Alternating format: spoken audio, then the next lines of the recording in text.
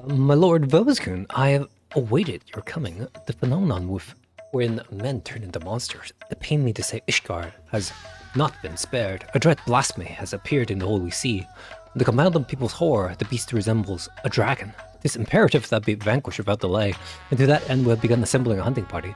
Given that fear and despair may turn our allies against us, we are being stringent in whom we choose for this duty.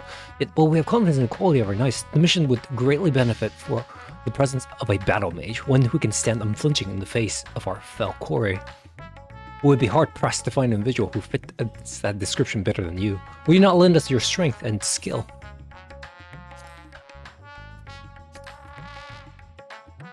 We're in your debt. Just a moment while I relay the glad tidings to command. Meow, meow, meow. This weird short person wants to help us. To settle, upon arriving in Ishgard, please take yourself to the Etherite Plaza. Lord Artorial will be there to receive you. May the Fury speed your way.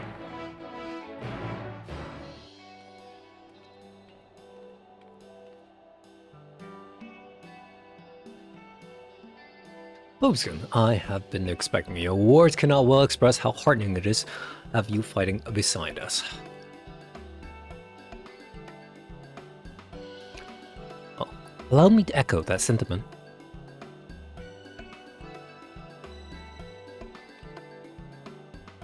Greetings, my friend. Lest you wonder, Lord Arturo and I are leading the effort to deal with the blasphemy. With you capable self in the fold, I have no doubt that we shall succeed. Without further ado, I shall brief you on the situation. 'Twas a handful of days after the first beast appeared in Radzahan.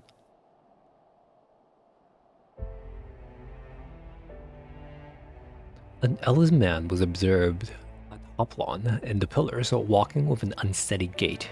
All of a sudden, he buckled over as if in pain, and before anyone knew what was happening, he had transformed into a terrible draconic beast.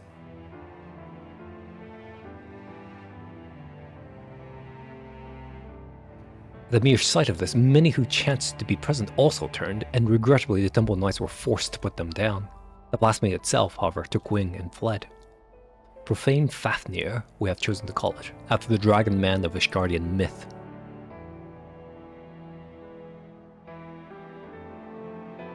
Since that day, the beast has oft been sighted in the skies above Ishgard. It does not attack, only circles menacingly for a time, ere disappearing again. Alas, these brief visitations are enough to cause more people to turn, and for fear and panic to spread further. As part of our investigation, we have sought to identify the man who became the blasphemy, but thus far we have learned naught. We have, however, identified a common thread between those who subsequently turned. All were people of fervent faith, people such as priests and inquisitors. When the truth of our nation's history was laid bare, the legitimacy of the church was called into question. Many Ishgardians struggled to reconcile the revelations with their beliefs, and none more so than the pious. Such men and women, we posit, will be more susceptible to despair and therefore to transformation. We must find a way to stop it. Ishgard has only just emerged from a 1,000-year war, and we cannot suffer another great tragedy, much less so soon. In order to attain a better understanding of the situation, we intend to speak with a member of the clergy, the sole individual who survived witnessing the blasphemy's birth without being turned. Clem is his name, and he is a deacon at St. Romanod Cathedral. Come, let us seek him out there at once.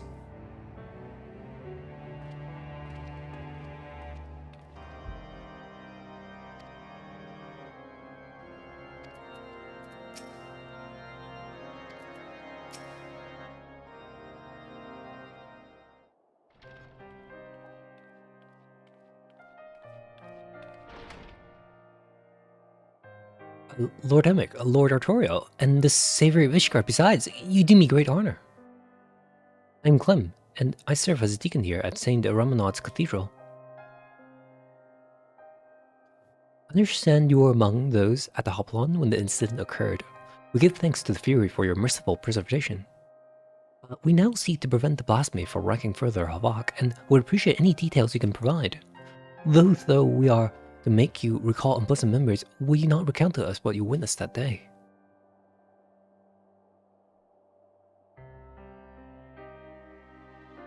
Very well. We're presently relocating the vaults libraries to the cathedral. In case you were unaware, we had finished delivering a batch of tomes and we're on our way to bring over another. As we approach the hoplon, we notice a young man walking unsteadily. No sooner had he come to an abrupt halt than he transformed into a draconic beast. The fiend fixed us with a menacing glare, and it was all we could do to find our wits and flee. But to my compounding horror, my brethren who were with me began turning into monstrosity as well, one after another. Where's Fury Tap? You, at least, were spared, Deacon Clem. I cannot imagine how frightening the experience must have been.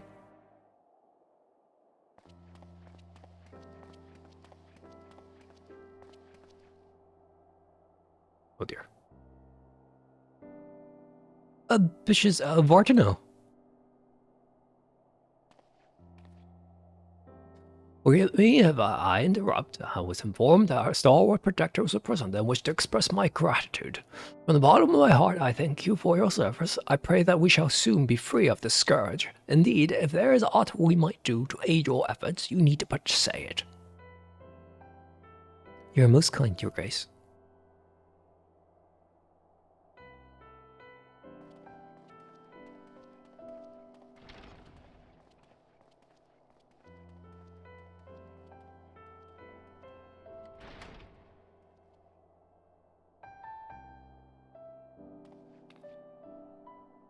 That was Bishop Vartano, the head of Saint Romanard and a member of the Synod.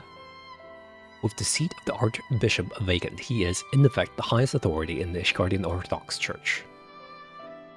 This is so, yet in spite of his elevated station, he remains as kind and humble a man as I have ever known. Like his grace, I would do all that I can help shepherd our people through this uncertain time. To that end, there's a request I will make of you, if you can spare a moment to consider it. Of course. If it is within our power, we should be glad to offer you aid. Thank you.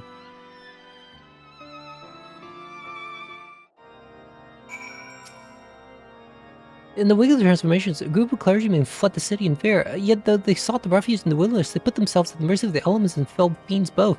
Given that the cause of the transformation is not clear, I think there was a decidedly unwise decision. I wish to set out and find them, but I'm not trained in the ways of war. As such, I require those who are to accompany me in the search. So that is the way of it. Suffice it to say, we will help. Do you know whether your fellows may have headed? The Western Highlands, I believe, between Gorgonese Mills and Hemlock. There is no shortage of abandoned dwellings in the area. Very well.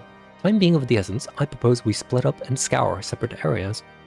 If you could escort with Deacon to Gorgon Mills, Lord Artorio and I will tend to Hemlock. I know that should be a French word, but I actually don't know how to pronounce it.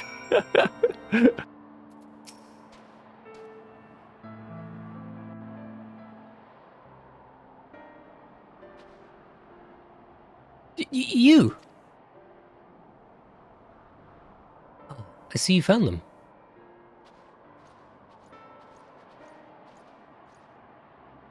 Yes, and none the worse for fair, thank the Fury. My friends, forgive us if we have given cause for alarm. We come out of a concern for your well-being. That we understand why you quit the city. We fear you may have placed yourself at greater risk by coming here. His Grace Bishop Vartano, too, worries for your health and prays for your swift return. So please, will you not allow us to escort you to the Holy See? I assure you, we'll be much safer there than in this wretched place.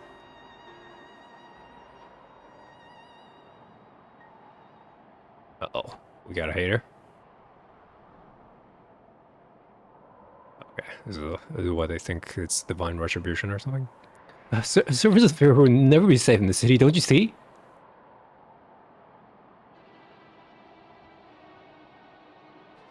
This is your fault. You and your accursed revolution. The people disdain us, mocked us behind our backs and spit in our faces.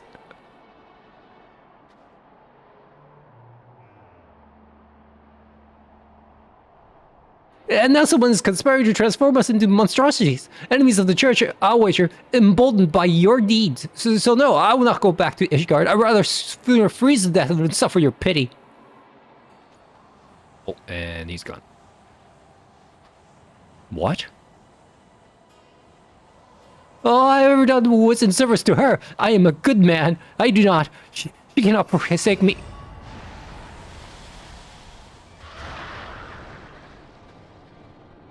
Alone preserve.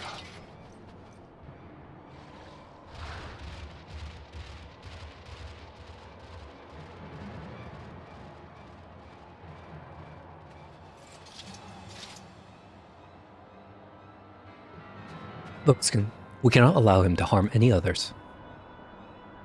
Give chase and do what you must. We will remain here and keep the others calm.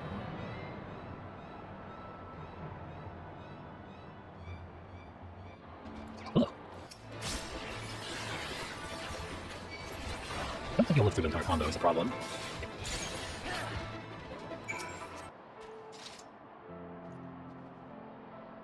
Is it done, Bobuskin? Thanks. It's most regrettable, but we must be grateful that no one else came to harm. When you were gone, the deacon was able to convince the others to return to the city. Just escort them back at once, and then reconvene at the congregation to consider our next course of action. For our purposes, we have the use of the strategy room. Announce yourself to the guard without, and he will show you in.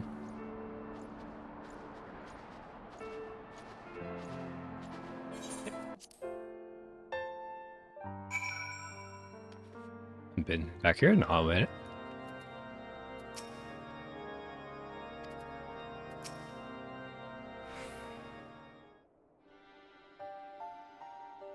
They still wonder. We have taken the clergyman to Saint Romanard to rest and recover.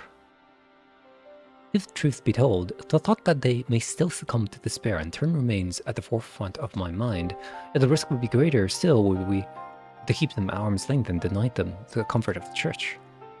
Indeed, from the word he spoke, that inquisitors yearn for the days of old. He and others like him can scarcely be blamed, since the truth of the nation's founding and the archbishop's machinations were made public knowledge. The church has been in turmoil. Though we have made great strides in separating religion and state, there has been far less progress in the reformation of the church. Our faith has been everything to us, our purpose and our comfort. It is not an easy thing to reconcile one's belief with the betrayal of our spiritual leaders. Thus torn between their hearts and minds, many Ishgardians feel lost, and none more so than members of the clergy whose faith was once unshakable. Little wonder, then, that the most dedicated and devout are like to turn. So it seems further investigation is needed ere we draw an definite conclusion. With the war's end, Ishgar has set out on a new path. The choices we make now should determine our course for the future. And what may, we dare not squander the chance we have fought so hard to attain. Once the returned clergyman sufficiently calmed down, I shall have Deacon speak with them, and that we might gain insight into the individual plights. Yet, meanwhile, I shall take the opportunity to brief my men on recent developments. Pray take a moment's rest, my friend. You have earned it. When you are ready to continue our work, you may seek us out there.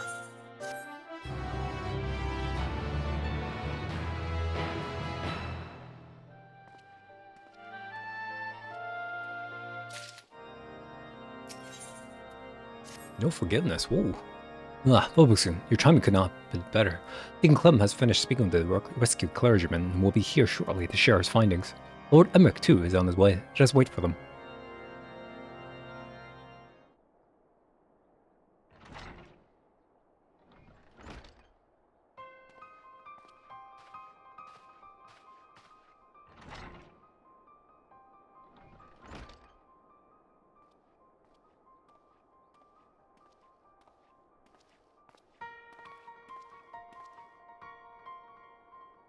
Deacon Clem, we thank you for making the inquiries on our behalf.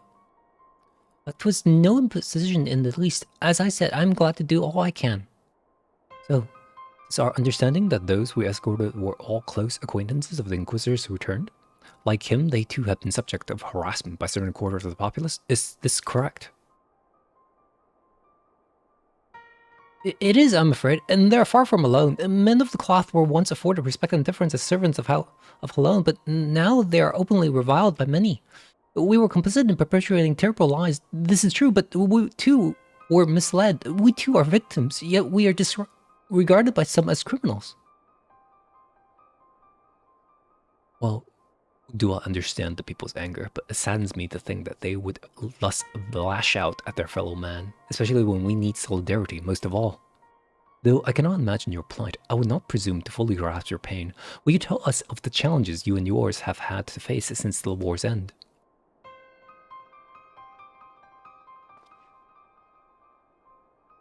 Like all sons and daughters of Ishgard, we dreamed of peace in our lifetimes, but now that it has come, we find we have little cause to rejoice. Our faith has long been the foundation of our lives, and overnight that foundation was crippled by fractures beyond repair for some.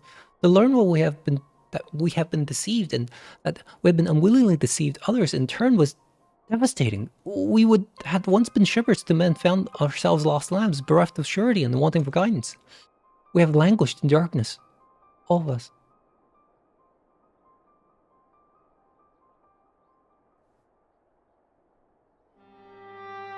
Yet I have faith that the church will redeem itself, that it will find a new path, and again become a beacon of hope for the people.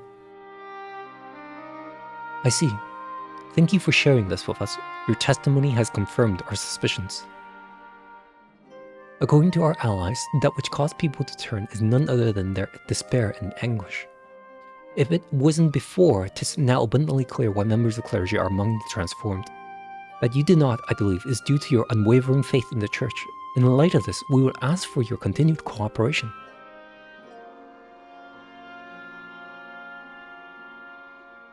Of course, anything to help my brethren. Now that we have established the cause that leaves us with the mystery of the profane Fafnir's identity, the progenitors of these troubles, could he too have been a man of the cloth?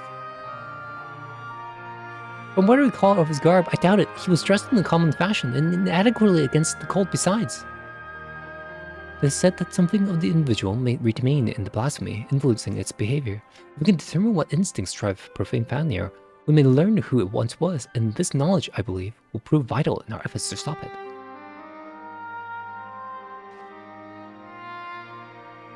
Deacon Clem, we ask that you reach out to your fellow clergymen. Please do what you can to ease their anxieties. Understood. As I have ever before, I shall provide what comfort I can to those in need. Meanwhile, we must make it a priority to identify the blasphemy. To that end, I will seek out more eyewitnesses. The Hopland is busy. It's a busy place at any given time. Some ordinary citizens are bound to have been present at that tragic event unfolded. I propose we make inquiries in the pillars. If we could attend to the Hopland, Lord Artorial and I will look in the surrounding areas.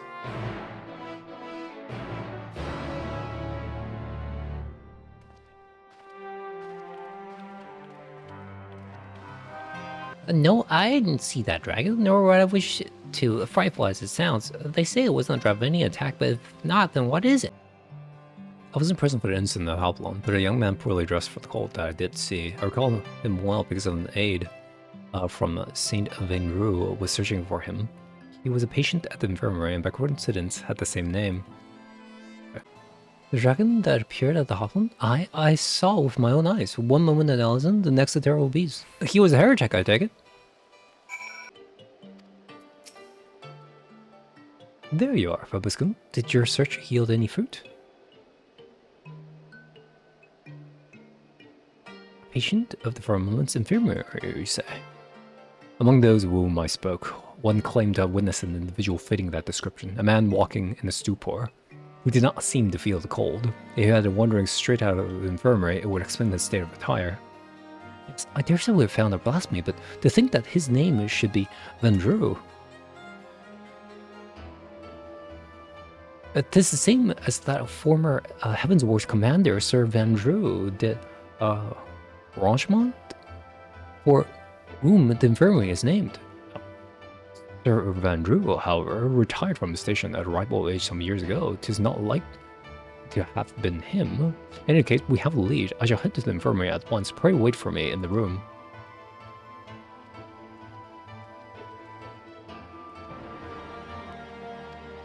Waiting? Oh, we're gonna reminisce.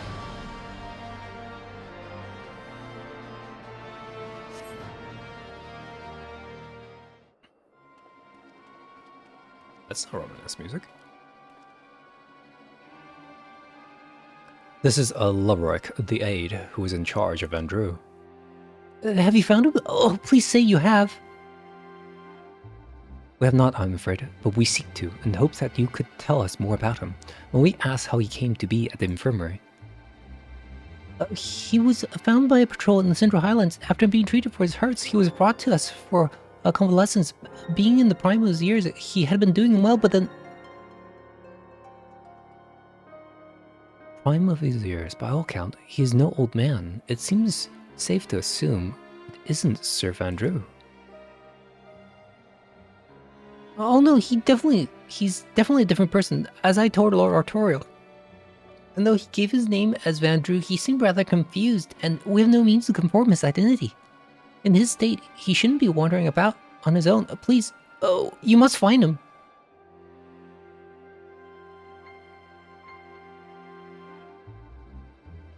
The man who recently turned into the beast at the Hoplon, regret to say it may have been Vandrew.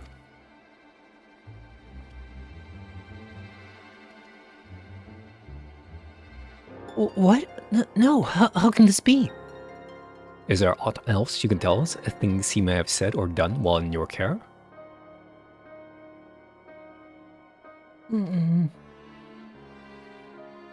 Well, he was still unconscious. He would often ramble, though most of it was incoherent. He mentioned the Archbishop many times. Oh, and he spoke of a bishop too, Bishop Vardno. I assume he was a pious man given this. I see.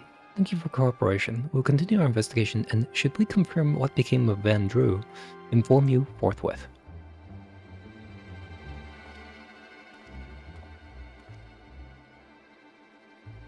Let us return to congregation for now.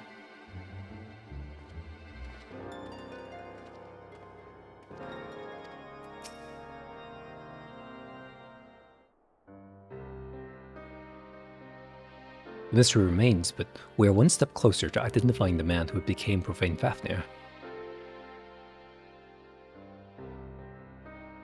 Indeed, though he did not at first appear to be a member of the clergy, his words betray a fervent faith. And how curious that he should speak not only of the Archbishop, but Bishop Vardno specifically.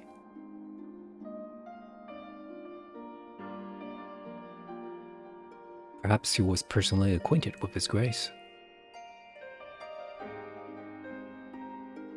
In light of the possibility, I believe we should speak with him directly. Agreed. I'll request an audience, but His Grace has many demands upon his time. It may be a while before we are seen. Should you have other businesses, pray feel free to attend to them in the meantime.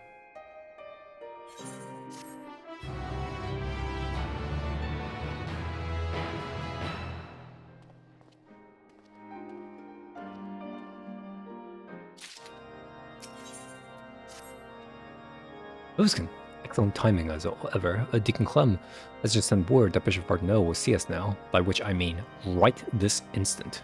This is extremely short notice, I know, but it would not do to miss the opportunity to learn how he and Vandrew may be connected.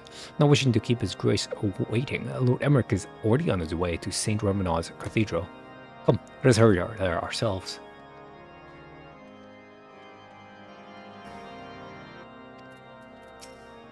My lords, I'm so sorry. I informed His Grace that you were making your way hither, but surely before you arrived, he recalled that he had urgent business and had to leave the cathedral at once. He cannot have gone far, though, so if you wish to serve him in the hopes, you can steal a moment of his time. Grant us an audience only to depart in such haste. What business could be so pressing?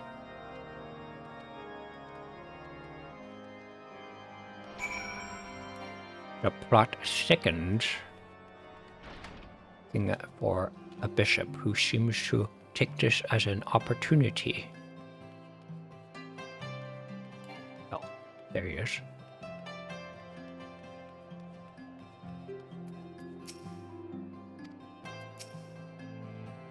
Oh, well, now that even the savior of Ishgard should be here. Your Grace, perhaps it's simply our misunderstanding, but we're under the impression that you had granted us an audience. Uh-oh. That is in trouble.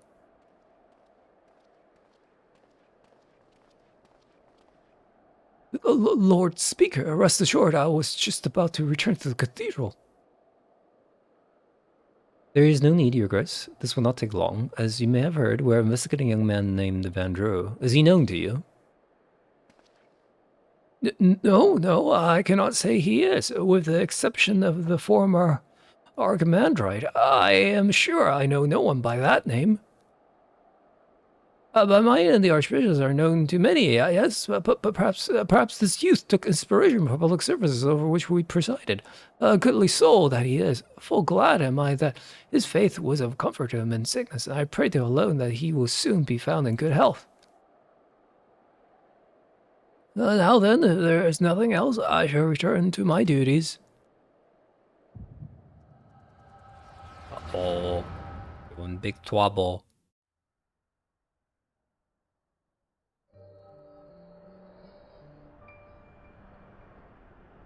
We made it all the way there.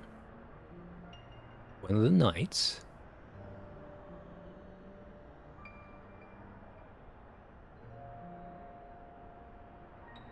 Fear not, your eminence. I shall carry on your legacy. We have completed the preparations as per your instructions, but are you certain this will work? It must. Lord Emmerich spoke the truth when he revealed the Archbishop sought primal power to strengthen the people's faith. I cannot bring myself to believe it, not at first, but in the course of cataloging his eminence's personal articles that came upon his journal. Therein he had written that, through abundant ether and fervent prayer, it is possible to make gods of men. All the power required lies in this place, this Asa's law, by channeling the essential elements into the soulless flesh of the sword we found.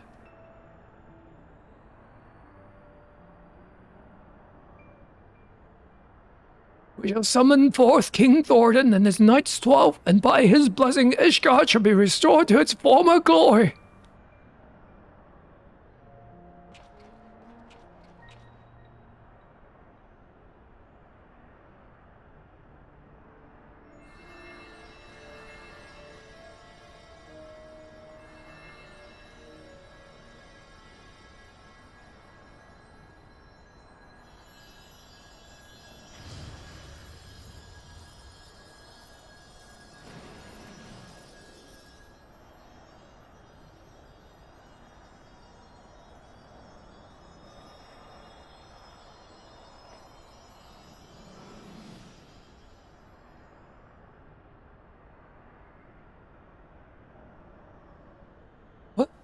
What is this? It's just an ordinary man, scarcely changed from before.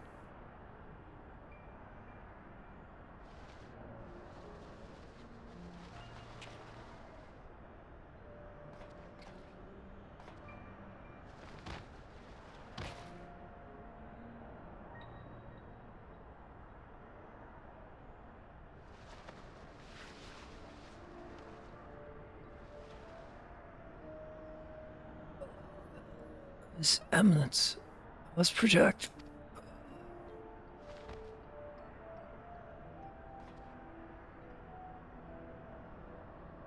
Oh, this isn't right.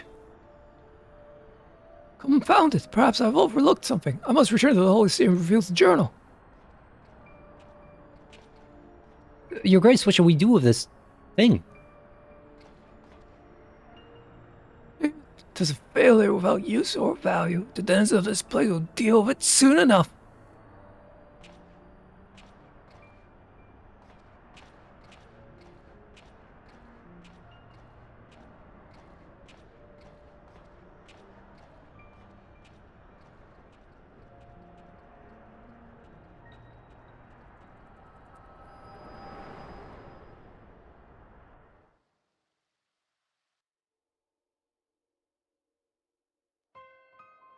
Lucian, are you well? Were you perchance granted a vision of the past?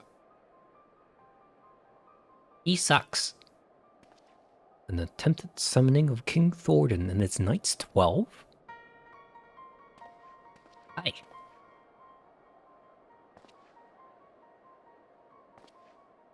Your Grace, you should know full well that summoning is strictly forbidden. You will accompany us to congregation and explain yourself.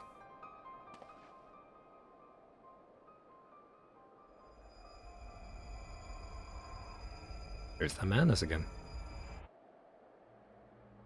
I have dedicated my life to the church, conducted my affairs in accordance with the scriptures, and taught others to do likewise. But you took it all from us, tore down everything that defined us. You gotta know how it feels to have your very existence rejected, to be forsaken by your community, to be denied by your society. Well, I deny you and this justice. I deny this God where the church has no. I refuse to accept it. Do you hear me? I refuse to accept it.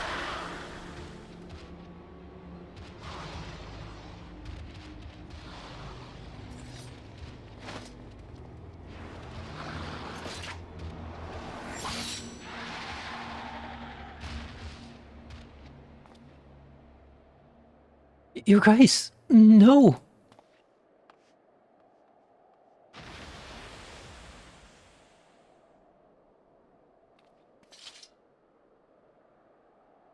That it should come to violence yet again. Would that your hand had not been forced, my lord. Deacon Clem should not be alone at this time. I shall remain with him while tending to the aftermath. When the things have settled, I'll return to the congregation. Pray go on ahead and get some rest.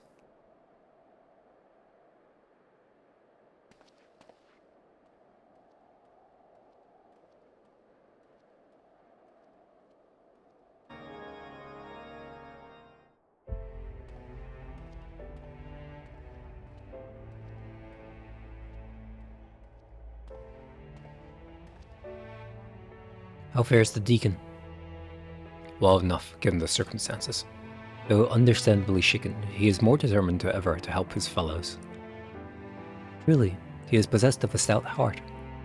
But I think that even a member of the synod could succumb to despair in turn. The crisis gripping the church is far graver than I had imagined. In pushing for such an abrupt separation of religion and state, we may have exacerbated the growing divide between the clergy and the general populace. Obskin, we recount in full that which you witness in your vision.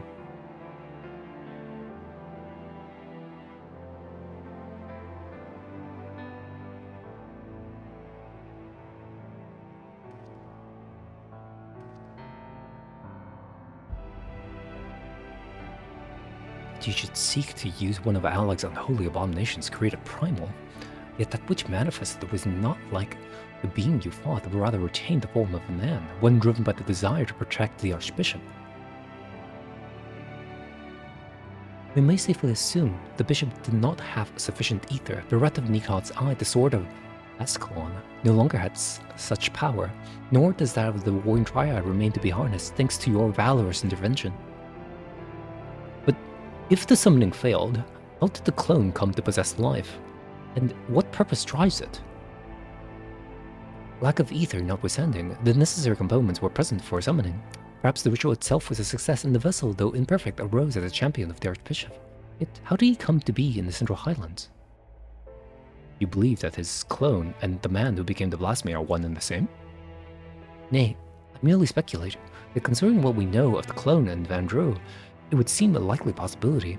Whatever the truth may be, it would not elude us forever. But first, I must lay some groundwork for the next phase of our investigation. God's permitting, I will have news to share ere long, so pray look in on us when you can.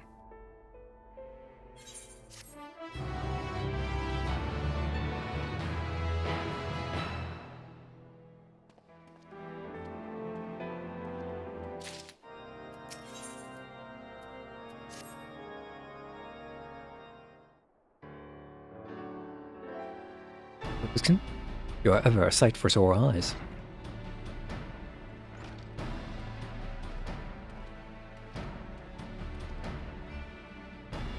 Ill tidings, my friends. Dispatched the Temple Knights to find the clergyman who aided in Bishop Vartino's summoning attempt. Regrettably, when confronted, all turned and had to be put down. Without their accounts, how then to ascertain that the clone and Vandreau are the same individual?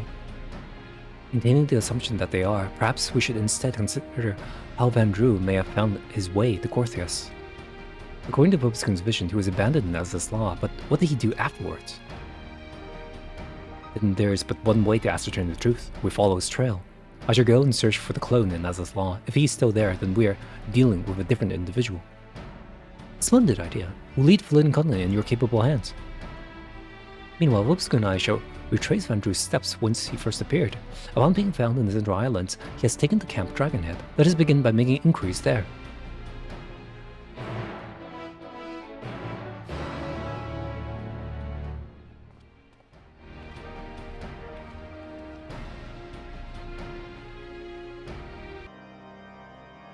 Investigating the stranger we found, are you? I was involved myself, so I can't tell you that much about the fellow, but in the case, it is of interest. Earlier this day, I caught sight of an airship flying dangerously low. It soon disappeared in the brewing snowstorm, looking none too steady.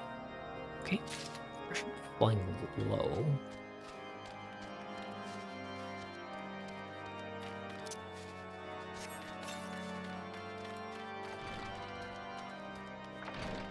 Yeah. Well now, if it isn't the late Lord Harshafon's dear friend, is there something you require? Ah yes, the mystery man.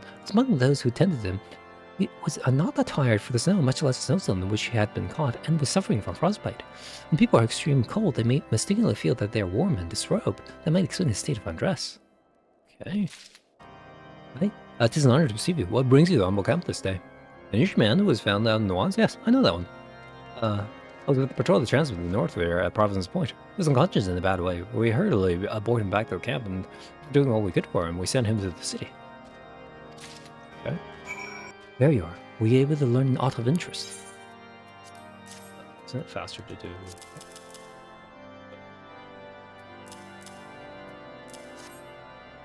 Mystery man found collapsed after an airship was seen flying low. Yes, the accounts I heard are consistent with yours. I for one am curious about the fate of this unknown airship. To that end, I have arranged a pair of black chocobos for us, but the more so efficiently to scour the area. We shall continue our search to Providence Point, where Van Drew is said to have been found. Let's go!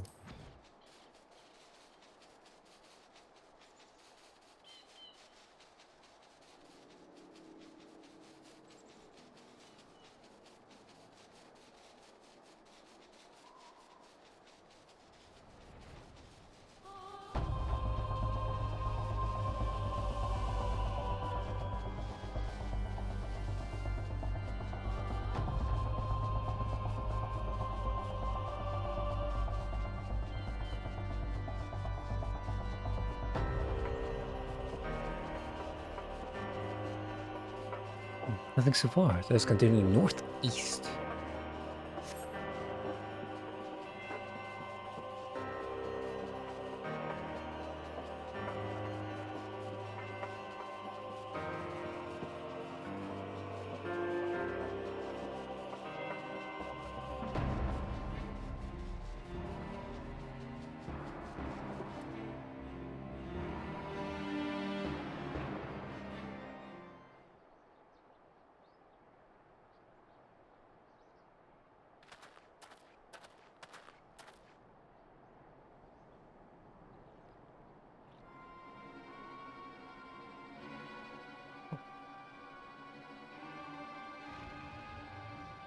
Why is it so shiny? So shiny.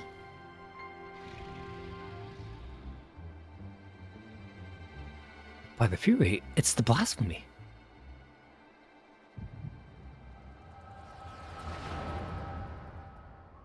Helped you down as this law, Andrew. Why are you protecting him? A crash.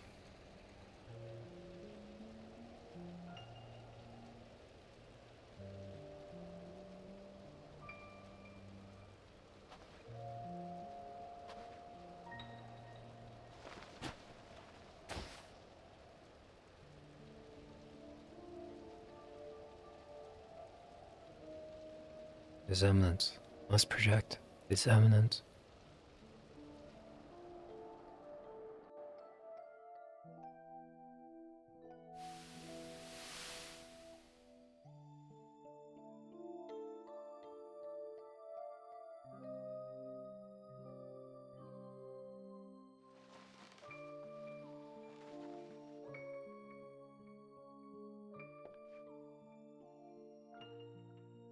Oh, you're finally awake. Alone be praised. How are you feeling? Strong enough to speak? Can you tell me your name?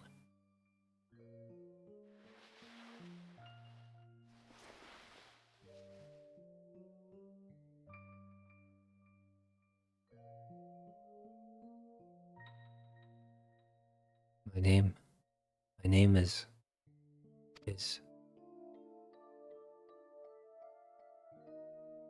different? No. Carbert? Or is it Belguin? Polacron? So many names swirling in my mind, and voices that reject them. Is there none they will accept? Are you alright?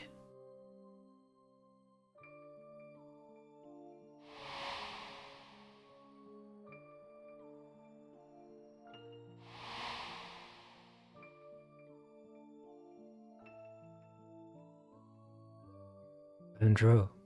My name is Vandro. Well now, that's the same as their infamy. I dare say fate has guided you to us. So, Vandro, if you're feeling up for a little conversation, can you tell me about yourself? Anything else you remember? Anything at all?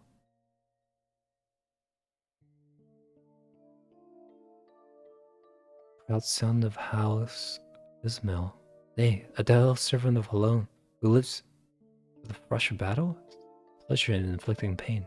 The tensions of maidens? To fight beside my brother in arms. A low-born runt, whose every effort went unrewarded, whose very name disqualified him from ever leading the Temple Knights, whose eminence raised me up, granted me a place at his side. From that day forth, I pledged my sword to his service, pledged my very being, my life to offer up in defense of his.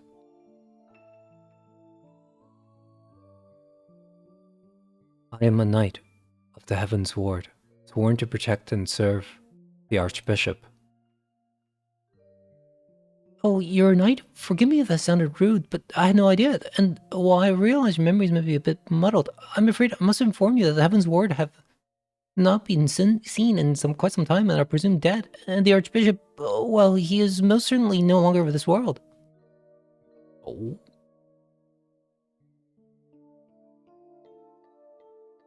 But the important thing is you're safe now, and we'll help you get back on your feet. Speaking of which, let me bring some food and water. You must be absolutely famished. Well, there's man's purpose gone forever.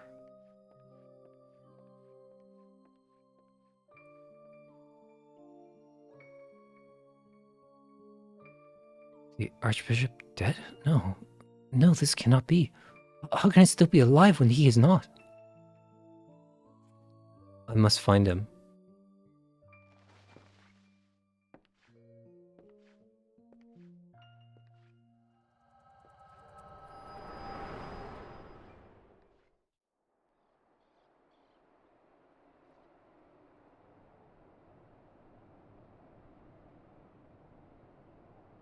Scoon. Oh, Mage.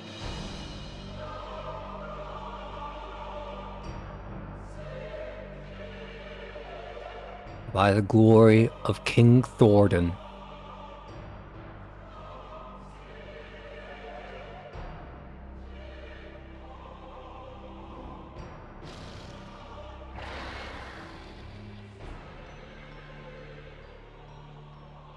Is Fafnir just looking for Thornton or Archbishop? In the division, I take it.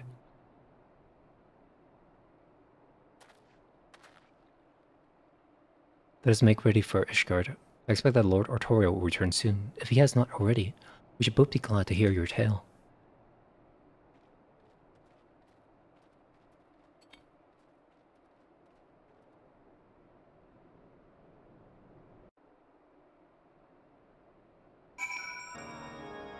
Lovscombe, I pray your search was more productive than mine own.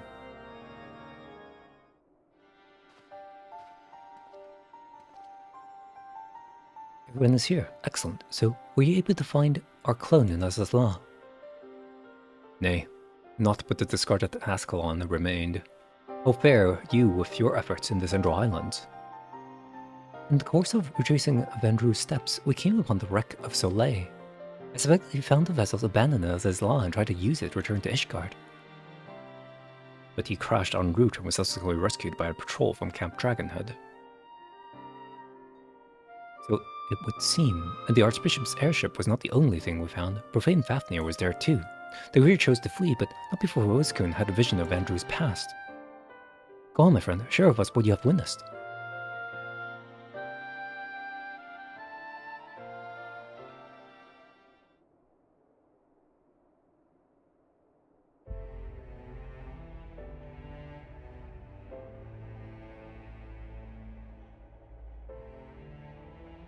All the pieces fit, and it is as you surmised, my lord. Vandrew and the clone are one and the same, and in his despair he turned into the blasphemy. Yet the confusion he exhibited when asked his name, 'tis as if he wasn't sure of his own identity. According to the Scions, Primes retained the memories of their previous incarnations. From this, it may be assumed that the clones harbor the memories of all those who became King Thoradin in his Knights 12.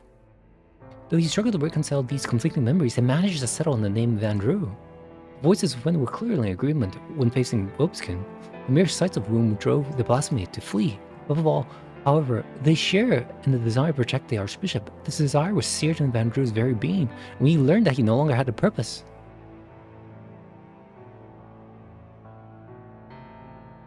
The Heavens Ward took up arms against us and Ishgard.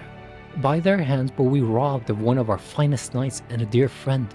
Even so, I would not wish such a terrible fate upon them. Self-same fate inflicted upon full many clergymen, and a fate I fear ordinary citizens will succumb to if we fail to act.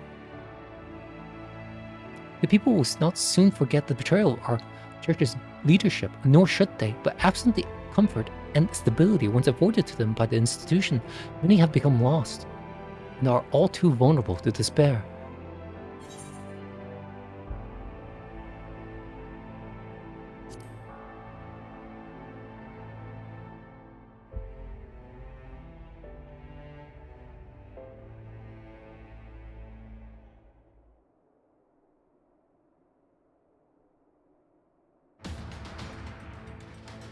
I thought as much myself, my friend, but to hear you say it as well. Indeed. When the ground upon which we stand crumbles, we must find the strength to move forward, even should it cause us pain to do so. Lord Artorial, at the next house session, I shall call for an ecumenial? Ecumento? That's such a strange set of words as guardians speak. Council to be held.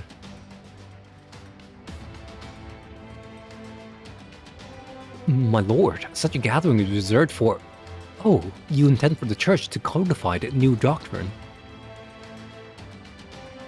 Since the separation of religion and state, we have refrained from interfering in church affairs, but if the church is to remain a part of Ishgardian society and continue serving the people, it must reconsider its role and formally address recent revelations.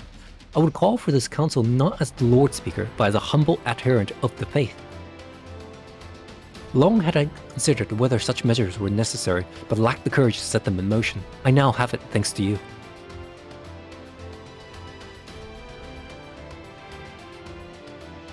I shall tend to the necessary preparations at once. Among other things, we must reach out to those of the clergy who are amenable to reform. I ask for your patience in the meantime.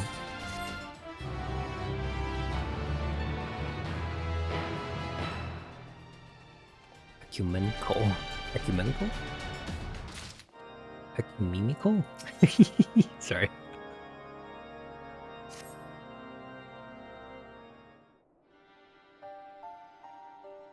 Vobscum. Owing to Lord Emmeric's swift action, I am pleased to say that the Ecumenical Council will soon be held. In case you are unaware, the Council is the highest assembly in the Ishgardian Orthodox Church. Its purpose is to deliberate and decide upon doctrine. The previous ones was held no less than 80 years ago, and 4 archbishops have since come and gone. As such, most Ishgardians know little of it save that which they have read in the historical records. Traditionally, the archbishop and the members of the synod would meet behind closed doors. In light of Bishop Vartino's fate, however, this time the doors will be thrown open to the public.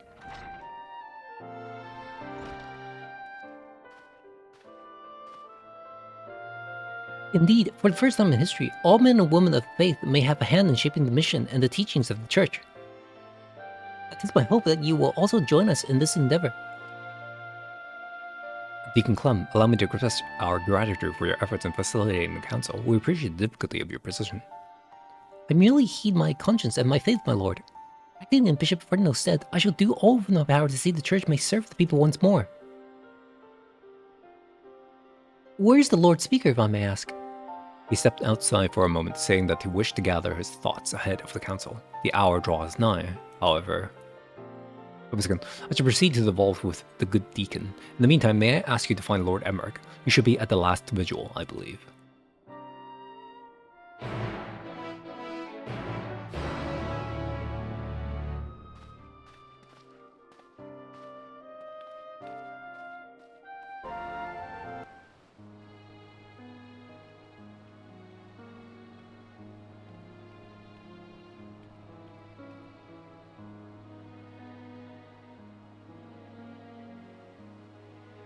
Oh, tis you, my friend. Is it time already? I see. My apologies for making you come and fetch me. I've been thinking, Vobiscum, on the path I've chosen to walk, and on those who have been left behind as a consequence of my actions. Those who died fighting, those burdened with boundless grief, those deprived of position and purpose.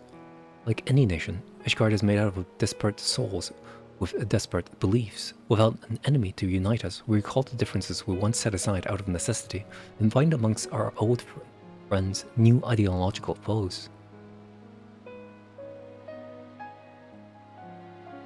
The future I had envisioned is far more difficult to secure than I ever imagined. What must I do for our people to live in harmony, for our nation to move forward as one? These questions I have been pondering. We should begin making our way to the council. We will continue our conversation while we walk.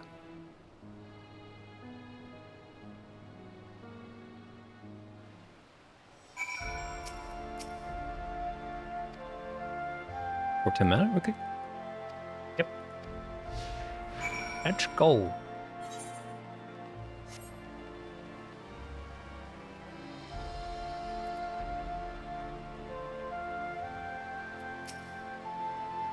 I feel like another age as you and yours were no more than foreign words of House Fortom. And in actual fact, it may be considered so. Reclaiming set in motion a chain of events that brought an end to the Dragonsong War, ushering in a new age of harmony. You paved the way for meaningful change in our nation, and for that you shall ever have my gratitude. Do we continue to the architects?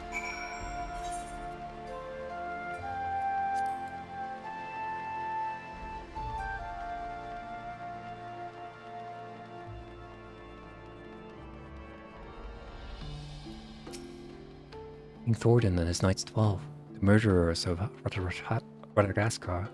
Since the truth of their ancient crime came to light, many have demanded that these images be torn down. Yet, though what our founding fathers did was wrong, neither is it right to simply expunge them and their deeds from history. To do so would be to deny our people's parts in what followed for 1,000 years. We have the chance to forge a new future, but we as a nation must decide how we will confront our past. Forgive me, I was lost in thought yet again. Let us join Deacon Clem at the vault.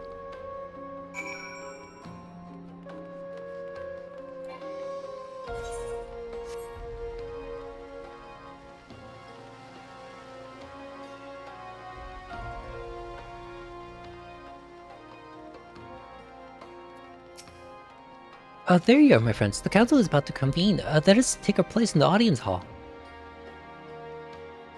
I feel we're about to get rudely interrupted. Oh, this is going to be fun.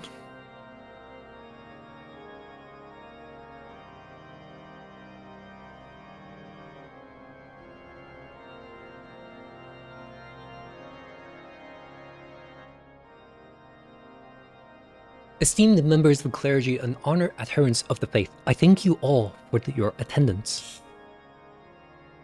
In recent days, our nation has been racked by a series of tragedies. Those among us who do Hallone's work have been transformed into abominations. This dreadful phenomenon has been brought about by the final days, and it is upon our despair and anguish that it feeds. Thus, if we are to prevent further tragedy, we must strive to ensure that all Ishgardians, clergymen, and citizens alike abide with peace and love for one another in their hearts.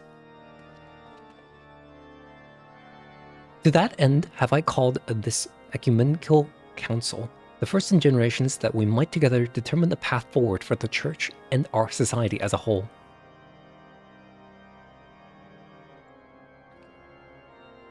Since antiquity, the Ishgardian Orthodox Church served the people in two respects: as the furious spear to strike at the heart of the dragon kind, and as the furious shield to safeguard the souls of men. By now that we are at peace with the Dravanians, the Church need no longer serve as the spear, and so we must now reconsider how we might better serve as a shield for our brethren. The hierarchy must be reformed, and for that we need accountability. The upper echelons must be stripped of rank at a minimum, investigation conducted, trials held, if the evidence is sufficiently damning, and then we may turn our attention to the doctrine of lies.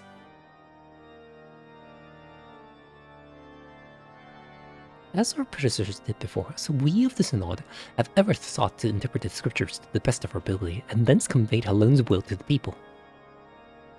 Such a fervent pursuit of retribution at the expense of the doctrine would come also at the expense of our faith.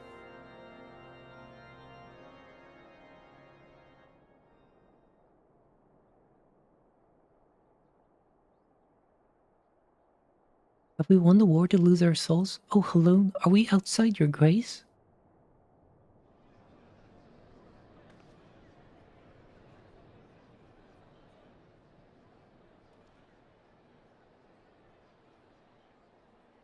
This bodes ill. At this rate, someone might turn.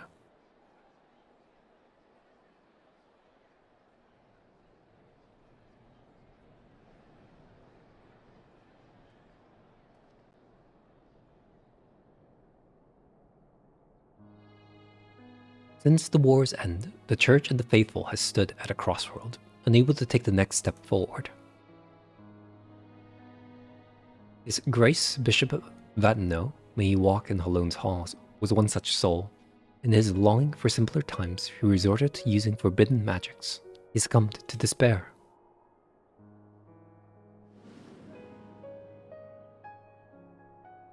In our minds, we renounce the lies upon which our nation was built, but in our hearts we yearn for the righteousness, misguided though it was, that gave us comfort and purpose for so long. So let us not forget who we were.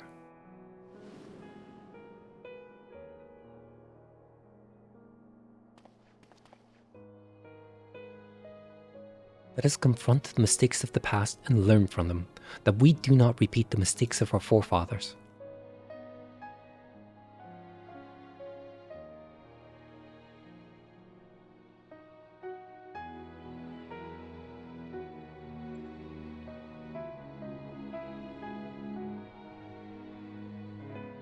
As firmly as we believed in our sacred duty, we struggle to accept the Church's deception and embrace change.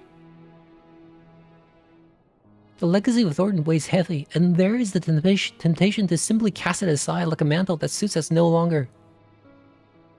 Yet that would dishonor the sacrifice of those who went before, countless souls who served the people with purest intent, and so heavy though it may be, let us together bear this burden as we set forth anew.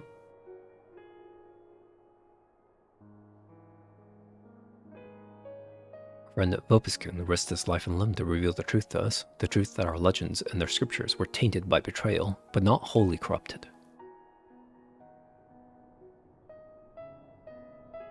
Though the great walls and towering spires of our city may have been built with murder and deception, they rest upon the foundation immutable and true.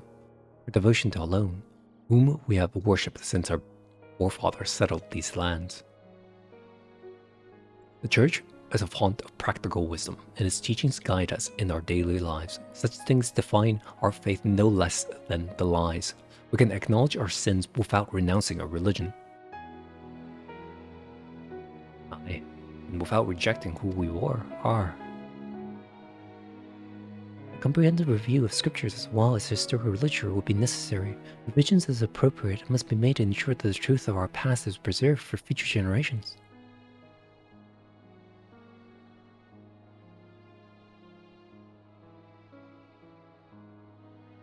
With your peerless knowledge of church doctrine, I dare say none is better suited to leading that effort than you.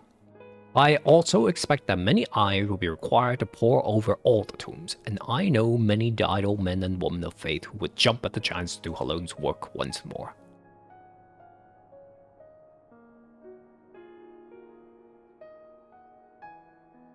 That day is so very long ago. I had no answer to my father's words, but it seems that the people had it within them all along.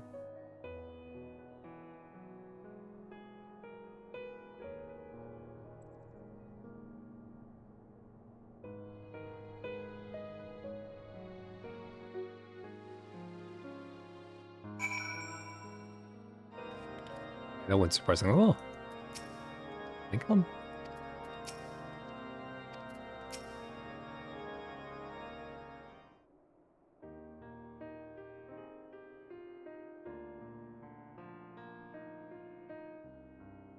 The council went better than I dared hope.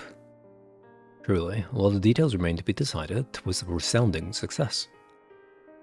Your words helped everyone to find common ground. I know not how to thank you. Much credit must go to Vobskin. In the face of great hardship, never did he hesitate to press on. Our people have not forgotten this.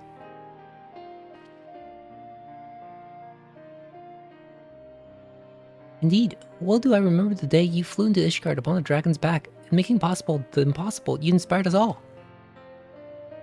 And you glimpsed the fury, a vision of courage in the face of uncertainty. Looking to your example, we shall endeavor to bring about change to the church for the future of all Ishgardians.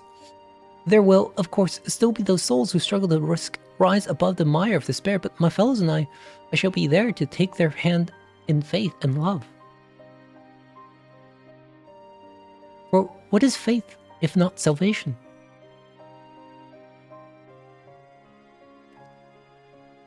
Well, I had best return to the cathedral. We have much and more to do. But ere I forget, I have tracked down that which you requested. Some repairs will be necessary, but it will be seen to with all haste.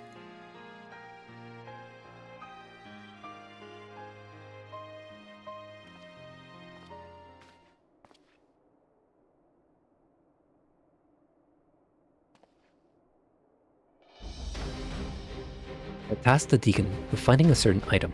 You see, a secret weapon, one might say. Given what we know of profane Fafnir, I suspect it will be of great use in our hunt. Once the repairs are complete, we shall be ready to strike. With the church having reached an accord with the people, the risk of more clergymen turning is greatly diminished. We may now focus entirely on the blasphemy. It's time we freed Vandrew from his torment. Rest while you can, Vobskin, for I dare say the coming battle would demand the best of us.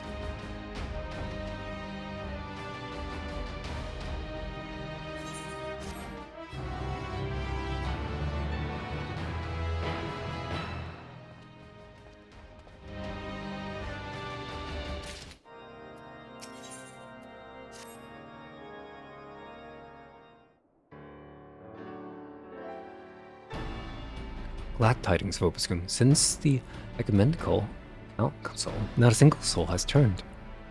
Safe in that knowledge, we need only think of how to hunt down the blasphemy.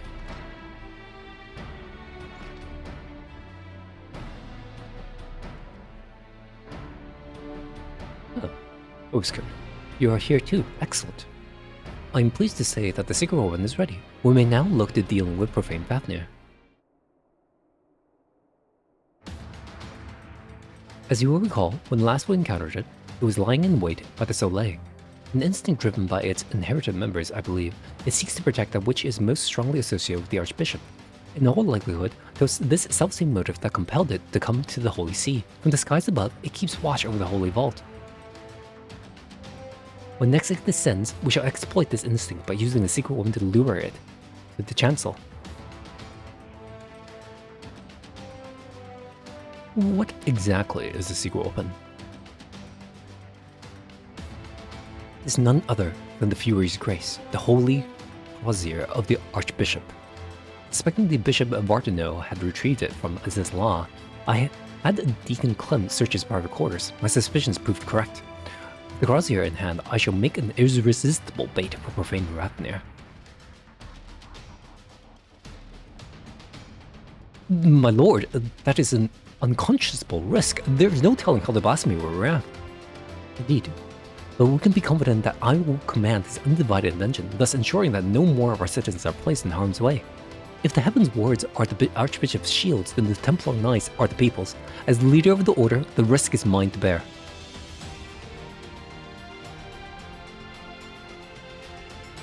All the Knights of the Heaven's Ward fell in Ezra's law. As a vessel for their members, then Drew may be considered the last of their number. Let us go, then, and relive him of his name. Their duty.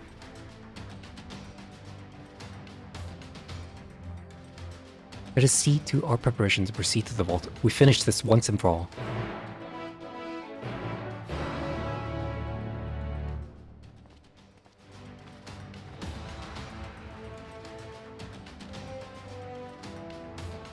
Okay. Ready when you are, boys. I like to give you one food, just for the fight. If you're ready, then let us set forth. You need but say the word. I'm ready.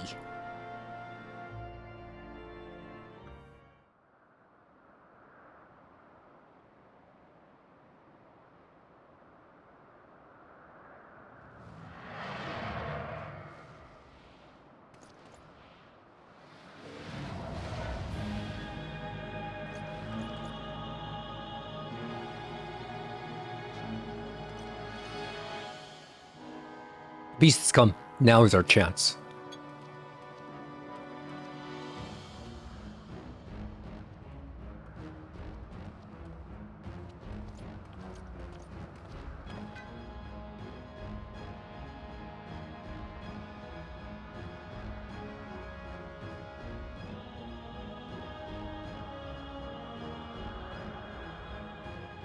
Make ready.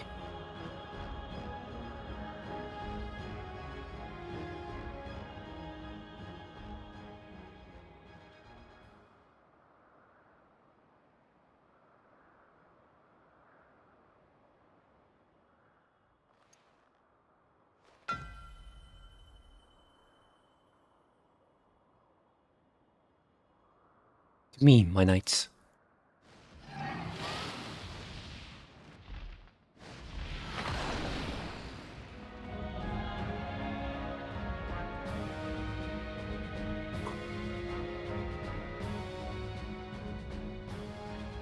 The glory of King Thornton.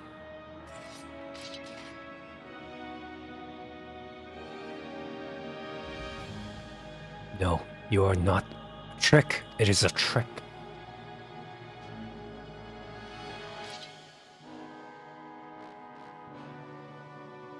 Forgive me, said Vandrew, but for the sake of all Guardians, we must strike you down.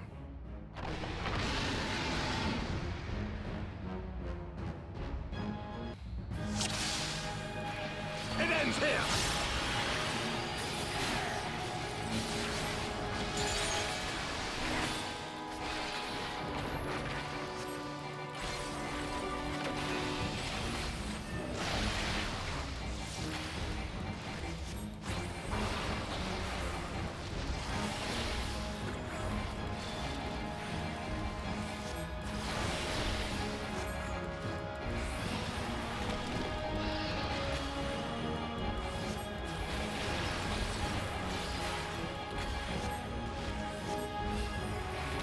You underestimate me.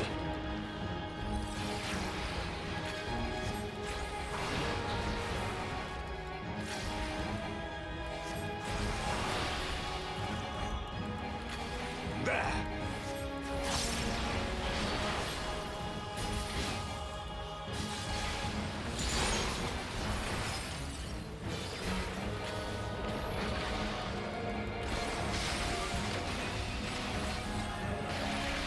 Okay. You seem kind of low to me, dude.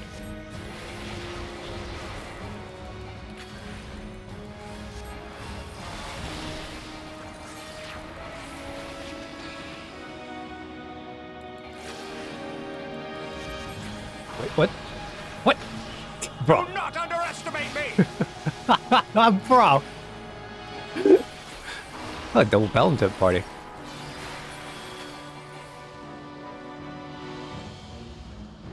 changed his positioning.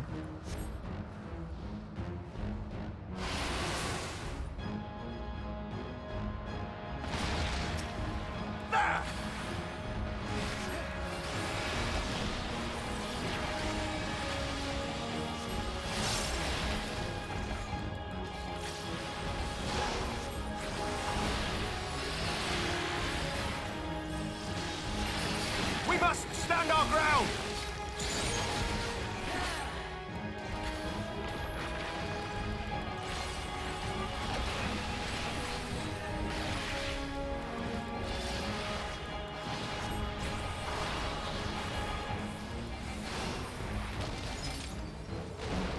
Do it. I was already guys become towards me.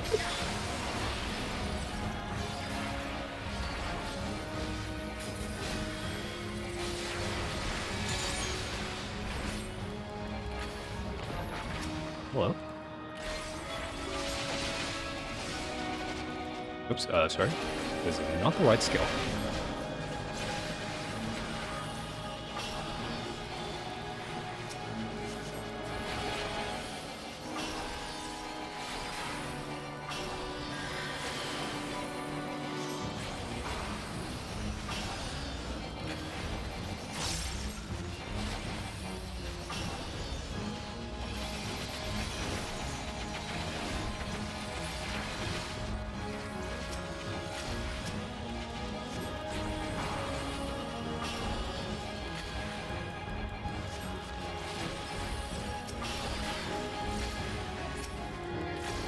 Oops.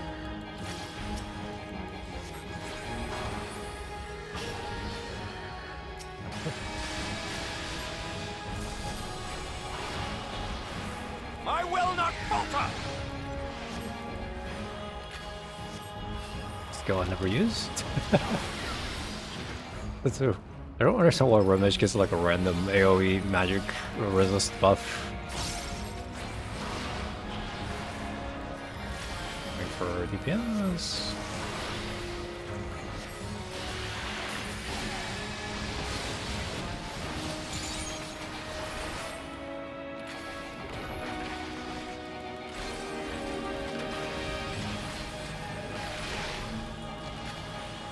Okay.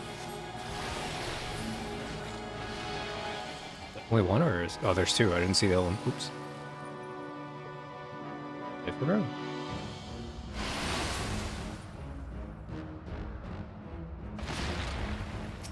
You really don't like me, do you?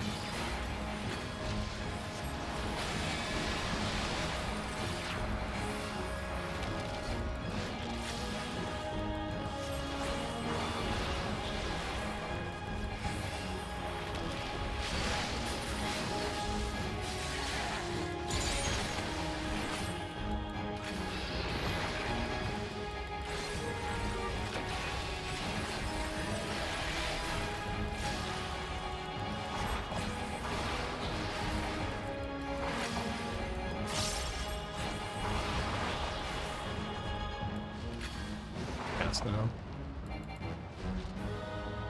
Think.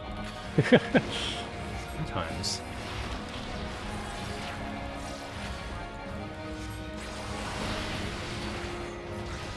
This knight does not yield! Better not.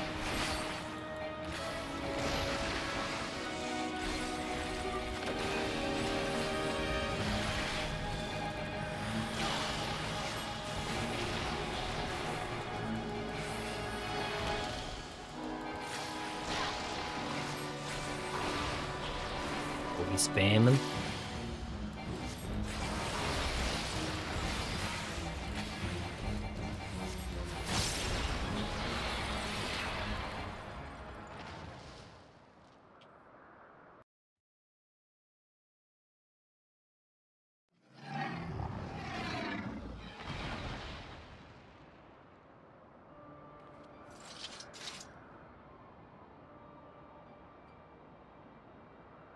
Finally, it is over.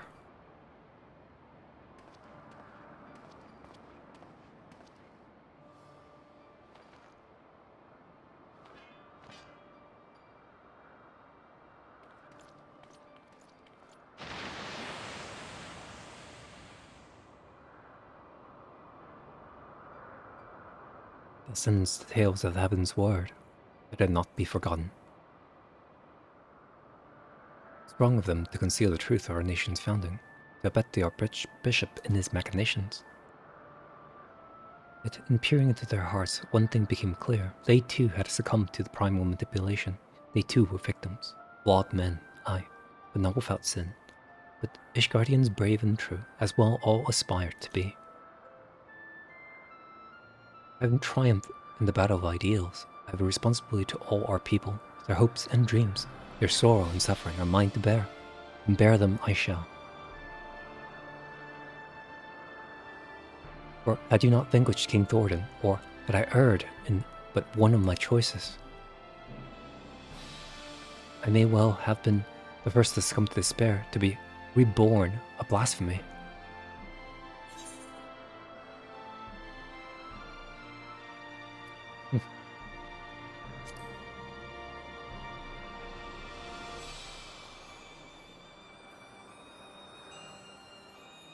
Thank you, my friend, for having such confidence in me.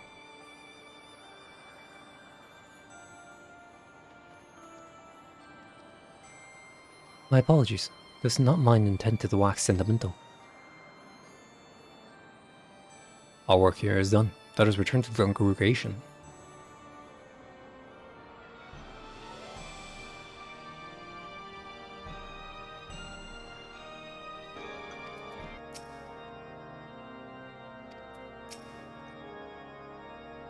Vobiskin, permit me to offer my gratitude for helping us overcome not only the blasphemy, but the despair which spawned it. But this is only the beginning.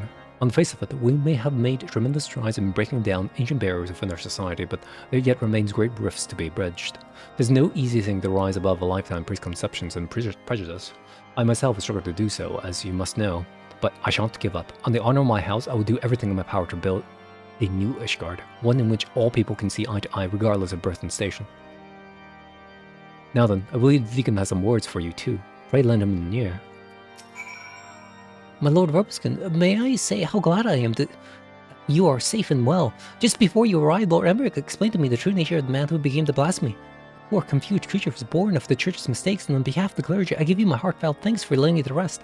As we work to reform our institutions, rebuild our relationship with the people, we remember and pray for all those who have fallen in service to the faith, and we shall pray for you as well.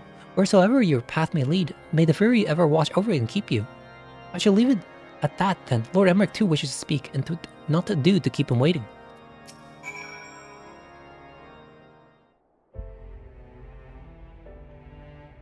Vobiskin, Lord Artorial, I thank you for the vital roles you played in ridding us of profane Fafnir.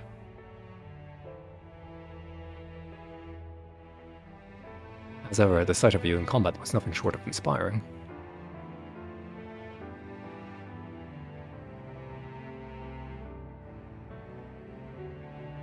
With no further reports instances of people turning and the blasphemies itself no more, I should like to believe we are free of the scourge of despair.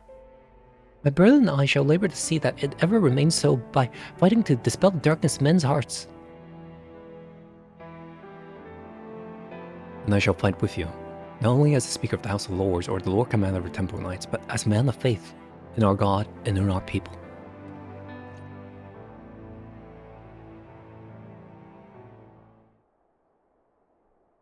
Together, let us strive to fill our nation with hope.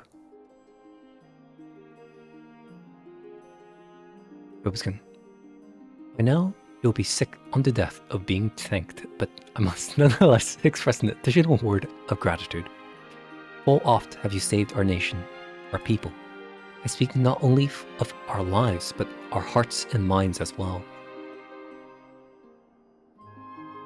You have given us a great gift, that of opportunity and choice, and if we are to repay you for it, we as a nation must take full advantage of our freedom to dictate a new course forward into a brighter future. What forward means, we may not always agree upon, but as fellow Guardians, we shall find a way to rise above our differences and stand united. That is the nation that I will strive to build. This I swear to you. Vobiskin, given all that you have done for us, I am loath to impose further, but I trouble you to bear word of our success to our officers at Razahan. We of course be sending a report, but there is no substitute for a first-hand account. Our allies would benefit from the additional details you can provide as well. Well, thanks again, my friend, and may the viewer speed your way.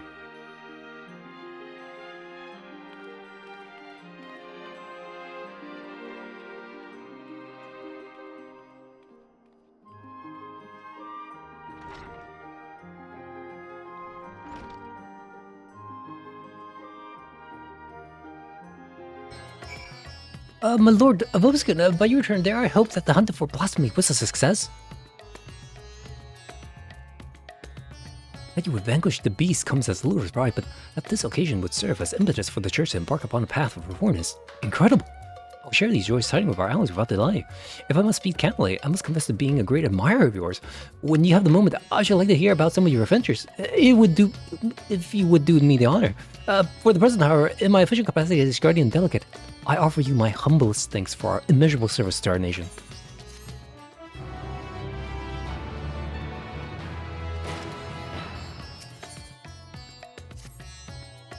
To my eye, please. Me, Master Rosegun. Oh, thank you for calling me. Lahian has requested assistance in the resolution of most urgent matter. The hunt of withheld beasts believed to be a blasphemy. We have made great strides in ensuring the safety of our people. We fear even our finest shinobi will be no match for this enemy, for it commands the skies of Doma. But as your time for shutting down foes at a distance is beyond compare, I can think of no one better to aid us in overcoming this adversary.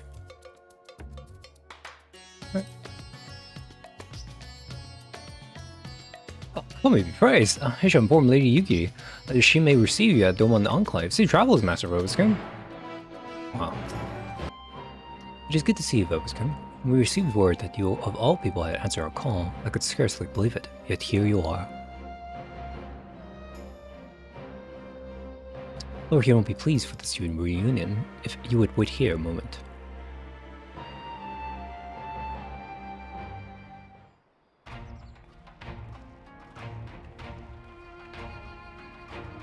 Well, that the Kame should guide your steps to our door once more, and with such fortuitous timing. Forgive me for not affording you a hero's welcome, but time is not on our side. Not long after receiving word of men transforming the hideous beast in Fafnir, a similar creature was born of a woman in Isari. After attacking another villager, it took to the skies and fled, though to where we know not. An all too cruel twist of fate, for the one slain was among the prisoners returned to us in that deplorable exchange with Asahi and the Empire, just when they had at last begun to piece their life back together. This blasphemy must be stopped. Alas, our foe is wont to keep to the skies, well beyond the reach of our samurai and shinobi, lest we seek the aid of those proficient in ranged combat to pluck the beast from the heavens.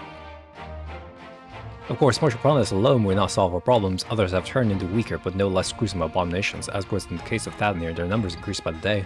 From what I understand, this phenomenon is not unlike a sickness which spreads by feeding on fear and anxiety, emotions which of late can be found in abundance. Saying the beasts mean nothing if the people's hearts cannot be put at ease. Okay.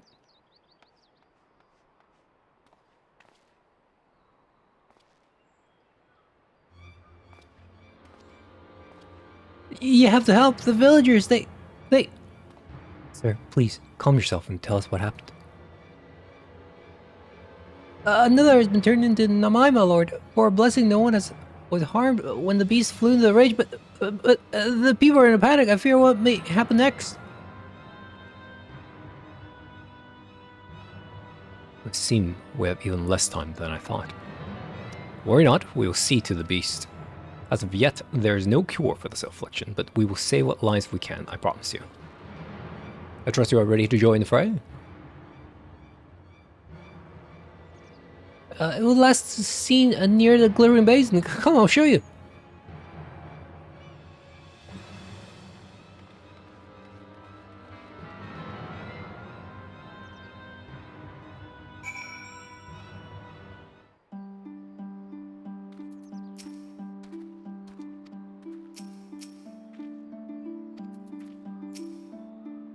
The beast was right here, I swear it!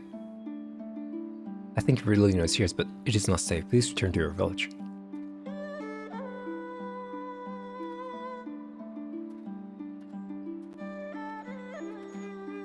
We should split up if we're to have any chance of finding it. But would you see the west assertion is north? Usually he leaves east to you.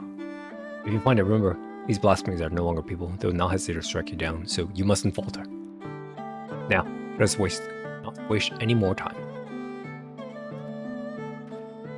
West.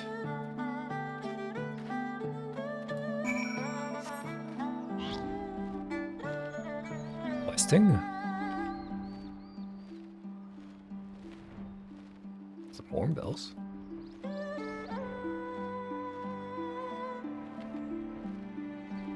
Hello?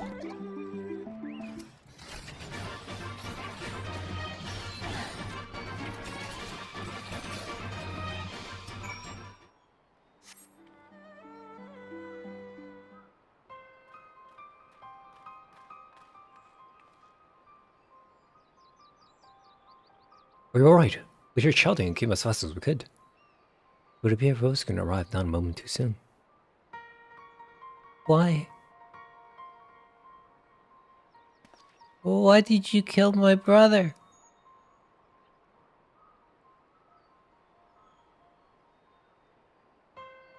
Your brother? Young man, that creature was not your kin, not anymore. Had he not laid it to rest, it would have killed you and countless others. But if your heart cries out for one to blame, let it be me. The beast was slain at my behest, for it was the only way. Anky face. No, you're wrong. You killed him, murdered him. I hate you.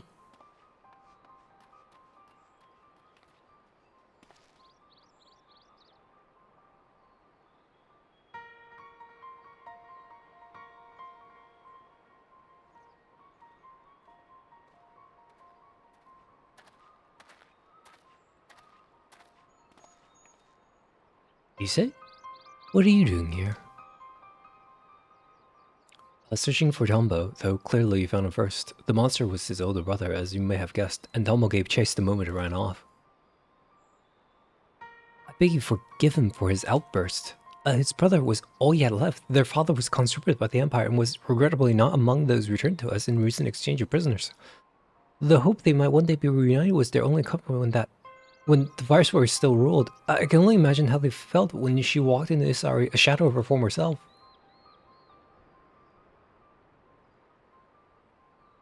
Tsuyu may have no memories of the monster she was, but her victims still see her in their dreams. Nevertheless, like many, the brothers prayed your mercy would see their family restored. But then they learned of her death and of their father's absence. Deprived of hope and of hate all at once, they had nothing. My apologies for rambling.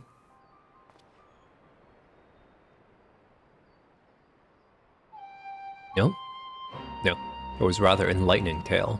It spared the woman who brought him pain, and took the brother who brought him comfort. I would hate me too. I swear I will set things right for Tombo. For all the people of Doma, please return home, Issei, and be safe.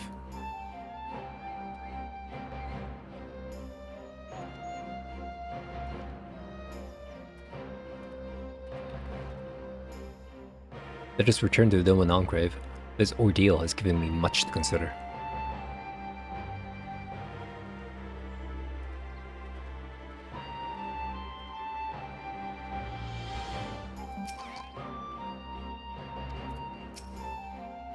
I owe you a great debt for your timely assistance. An apology for I made you an executor in young Tombo's eyes. With that, I have been the one who witnessed cut down the beast his brother had become. But we haven't time to dwell on regrets and what should have been. No, we need to take action. And after hearing of Tombo and his brother, I believe I know what must be done. A great many of our brothers and sisters returned to us in the prisoner exchange, but even so, there are those who yet remain lost to us. Meanwhile, Yutsuya, who is directly responsible for much of our people's suffering, was never held to account for her crimes. In death, she claimed vengeance for her suffering at the hands of her brother, but it came at the expense of the justice of her countless victims. The people of Doma had every right to resent me for failing them and their grief, but what of those who cannot bring themselves to do even that, who are left alone with their anger and pain? It may well give way to despair in them. They would share the same fate as Tombo's brothers, yes, which is why we must needs consider who else might share in this anguish. Ere we find ourselves beset by more beasts. I'll begin making rounds of the villagers to inquire after those whom the neighbors believe are more distrust of late. Very good. I and the other shinobi shall continue our search of the blasphemy which set these events in motion. And you, my friend, we will have need of your talents again ere long. Rest assured we will keep you apprised of our findings.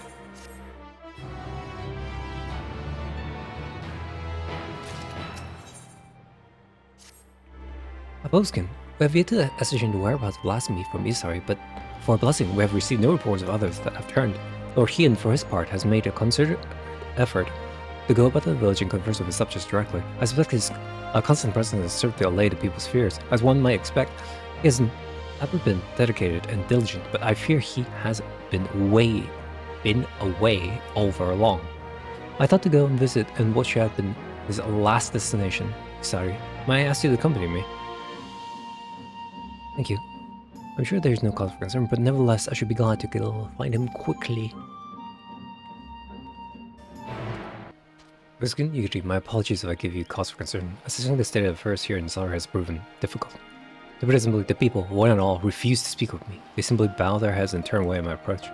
Knowing the blasphemy originated here, I cannot help but wonder if that has aught to do with their silence. Perhaps you could attempt to engage with the people in my stead. Surely they have no cause to deny the two of you. I should hope not. Nevertheless, I will don a disguise, lest I draw undue attention. Come, Vobskin, let's see what we can discover. Thank you, both of you.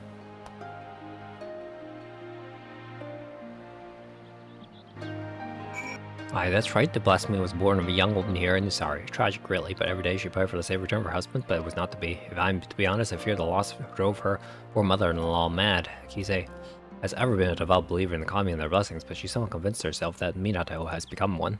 The delusions of a grieving parent, obviously, when a loving number of people will come to share in her belief. Heresy is what it is.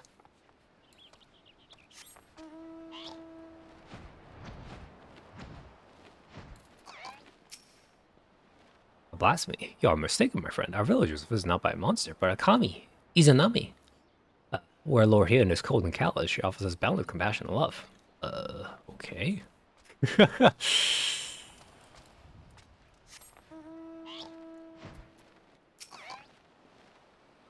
I will agree day to Lord Hien. If not for him, I would still be fighting under the Imperial standard, but the village suffered dearly under the occupation. What's more, Lord failed to punish the viceroy for her crimes and failed to reunite many of their laws, and that is why some would think of him, even if I do not. Think poorly of him, even if I do not.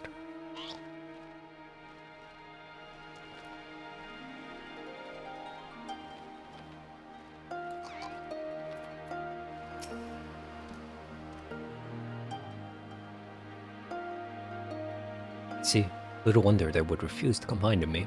The belief held by some that this blasphemy is a kami, however, is quite concerning. Izanami presides over life and death. She gave birth to the nation of Doma and ushered souls of the departed unto the land of the dead. I trust you understand what it would mean to deny them a source of hope in such dark times, even one such as this.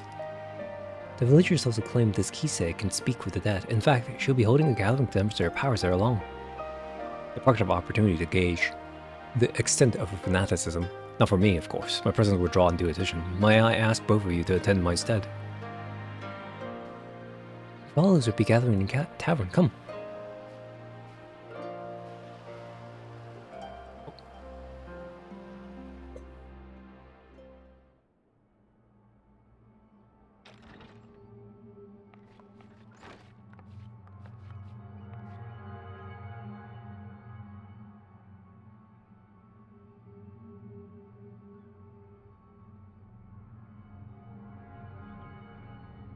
O Spirit of the Isari, I beseech you, lend me your voice, and let your presence be known. Cross the veil and be among us once more.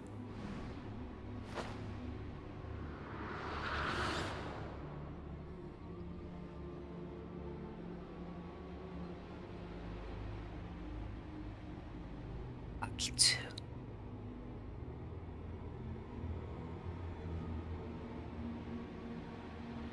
Father? Still tending the nets like I taught you? Yes, Father, every day. Thanks to you, we never want for fish. Our bellies are never empty. I'm proud to be your son. I was always too embarrassed to tell you before, but... And I am proud to have been your father. May you ever be ever blessed by the sea's bounty. It hurts. Father, what's wrong?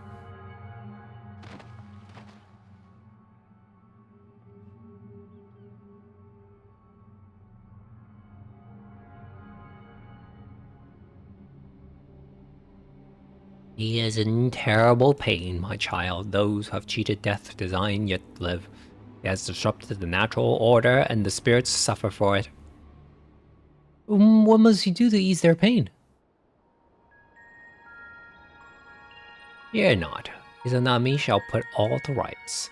She will claim the souls not long for this world and deliver them unto the hereafter. When her work is finished, her father's spirit and all others will find peace.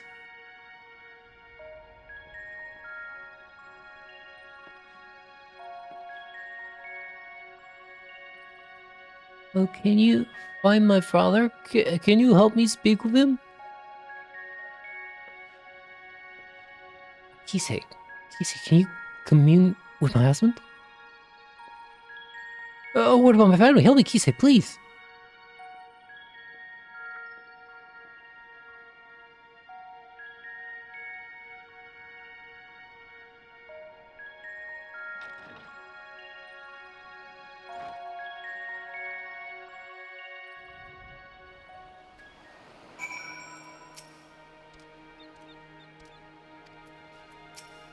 Needed a voice acting there? So, is Kisei's ability all that she claims?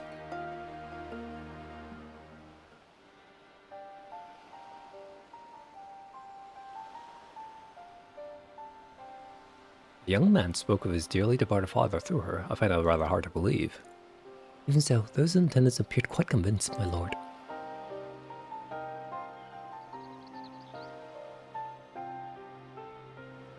And I suspect a great many of the villagers I've spoken with recently are as well. Everywhere I went, the people were in so much pain, and there was nothing I could do or say to give them solace. Yet for all their anguish, there has not been a single report of villagers turning since the incident of Tombo's father. Which can only mean word of Kisei and her ability to speak of the deceased has spread. The belief we can commune with our loved ones in death is a comfort far beyond my power to provide. No, I fail to see how people would abide to Kami claiming innocent lives to restore order. He comes, Izanami! Blasphemy? Here?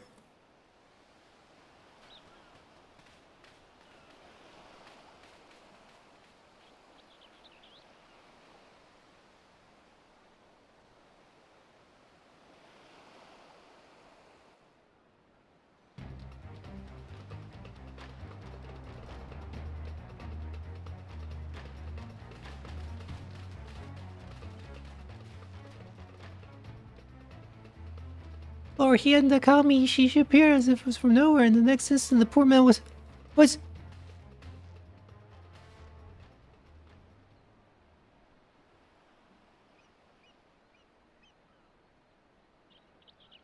We were too late. They targeted the guy who actually liked him.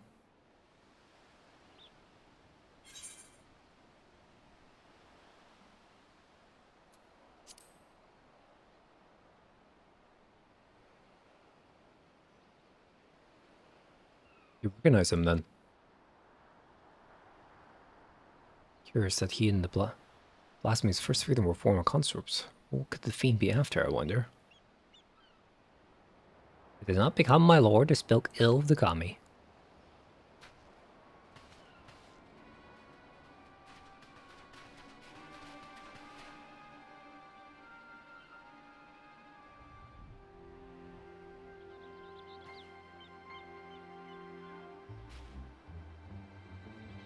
I understand you are come to investigate the rumors of a monster born in our village. A blasphemy, you call it, but you are sorely mistaken. My daughter-in-law, Minato, was chosen to serve as a vessel for the Izanami. I witnessed her ascension with my own eyes.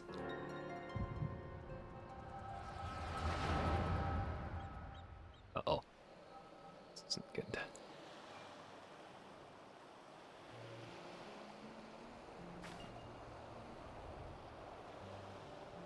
Minato, please. I can't. I won't. There's no logic in it. No justice.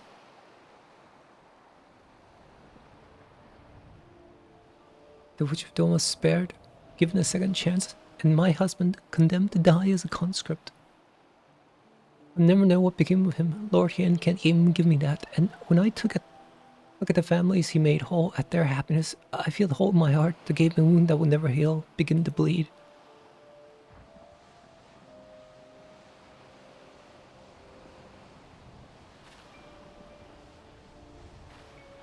Only at my beloved's side will I find peace. You mustn't lose faith, Minato. All will be well. Trust in the kami. It is a nami.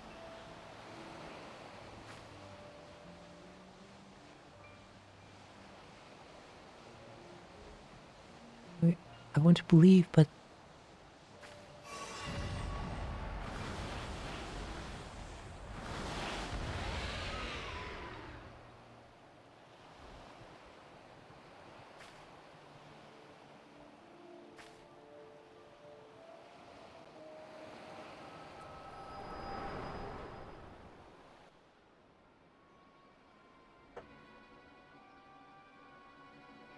Izanami has come to bring peace to the souls of the departed, to restore balance between the world and ours. Surely will not dare defy the will of the kami. This balance you speak of has claimed the lives of 2 innocents, but recently returned it to us. I will not accept that the kami would condone such cruelty.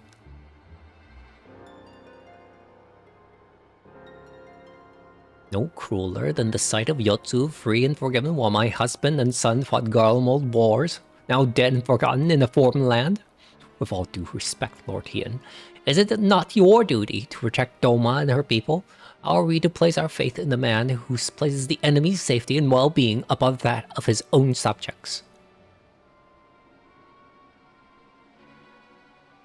Only the kami are deserving of our adoration, as they have always been.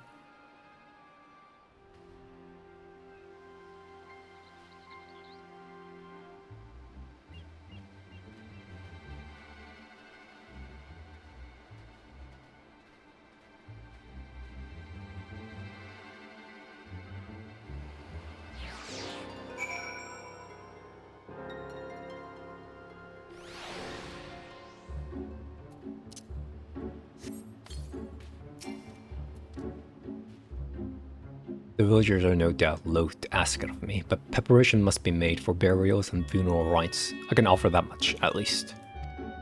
You seemed distracted during our conversation with Kisei. Something the matter?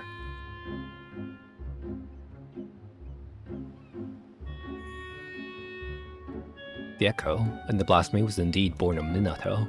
To bear witness to such horror, our mind have struggled to comprehend what you saw. And as a woman of faith, perhaps her only surviving family becoming one with the divine was the only reality with which she can come to terms. I believe I know now what must be done. I but pray her fervor does not drive her to oppose us. Come, let us return to the Enclave.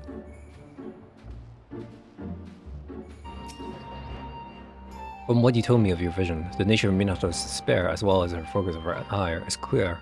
It's plain she was a good-hearted and kind-hearted woman, grieving for the loss of her husband. This loss alone may not have been enough to turn her, but my failure to hold Yotsuyo to account, together with the sight of her other families reunited, compounded the turmoil in her broken heart. A path to despair paved by my good intentions, a truth that will weigh heavily on my conscience into my dying day. Minato was prepared to die in sadness rather than live in hatred. If she could see the beast she had become, she would implore us to stop her, which is why we must find the others who will return to us in prisoner exchange before they come to harm. Once their safety is assured, we may hunt down the blasphemy and bring close to this tragedy.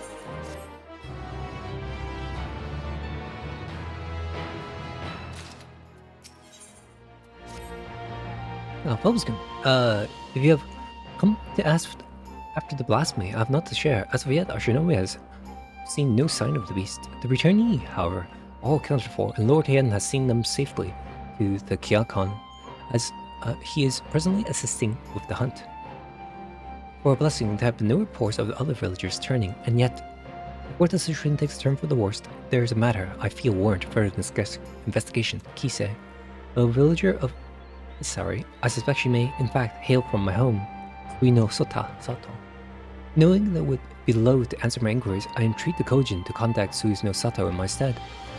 To hear tell of it, Princess Kurenai has made egregious strides in establishing stronger ties with the outside world. At mentions of Kisei, however, their cordial warmth turned strangely cold. If we are to learn more, I fear we have little choice but to go and speak directly to the people of Suizno Sato ourselves. A simple visit for you, I imagine, but my passion might complicate matters. That said, it has been many years since I left home. Or to disguise myself, I might well go unnoticed in your company, if you're willing to take the risk. Thank you. Let us make for Onokoro then.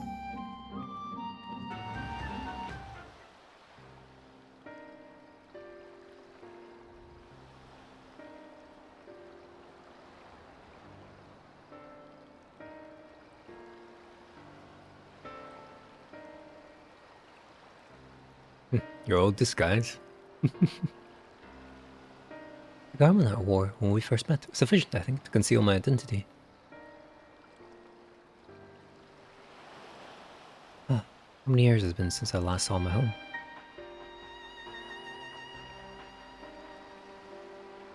I'm a shinobi of Doma, aye, but even as a child I sought to ensure the safety and survival of Suino Sato. I was quite bold in those days, not a touch reckless, and together with the other Trojan, I often ventured beyond the borders of home. We yearned for adventure, and so one day we sought to behold the wonders of Doma. Imagine our horror to discover a city of ruin and ash, Imperial soldiers marching through the streets. We fled at the sight, but in my haste, I lost my way in the bamboo groves.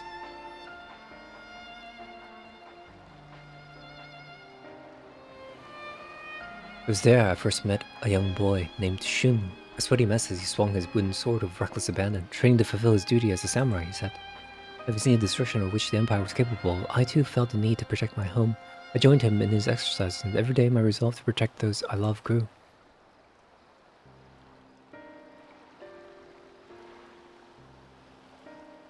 Sadly, my elders refused to listen. They were content to remain hidden beneath the waves, and hopefully, the Empire's unnoticed with a heavy heart. I left in search of the strength I believed we sorely needed, and I found it was as a shinobi. The people feared war and conflict would follow on my heels should I return. I do not begrudge them their decision, nor do I regret my own.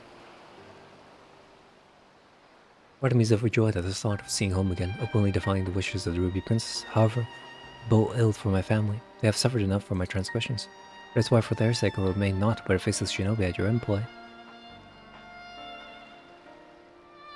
Thank you. With that in mind, let us make for Suino Sato.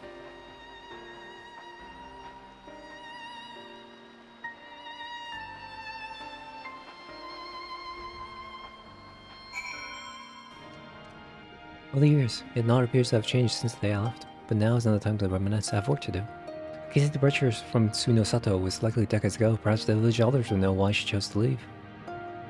Okay. Understood.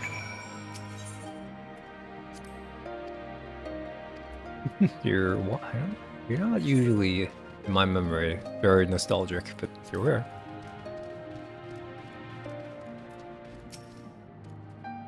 Is it? The name sounds familiar, and yet, apologies, friend. My memory is not what once was. Let's seek out another.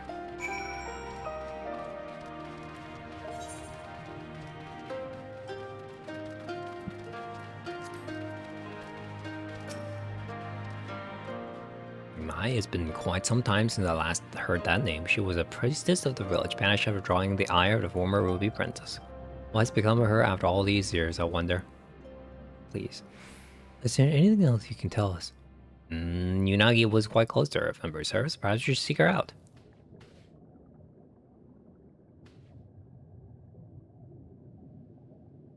Mother, I hope to avoid my parents, but there's no other way. Might I ask to take the lead? Oh, we're going to talk to her mom.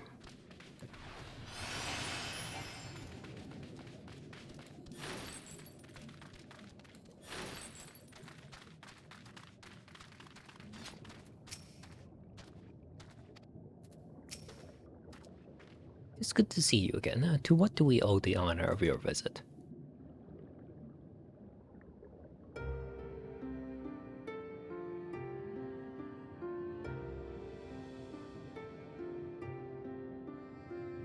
Kisei, yes, we were close, but that was a long, long time ago.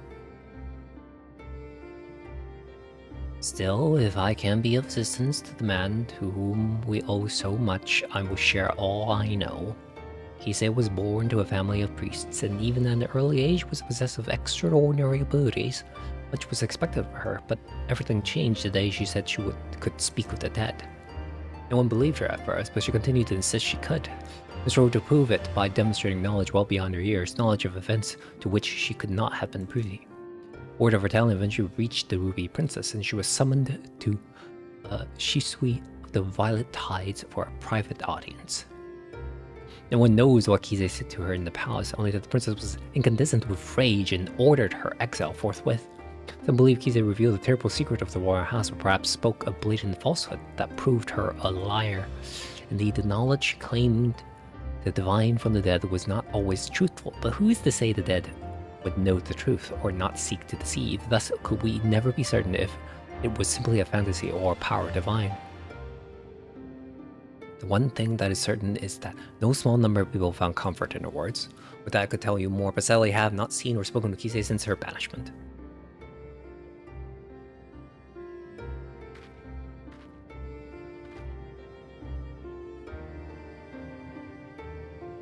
Forgive me, but have we met your companion before? She looks familiar. Please.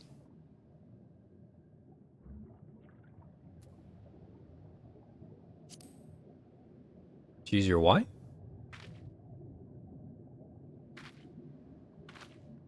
You could not possibly know me. I am but a lowly shinobi of Doma, nothing more. Being the shinobi, I presume you have heard tales of Yugiri Mistwalker. Should you chance to meet her, may I ask you to deliver her a message. Tell her that her mother and father love her, and that we could not be more proud of her.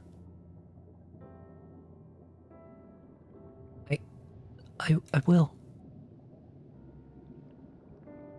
I have no doubt she feels the same, and not a day goes by without you in her thoughts.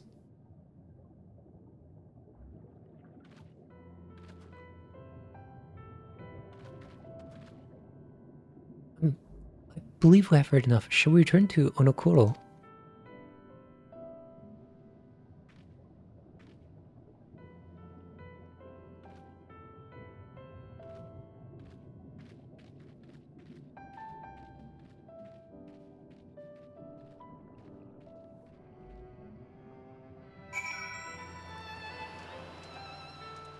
Did you bore me out? She did. Wow.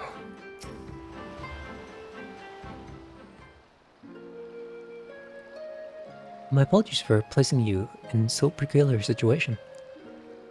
Though I must confess, it did my heart good to see mother and father well. All the more reason I must do all I can to keep the peace as a Shinobi Doma, no, as a member of the Eastern Alliance. Perhaps there will come a day when Suino Sato opens the world, a day when Yuri Mistwasser can be reunited with mother and father, that Lord Hyun could be afforded the same opportunity. But Lord Kyan and Lady Mina have long since passed, two of too many lives lost in imperial occupation.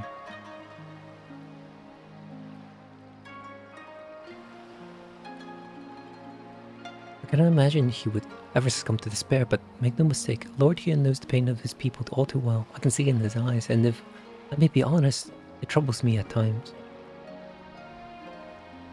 But perhaps I have said too much. Come, we must keep him waiting.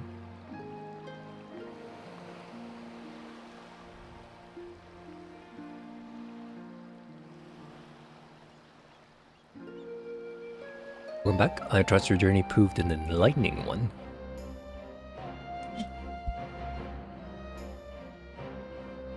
So she does, in fact, hail from Suino Sato, and you say she has possessed these divine gifts since childhood?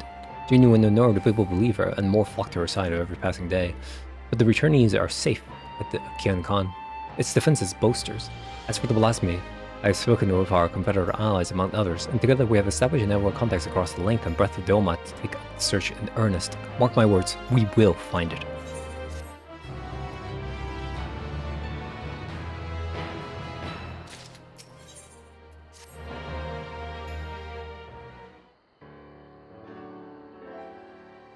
They've arrived in a moment too soon. The blasphemies have not been sighted on the coast. For a mercy, there are no report casualties as of yet.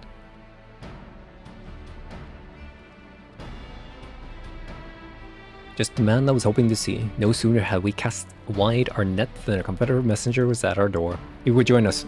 Our show awaits our arrival at Onokoro.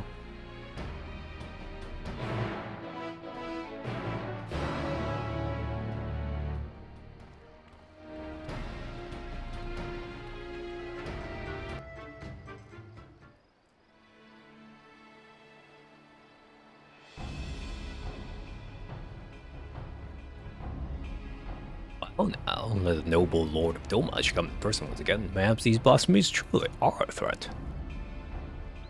Indeed they are. I was told you and your sighted our quarry quite recently.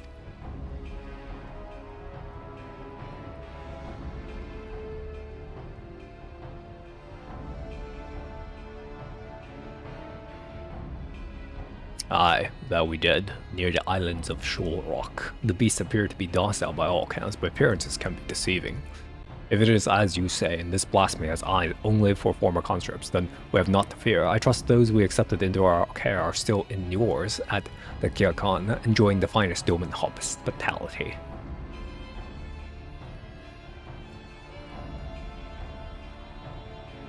Anyway, I know not why it came to the Ruby Sea, nor why it remains idle, but if we act quickly, there is a chance we can take it unawares. I propose we divide our forces. If you're willing to go ashore, we'll take a ship and circle about the islands. The first to find it will have the honor of the kill. Ha! A simple enough plan. Shall we be off to Shoal Rock then?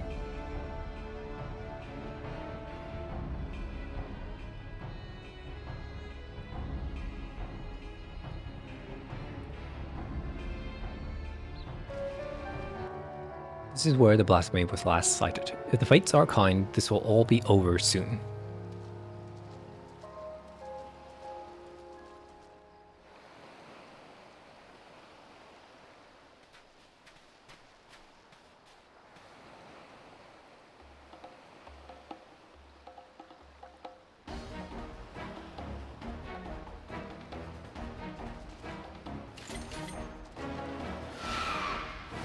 Nope.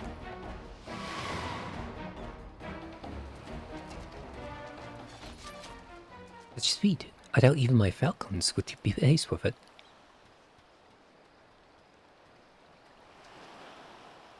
Bah. Don't tell me that the blasphemy is flying off in the distance. I hope the ill will it bore me in life might compel the beast to stay and fight. Perhaps less of Minato remains than I thought. Minato? That monstrosity was Minato? You knew her? Apparently tried to flee to Hingashi during the occupation, but their ship was raided and sunk. When we happened upon the wreckage, was huddled between our parents on a piece of flotsam, desperate to keep warm, but they had long since grown cold. We took her to Onokoro, where we nursed her back to health. Couldn't imagine what horror she must have witnessed. The mere sight of our weapons was enough to make her heart start screaming. She was clearly unfit for our trade, so we sought a village that might take her in. Isari was that village. Several months later, I chanced to meet her on this very beach. She was in the company of a young Ori fisherman. I knew at once she had found more than a home there. I saw them here many times after that. She found something comforting about this place, I think. According to reports from Razahan, the members of desire for those who can turn and influence their behaviors as blasphemies. Then perhaps Minato's members are what compelled the beast to come here. That would also explain its timid nature. Minato was never one for violence, and the sight of you, blade drawn, no doubt, stirred what little of the woman's remains in the monster. If that is the case, an assault on the Kyokan is unlikely, guarded as it is by our samurai. But how are we to fight an enemy so quick to flee at the first sign of danger? Robbed her parents, her husband, and now her life. I would rather we didn't have to do at all. But I understand full well the risk we take by doing nothing. If we catch sight of the blasphemy again, we will be the first to know. Perhaps next time we can put our soul to rest.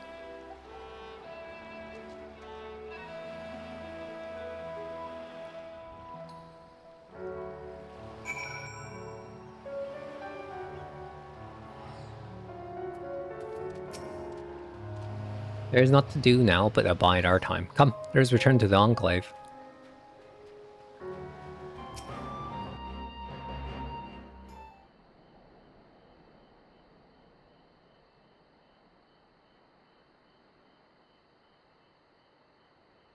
Given what we have learned, it seems likely that the blast may return to Shoal Rock, but that knowledge will avail us not if we cannot prevent it from escaping again. Oh dear.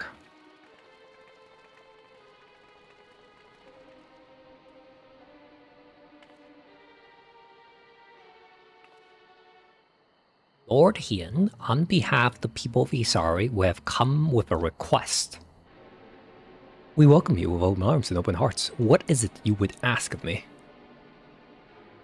Those returned to us in the prisoner exchange have been granted shelter at the Kian Khan. That they yet live is an affront to the Kami's grand design, and the spirit of our loved ones suffer for it. Balance must needs be restored, and so I beseech you to render them unto the goddess Izanami.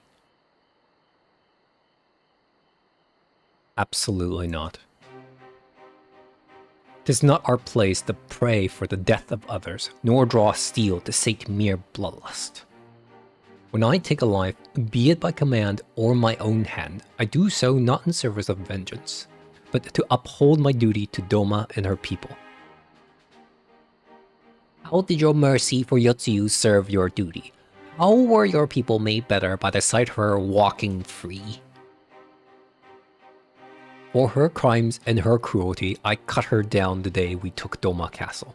I sought to kill her, and by rights she should have died then and there. But the Kami willed otherwise, and returned her to us alive and bereft of her memories.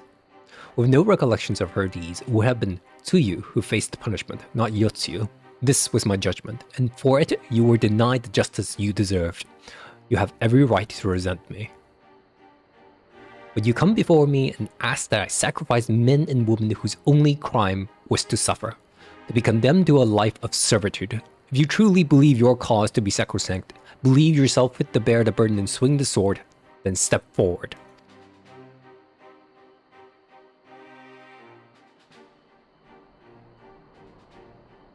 Sophistry and lies. They were meant to die. The spirits demanded. All these words of the dead, or the living who yet mourn. Oh my lord. I haven't seen this man in ages.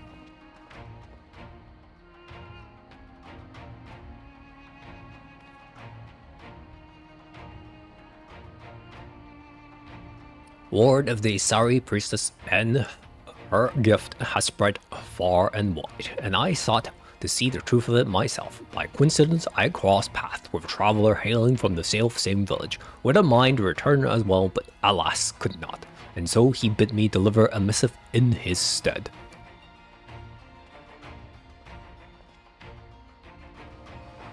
Judging by the striking appearance, I take it you are the young fisher Akitsu.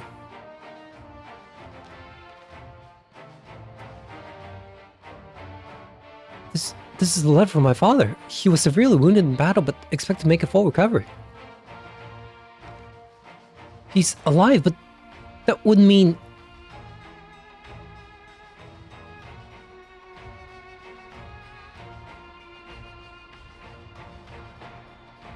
Surely a woman of your talents can divine a plausible explanation for this turn of events.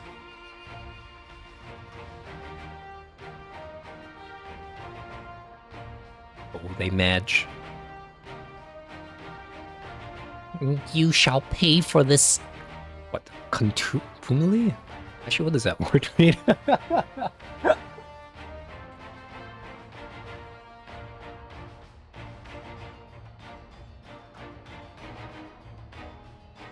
Contumely. Contumely?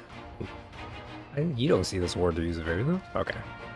You shall pay for this contumely. My daughter will make certain of that.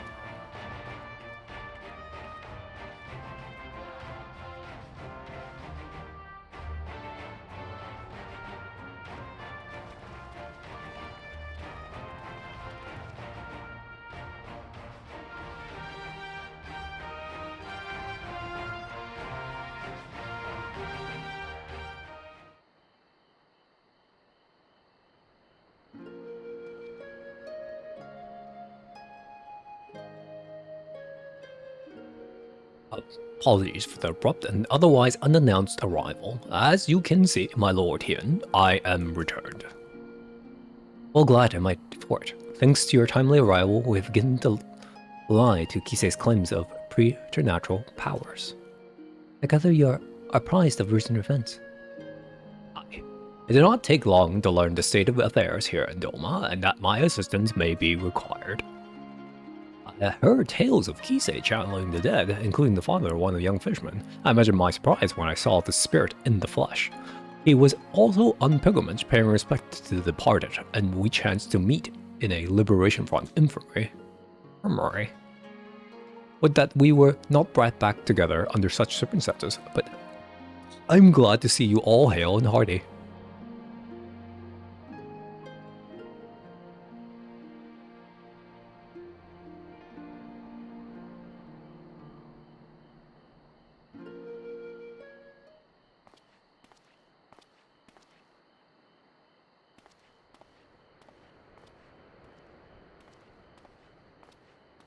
Have you decided, kiddo? Tombo, is something the matter? I wish to apologize, Lord Hien. It was wrong of me to say the things I said. I understand nothing can bring back my father.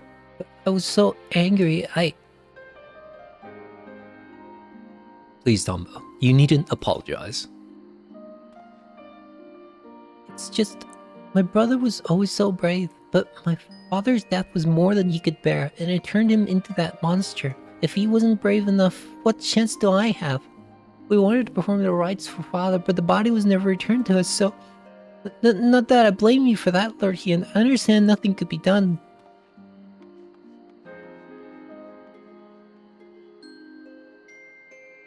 That Akitsu's father survived is nothing short of a miracle, but I fear he is indeed the rare exception. I have offered prayers at more graves than I can count. It would be cruel to give others the false hope that their loved ones might return, and yet Kisei continues to do just that, offering comfort with her lies. A tempting but ephemeral balm for wounds that have yet to heal, much like the anger some harbor for you or resentment for the families restored while their remains broken. But for those like that poor boy whose heart lacked for hatred, who knows only sadness and despair, they too may return. Exposing the truth with Kisei's deception doesn't help the matters. We are to prevent more suffering. We must pursue a lasting solution. I will be most grateful for your counsel, Gosetsu. There is much I could learn from your pilgrimage. If there is aught you require, but say the word and it shall be done. It is the least I can do for the part I played in Yotsu's tragedy. I failed her in the end, but I will not fail you, my lord. Thank you again for your aid, Vobskun. Today's events have given me much to consider. When our next step is decided, you will be the first to know.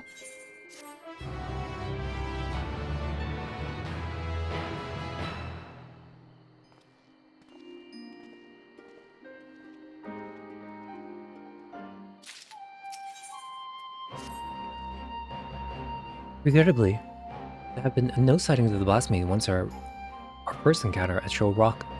As attempts we surmise, it seems to fear confrontation. We, for our part, have tried to make good use of this intervening calm. Even now, Lord Hien and Gustus discuss how we might prevent other villagers from returning. If you wait here a moment, he will no doubt wish to hear your thoughts on the matter.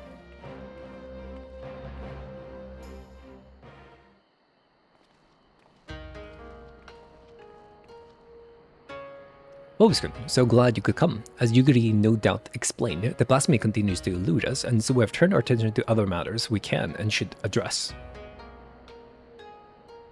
After long discussion and much deliberation, we believe we have found the means to allay the growing malaise of our people, if you would, Gosetsu.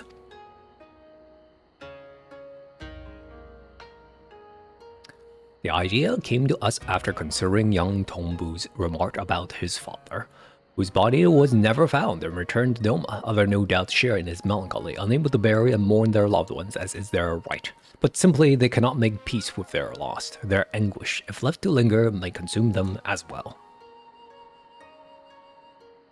That we might provide the people of Doma with comfort and closure, We will hold a national funeral at the Swallow's Compass. Those who choose to attend will be asked to present personal effects of the deceased that wish to be enshrined there. Spirits resides in all things, be they living or inanimate, and though we may die, a part of us live on in terms of items we cherish most in life. Therefore, in lieu of remains, these belongings will be afforded a place in the royal mausoleum, that the spirits of those lost to us may find their way home to Doma, and at last know peace. The announcement has already been made, and a great many people are now engaged in the difficult task of deciding which keepsakes will serve as their offering. It's not a decision to be made lightly, but I suspect that they will have made up their minds by the time we go to collect their chosen tokens. I also hope to learn more about their departed from those willing to speak of me, for my benefit and for theirs. To break free of their sorrow, or they must seek joy in the memories and the love they shared with the departed, and I will help them find it.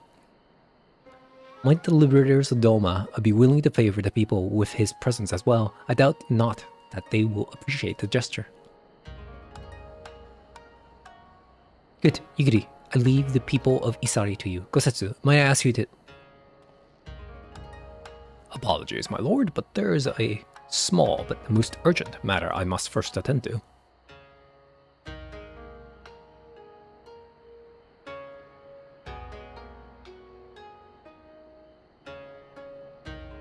Very well, I shall not pry. Now, Vupskin, just go and pay a visit to the good people in Namai.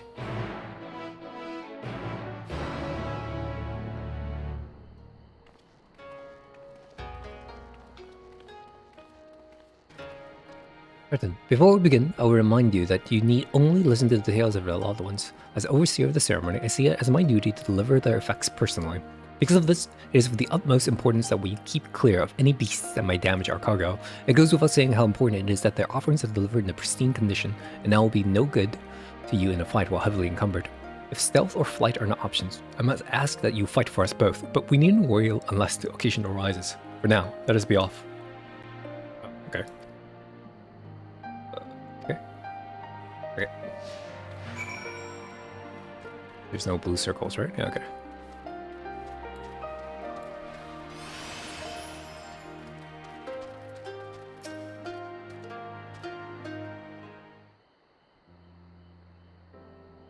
My husband, my dear sweet Moroya, never returned from Garlemald, but perhaps now his soul might know peace. Please, take this painting brush to the Swallow's Compass.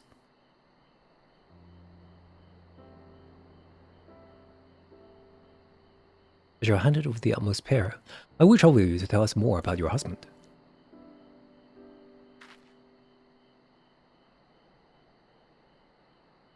Moriel was a kind and gentle soul. There was nothing he loved more in the world than to create.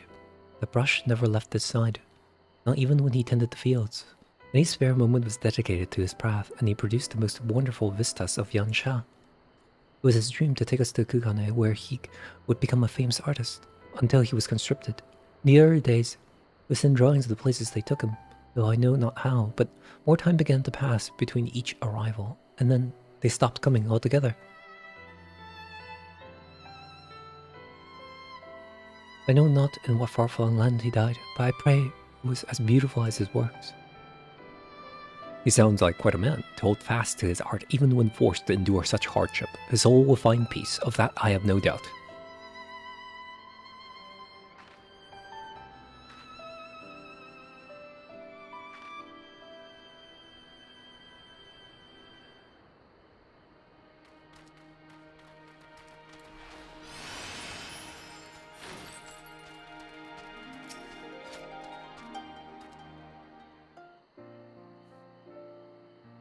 I must thank you again, Lorien, for this honor. My son would have been overjoyed to know that his katana will be enshrined at the Swallow's Compass. Nay, the honor is mine. I'm sure your son was a fine warrior. Aye, and so was I, once upon a time, a samurai, as it happens, in service to your father when the Empire first invaded our lands. Though we were defeated, our spirits broken, my son Mototsue was never one to lose hope.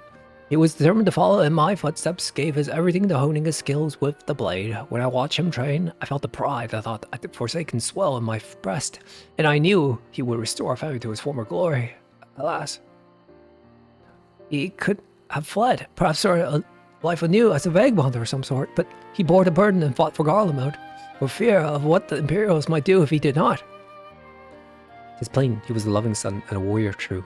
I will care for his blade as if it were my own, and see it given the honor and respect due a samurai of Doma.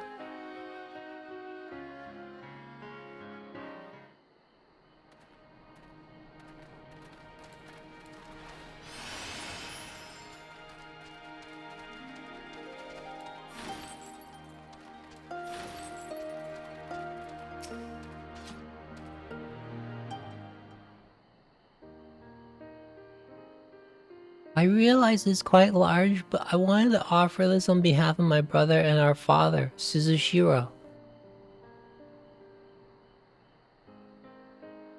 If you are willing, I would very much like to hear more about the both of them both.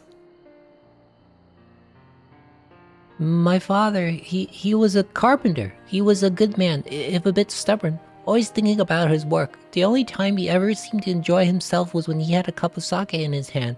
When my brother came of age, he took up the trade as well. It brought them closer. I'd see them laughing over drinks together or listening in silence to the critics singing under the moonlight. I wanted to join them one day. This was their favorite sake. I thought they might miss it. I'm sure it would taste all the sweeter having coming from you.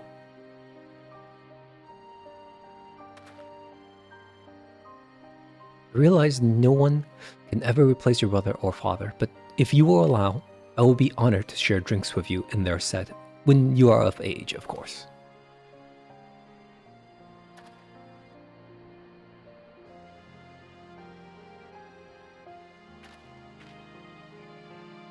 This should be everything. Would you join me for a short reprieve before our journey back?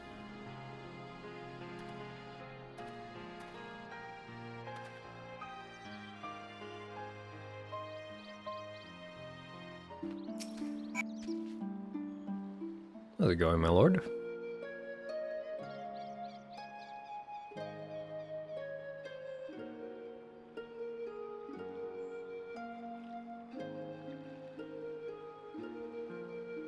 They put on brave faces, but the people of Namai are still racked with grief. It is the same at every village I've visited in recent days, but it is only now that I am struck by the contradictory nature of my goals. Having joined the Eastern Alliance and taken steps to revitalize the Enclave, I believe Doma was at last on the path to peace and prosperity. I still do, yet, by focusing so clean on the future, I've neglected the past that yet haunts my people. Even if they do not give in to despair and become beasts that plague our lands like poor Tombo's brother, how are we to truly move forward if we are constantly looking back?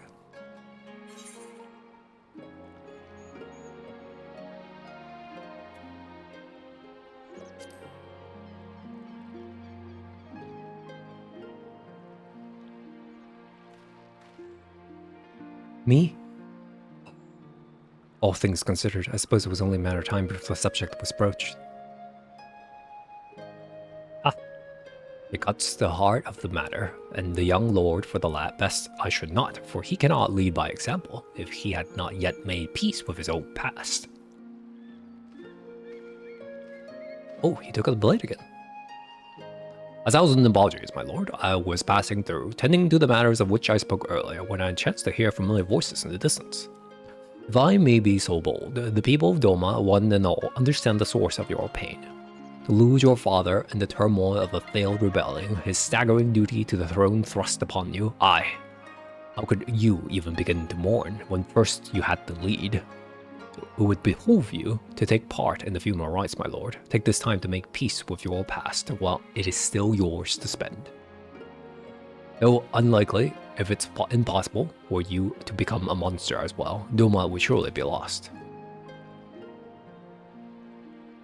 Thank you for your counsel, Kosetsu, but if I may ask, why is it you keep your blade at the ready? I thought this personal matter of yours to be naught but a trifle, or am I mistaken?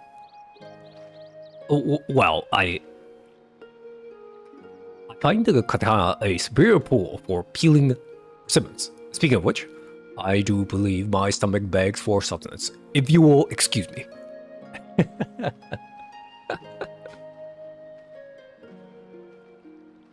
Training. Help slay the blasphemy. No doubt. admitting that he should offer me counsel, yet refused to heed it in kind. He is not the warrior he once was, but he is wise, our obstinate friend. If I'm to be perfectly honest, it frightens me to recall it the moment it all came crashing down.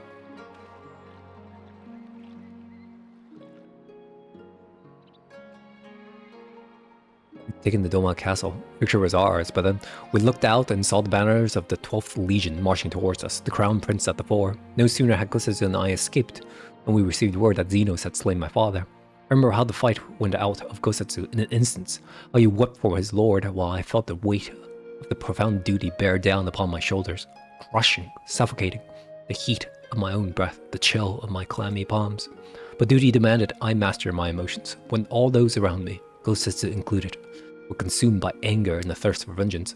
I had to be in control. Under my orders, we dispersed and fled to fight another day. To this day, I have not stopped to reflect on my father's death. How could I, devoted as I am to finding Doma's ways forward?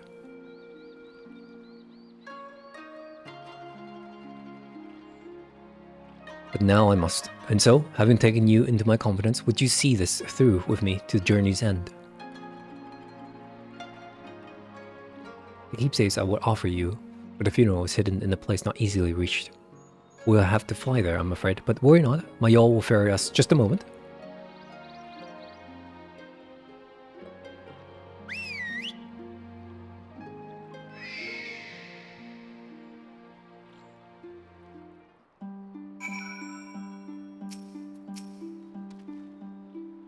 The place we seek is Plum Springs, in the mountains, shall we?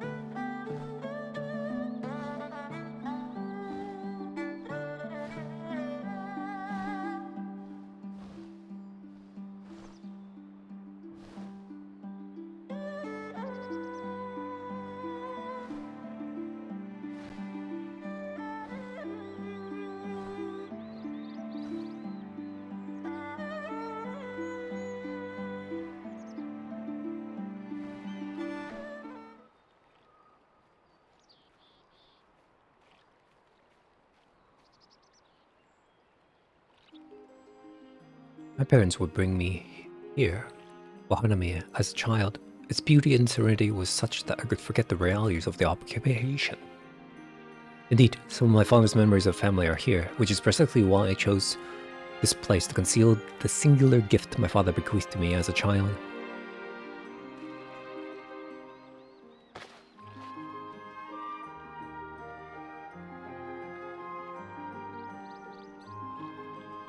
Charming, is it not? The great auspicious Quinton Darkshine, said to be reside somewhere along the Dairyu chain. In those days, anyone and everyone knew the tale of his proudness, reckless boy that I was. I once even tried to seek him out, hoping he might help us. I buried it here shortly after my coming of age ceremony. It seems a fitting place to both part with my childhood and offer a final goodbye to my mother. More keepsake of mine than his, to be sure, but he was never a man of worldly possessions. Still, I suspect he would allow himself a rare smile if he were to see it again after all these years.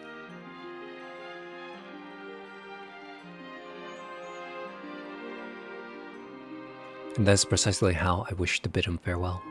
With a smile.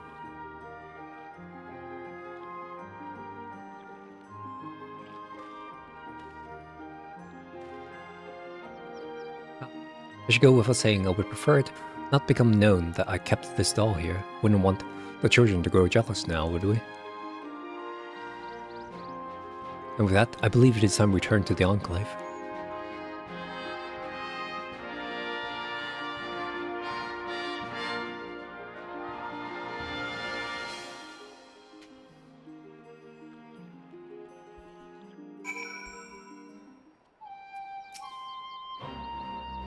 There are yet more villagers to visit and offer to collect, but provisions are pursuing apace. Soon the people will have one less cause to be tempted down the path of despair. Of course, there still remains the problem of the blasphemy. The former constable will remain at the Kiel Khan until it has been dealt with. We will slay the beast in due time, but before that, I'll be honored if you would present for the funeral rites. Pray speak of eagerly when next you visit the Enclave, and you will tell you more about the proceeding.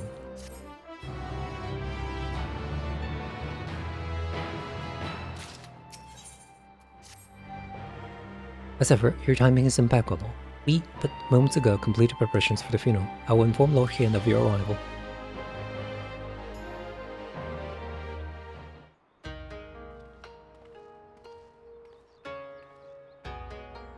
You're here. Excellent. The blasphemy continues to shun our settlements, and I mean to take the most of our time in its absence afford us.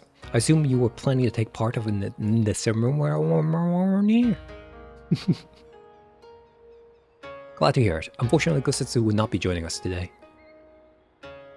He's injured himself, as I knew he would with his secret training, and now grumbles from the confines of his bed, but he'll be fine in due course. We may worry over his convalescence after the funeral.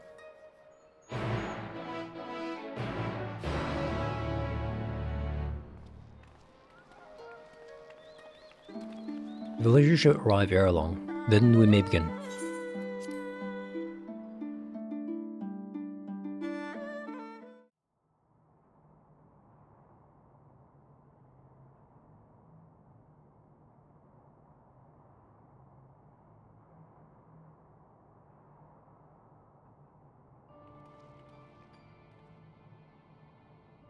Lord Hien, I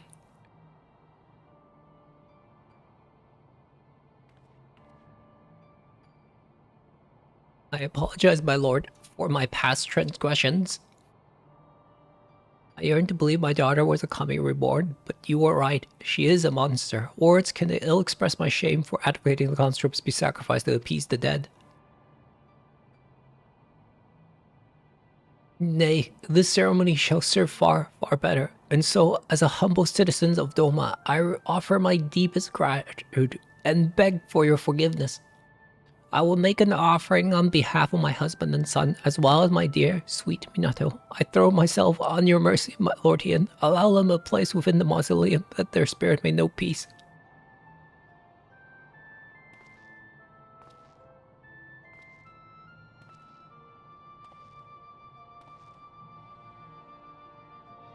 There's no need to beg forgiveness, Kisei. Please, rise.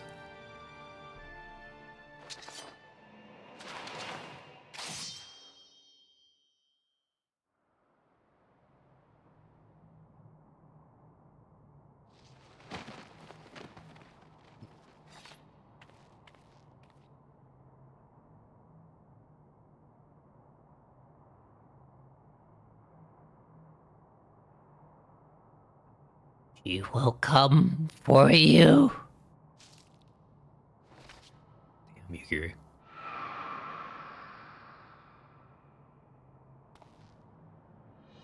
But Kami, she gave her life to dry out the blasphemy?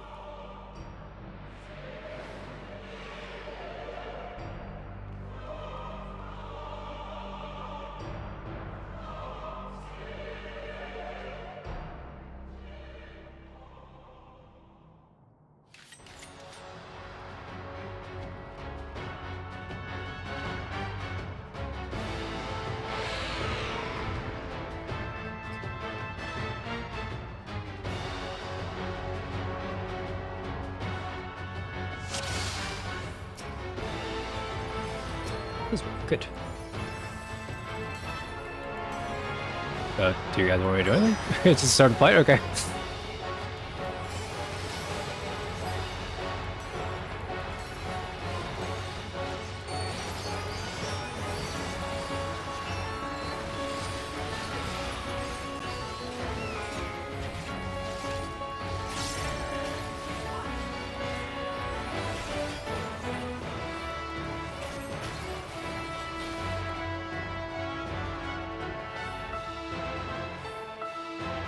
What a bro. Ow.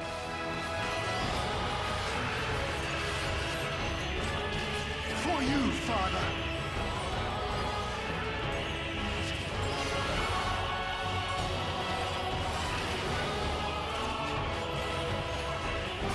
feel like we're lacking a Gosetsu. The party members. Oh, gee, hello.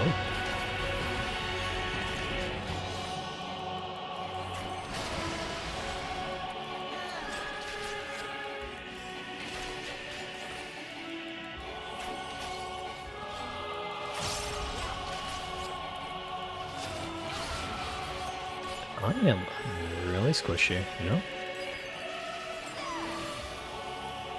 I don't know why I did that, actually.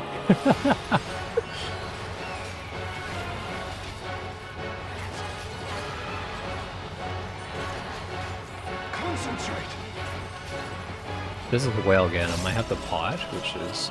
I have no CDs at the moment. Light Sweep? This is one of the bosses we have to save between. Tentacle styles ones. Have to stick a little closer.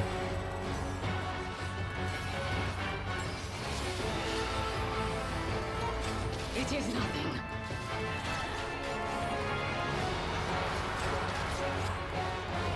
Someone overflowing.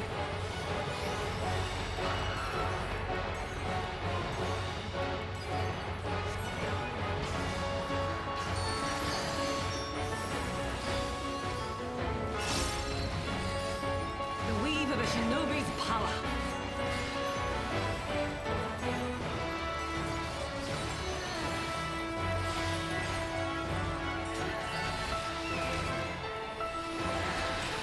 Ouchies.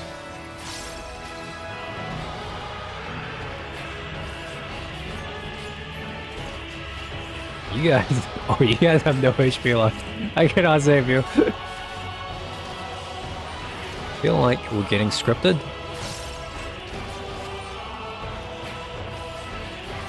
Yeah, because they have no HP left, and I cannot save them. Oops. New challenger? Nope.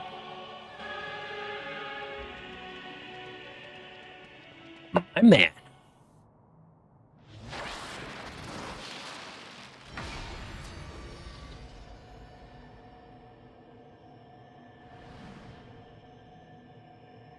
Apologies for the untiming arrival, my lord.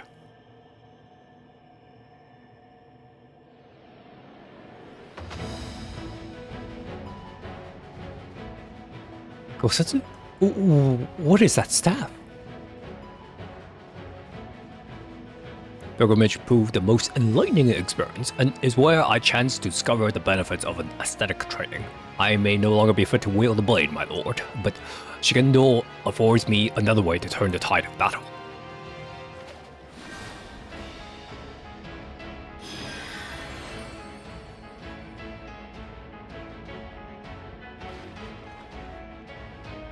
Stubborn as ever, I shall have to thank you later.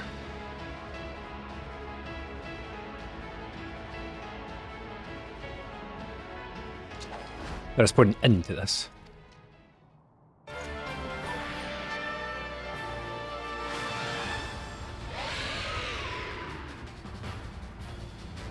Y'all want cooldowns back?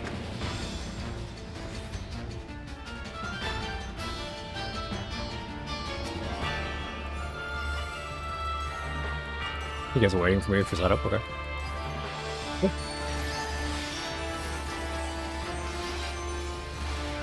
For you, father.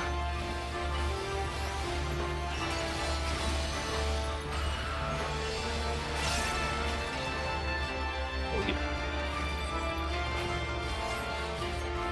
Team?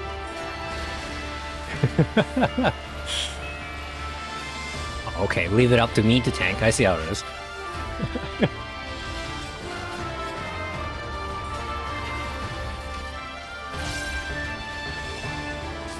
Is it on? It's not me. It's on, like...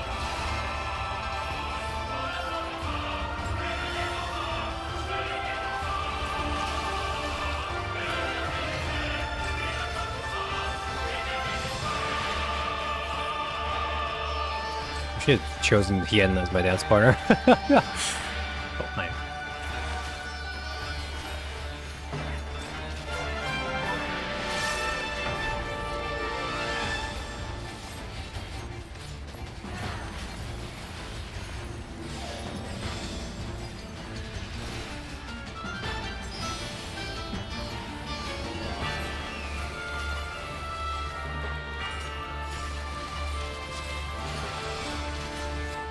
Patriarchs?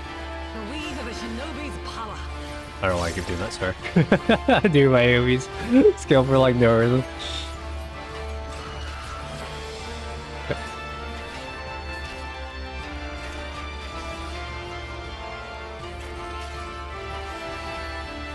Oh, oops.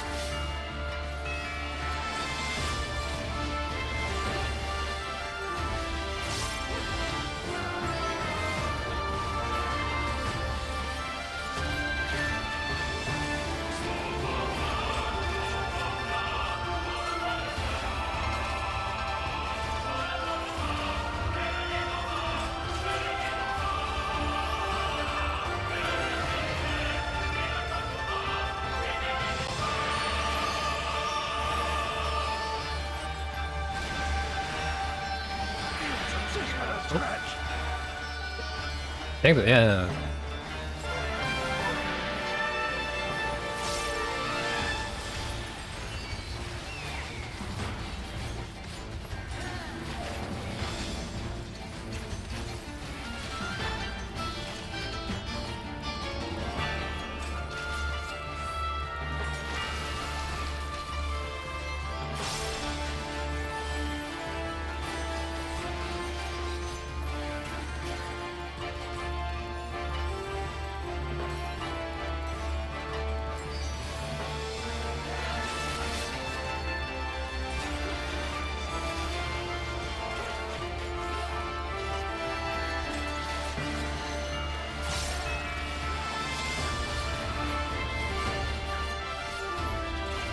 Oh, the wild spam.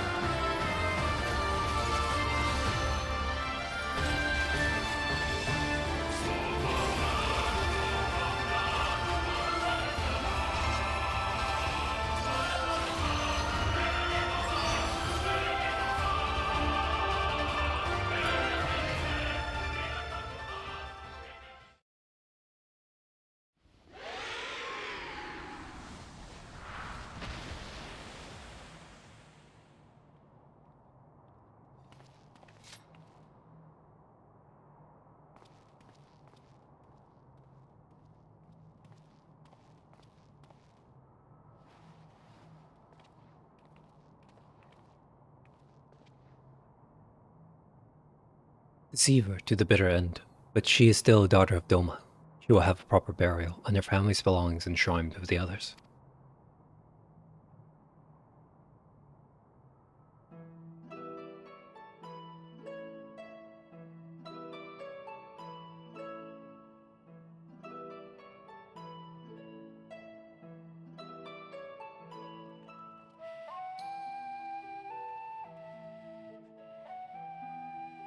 I've gathered you here today not to speak of the future, but to reflect on the past, to pay respects to loved ones fallen on the field of battle. In honor of their sacrifices, these sons and daughters of Doma shall be given a place here at the Swallow's Compass. Though they no longer walk with us in life, they walk with us in spirit. Pray never forget their bravery, that the memories of their legacy give you comfort and strength.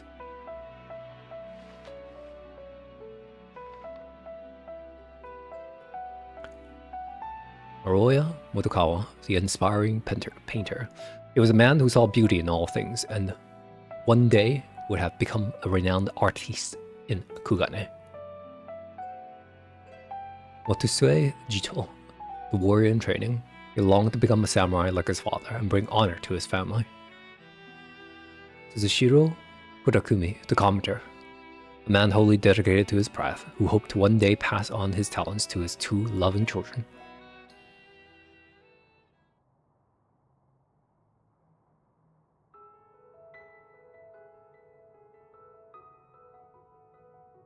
And lastly, Minato Shiogaki and her mother-in-law Kisei. Theirs was once a happiness to be envied. Minato's parents were murdered by Imperial soldiers, and after being rescued by the Confederacy, Minato was given into the care of the village of Isari. Though she arrived with a broken heart, it was soon mended by the man who would become her husband, the son of Kisei, who herself had been born to Isari on winds of tragedy. Kisei was a child of the deep, born in Sui no Sato. For her gifts she was exiled, but with her courage and tenacity found a new home on the shores of the Ruby Sea. She was a devoted wife and mother, and though not related by blood, she loved the Minato as if she were their own. That is how she lived, how they all lived, and how they should be remembered. Let your hearts swell not with sorrow, but with joy for their memory. Know that proof of their mark left on this world shall remain here, enshrined within the swallow's compass for all eternity. Let us still our voices and in silence pray for their souls, that they may share in the peace we have found.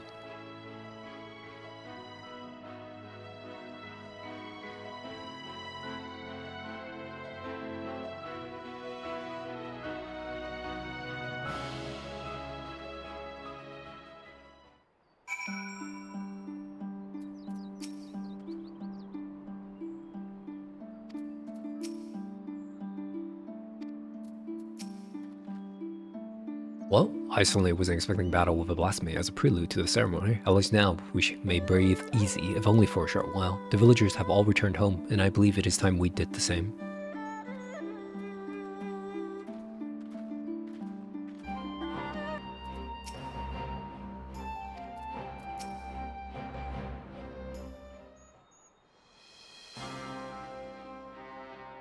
Held a national funeral and slain a blasphemy besides. A rather productive day, would you not agree?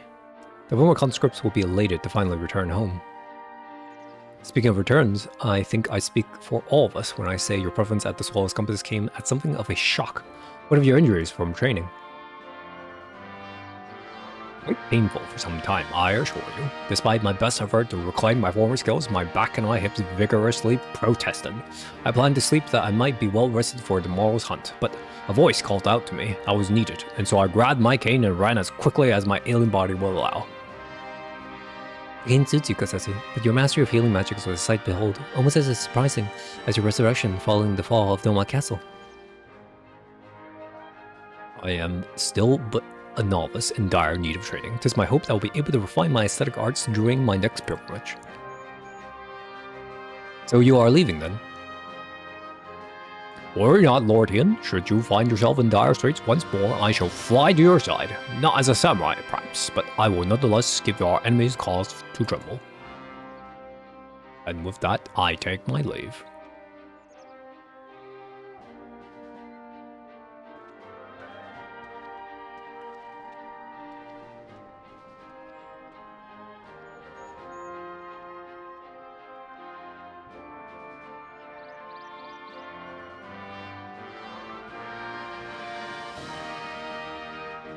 Though it may be years, and not decades, until we truly make peace with our past, we have returned a corner and begun to heal.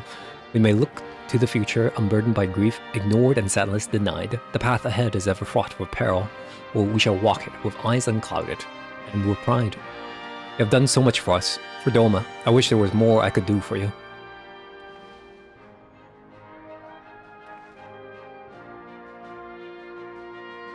If I may ask one last favor, before you leave, please inform our representative at Radzahan that the blasphemy has been vanquished and the people of Doma are safe. With any luck, our experience here will prove useful to other nations that yet grapple with these beasts. Master Rosekun, you have returned. What word from Doma? Blasphemy is no more? That is the most wonderful news. I must inform the delegates at once. Thank you again for answering our summons. If another threat should rear its dastardly head, I probably can count on your assistance again. 222? Damn.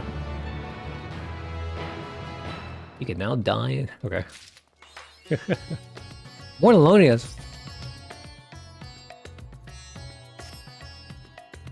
If your real letters right, I'll prize you with tuition. We received report of a creature believed to be blasphemy stalking the streets of Alamigo. Treaters have been assigned to track and slay the beasts, but there are likely to be casualties. With our healers posted here, we have thought to petition you for your aid.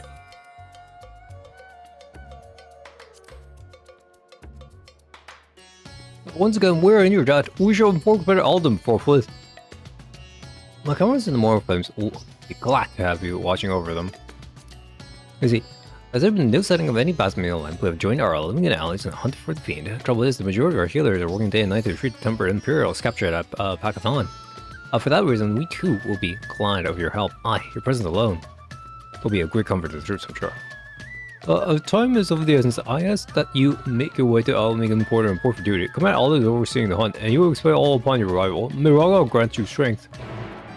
Miss Rose, we were told you were on your way, but this is accordingly expected. I'll come there. Tell Commander Alden you arrive. One moment, please. No, cat lady's name. Glad you could join us.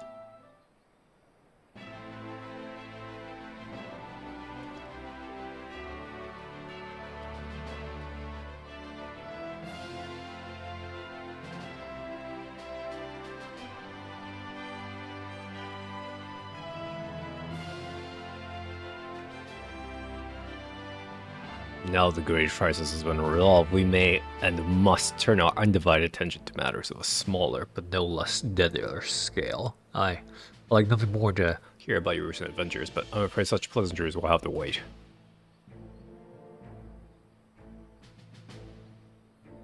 Well, as our man Thavnir Webb told you, a blasphemy is loose in Alamigo. When it first appeared, the city guard were able to get most of the bystanders to safety, and for mercy, those caught in the chaos only suffered minor injuries. But the three managed to escape and has not been seen since. We must find it, and soon. But as long as it remains at large, every man, woman, and child is at risk.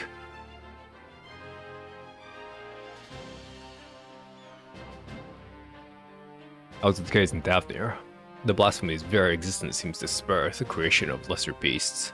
The longer it is allowed to roam free, the more tragedy our people will suffer.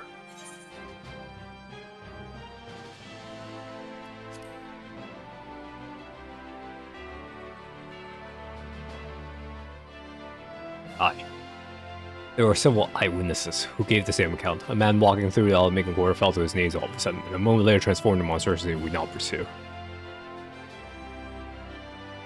But beyond the fact he was a young Highlander, we know next to nothing about him. Even the description of his appearance are too vague to help identify the lad, and we have no clue as to his name or background.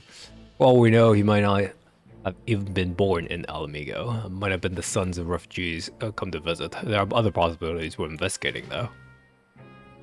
That said, I doubt circumstances are unique. Blasphemy and beasts are born when men are overcome by despair. Whatever drove him to turn likely could have done the same to another. Therefore, if we were to prevent further tragedy, it is imperative that we identify and address the underlying cause. Until we do, we'll have no choice but to deal with the afflicted the only way we know how, by granting them a quick death. For now, or have you join the hunt and keep my men from falling prey to these creatures. Are you up to it? Yeah, my thanks. And as chance would have it, we just received word that a number of beasts were spotted on the outskirts of Alagana. The troops stationed there have already put them down, but wounded in the process. First and foremost, they need medical attention. That's where you come in. I'll meet you there.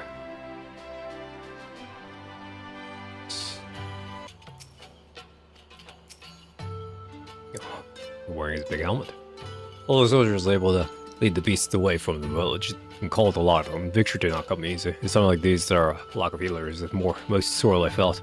I think they've yet to receive any treatment at all. See the wounds walk up, survey the air of any stragglers may have escaped. Once I've completed my patrol at the village and gather eyewitness reports, look for me thereafter.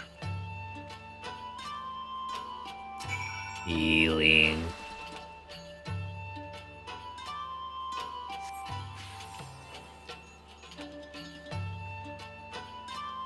Gods be good, I feel reborn. Hold on, you're Rosegar, aren't you? I can't believe it. You're the one that inspired me to join the resistance in the first place, and now you've come to save me in the hour of need. I'll never forget this, thank you, thank you.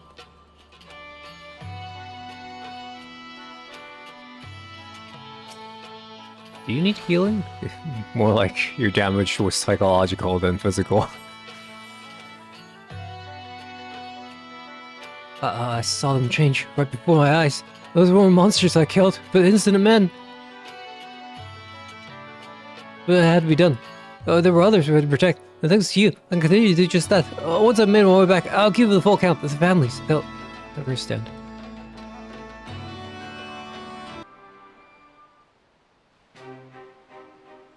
Yo, man. Hi. I look at boys here, too. During the wounds of those soldiers, yeah, my thanks. And there, too, no doubt. It seems they were indeed successful in slaying all the beasts. If my search is any indication, but we must remain vigilant. I've also spoken to several people who witnessed the moment of transformation, though the ordeal has understandably left them rather shaken.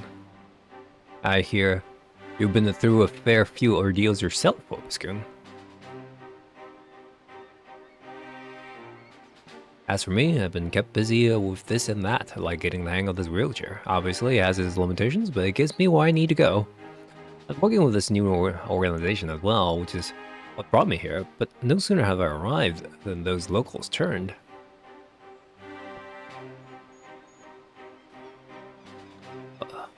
Ragnfrid, heard you were there when it happened. What can you tell us? The ones who underwent the change are the very people who we were trying to help. Perhaps I should explain from the beginning. The meeting Lisa held in the royal palace marked the turning point for all of Gerbania. It spurred us to open a dialogue with people and communities we otherwise would have shunned. But there's still so many problems to be addressed, and countless souls struggling to build new lives for themselves. I decided to form a volunteer group, the Silver Griffins. Our main concern is the welfare of Alamegans inside of the Empire, for whatever reason, and helping them find their place in society. In particular, the surviving families of Akrenia Lupi.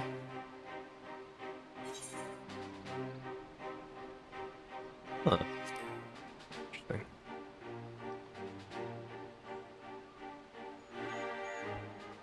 Make no mistakes, I have not forgiven them. I don't have that in me, and I doubt I ever will. But the memory of that day in the palace, of Forjala asking to be locked up again after saving us all, saved me. Got me to thinking about why she and the other youth would commit to such atrocities. Why'd they swear to serve the Empire? And the answer was simple. Because they'd seen what we'd seen and suffered much of the same. In hell, where all were condemned. Those chose to share one brother to save another. That's how the Guardians win. Not by breaking you, but by making you break yourself. And making that choice to right one for a man at the end of his tether. It only begins with liberation. And some scars never will regardless. Those who have returned from foreign lands may have difficulty carving out a living here, but the ones who pledge allegiance to Garlemald. This is not the Alamigo we dreamed of, but after 20 years of misery, I'll not see it all thrown away because we can't come to terms with the past. That's why I formed the Silver Griffins. See that no one is cast aside. It's a cause I support, and it's why what brought me here today. I've been acting as a mediator. Aye, and in the short time he's been with us, he's proven himself a natural. But despite our early success, the family of the Skulls continue to refuse our help. I think I see where this is leading. They're the ones who turned, yes. That comes as no surprise. Their kin tormented and murdered fellow Alamegans. Anyone with a conscience would feel shame and guilt, and for some, it might be too much to bear. I think they know why they're turning us away. It's a sensitive matter though, so let us go somewhere we won't be overheard.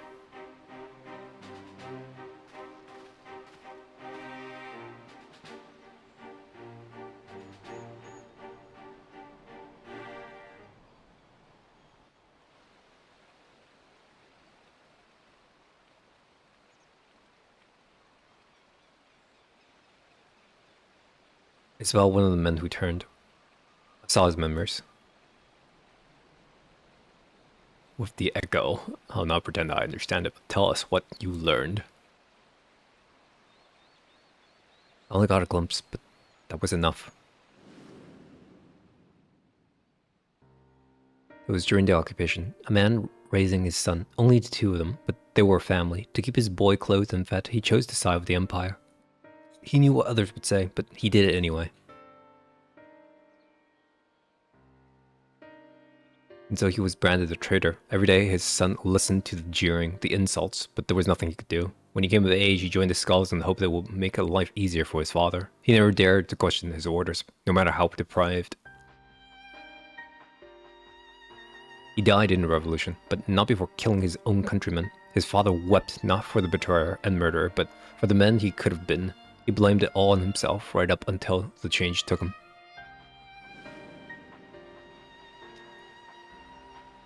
I can only pray he and his boy have finally found the peace they were denied in life. Alas, there is an all too familiar tale. They cannot forgive themselves, nor can they see how anyone else could.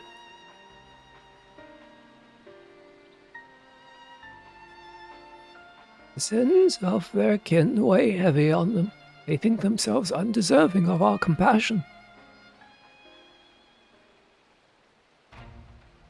If they carry on like that, they're turned into beasts. We gotta help them before it's too late. Growing up half Garlean and Alamigo, I know how it feels to be shunned and hated, to hate myself. But so long as we give ourselves and others a chance, we can change for the better. And while I might not be as clever or eloquent as someone like Elfino, I know I can make a difference. I'm not be quite the swordsman I used to be, but I'm still a fighter at heart, and I owe it to Aiba and Uli to make me the most of this life so long as we've got it. We Silvergrims will give our all to see that no more beasts or blasphemies ravage Gir Abania again. So, Commander Alden, do we have your proposals to continue our work? Of course. There's no enemy more formidable than despair, and I'd be a fool to refuse your help. That even a single one of our people has succumbed to this transformation is proof of our failure to protect them. Therefore, I pledge to Silver Griffins my unconditional support. Together, we will prevail. Now that we have Opuscune on hand to aid the troops, I believe we're ready to face any beasts we encounter. Though I fear it is only a matter of time before others appear, I ask you to lend the Silver Griffins your assistance in the meantime. Very good. For now, let's return to the city.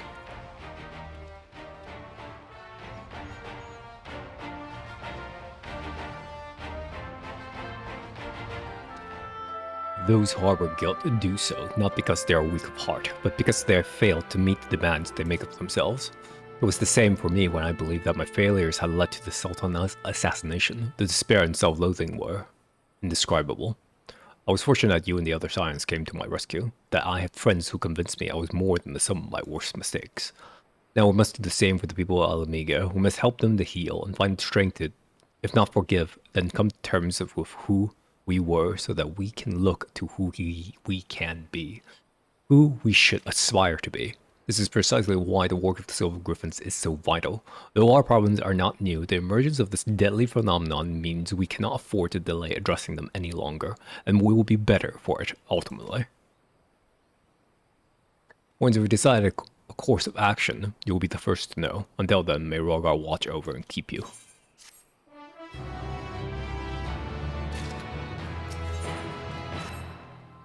We're hoping you'd stop by. I'll show you the Commander albums at once.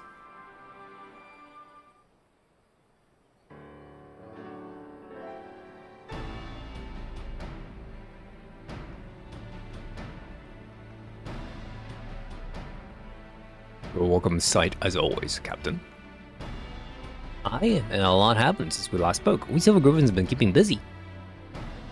As have I and my men, but I'm afraid we've little to show for our efforts. Although we've been searching high and low for the blasphemy, we've seen neither high nor hair of it. Unfortunately, everyone else has had better luck. We report reports of lesser beasts to our Garabania, and putting them down is as important as hunting the blasphemy that got away. To complicate matters, rumor has been circulating that these beasts were the Skull's kin. While this is true, in the recent instance in Alagana, we cannot have people jumping to conclusions given what they might feel tempted to do.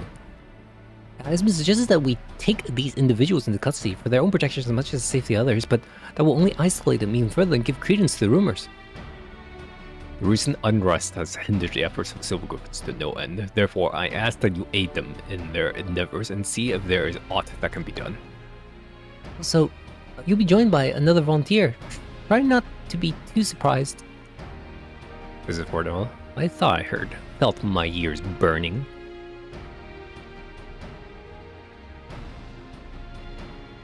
I said I don't need a keeper, but did they bloody listen? Did they bollocks? Come on, don't be like that. This is what you agreed to. Besides, you never know when you might have need of a healer, and it's none better than Vopuskin. He's right. He's earned a measure of trust, and this shouldn't be taken to mean otherwise. Like as thieves as we now. Then there's no need for this sodding collar, We all know it's not coming off anytime soon, but if this is how it's to be, then fine, so long as he keeps out of my way. I want the two of you to visit Silver Grove's headquarters in Alangana. Several relatives of the Carnera Lupi have agreed to meet with them, and we could do with a measure of precaution. If anyone so much as mentions the skulls, I'll deal with it. Understood? Let's get this over with.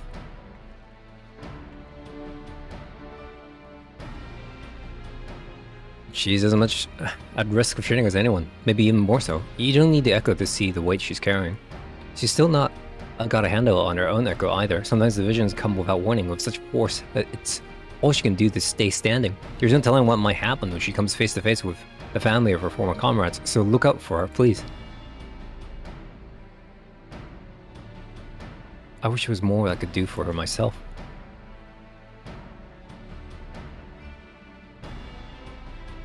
We've all got our own duties, and I'll see them through to the end. So must we all. Follow Fordora's lead. We're counting on you both, but be ready to step in, even if she curses you for it.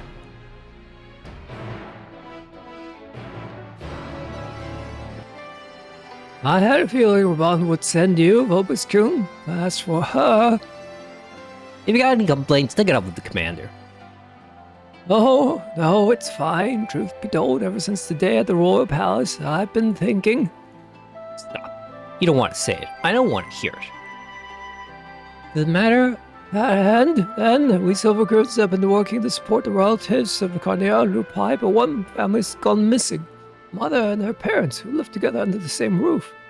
One of ours paid them a visit, but they were nowhere to be seen. When they went inside to check, they found the house had been torn to shreds. They had gouges in the floor and the walls, made by beasts' claws by the look of them. You think they've turned? Aye, that's the most likely explanation. Please do what you must before anyone else is hurt. Please don't head west. I'll head west, you east.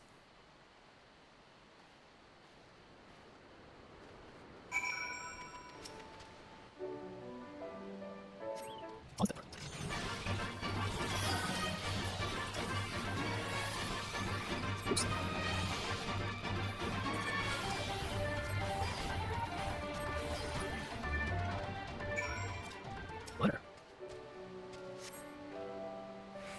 Okay. Here's seeing the letter. Okay. No, don't read the letter. What?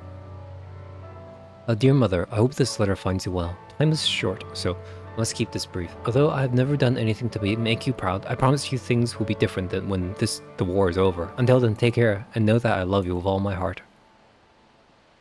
Back in the envelope, and you're finding the others. Oh, okay.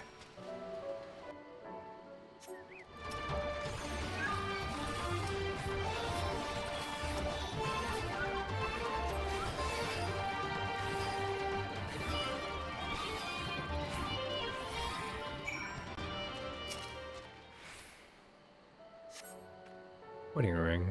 Name and a date. Okay. Were you able to find anything?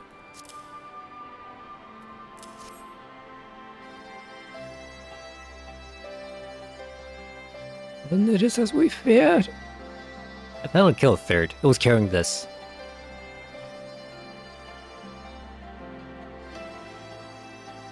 A matching ring. I'll deliver these effects to the next of kin and arrange for a funeral, or as close to one as possible under the circumstances. There's no changing the past. We'll always carry it and the scars. But no matter who we were and what we did, we are all Megans then and now. Empire was our enemy then, and now it's despair. Good words and deeds will serve us best in this fight. Weapons even an old man like me can't wield.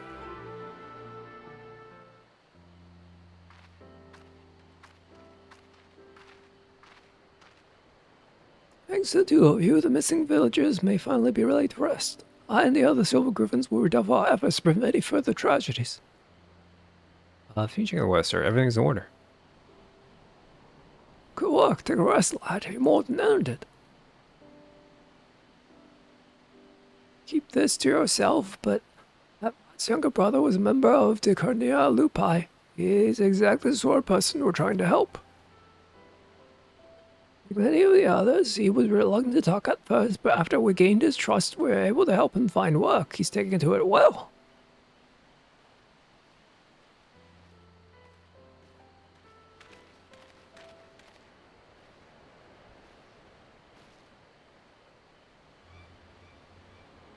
It's her, the butcher.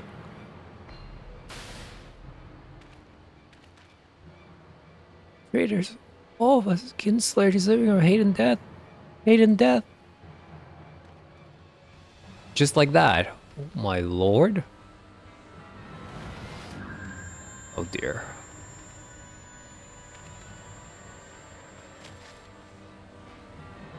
Get back!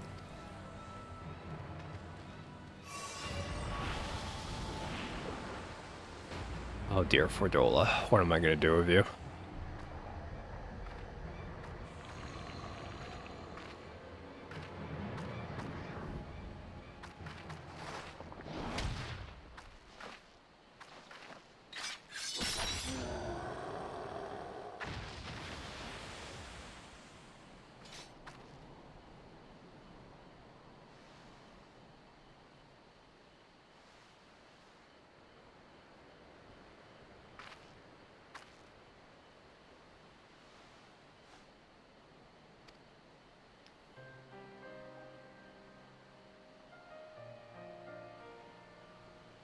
Fordola saved your girl's life.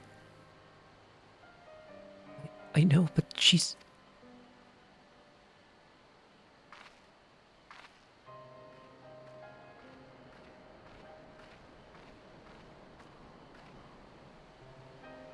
in an instant. The poor lad. It had to be done, and without hesitation. Would have been much worse otherwise. You go after Fordola and see to her wounds. I'll do what I can here.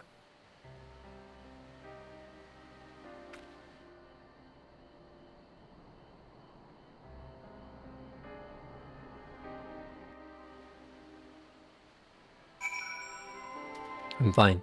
Leave me be. I said I don't need your help.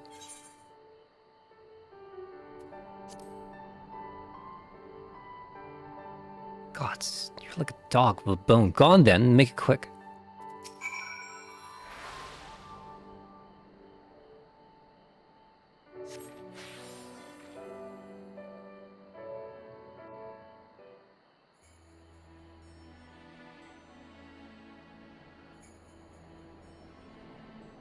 Your core can't change its spots. There's no washing the blood off my hands, nor would I, even if I could.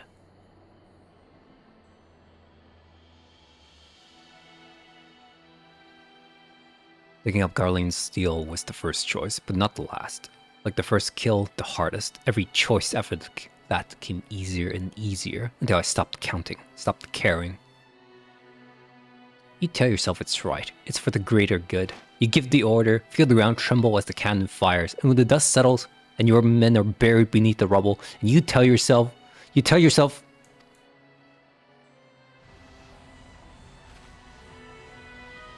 huh, me too. Oh.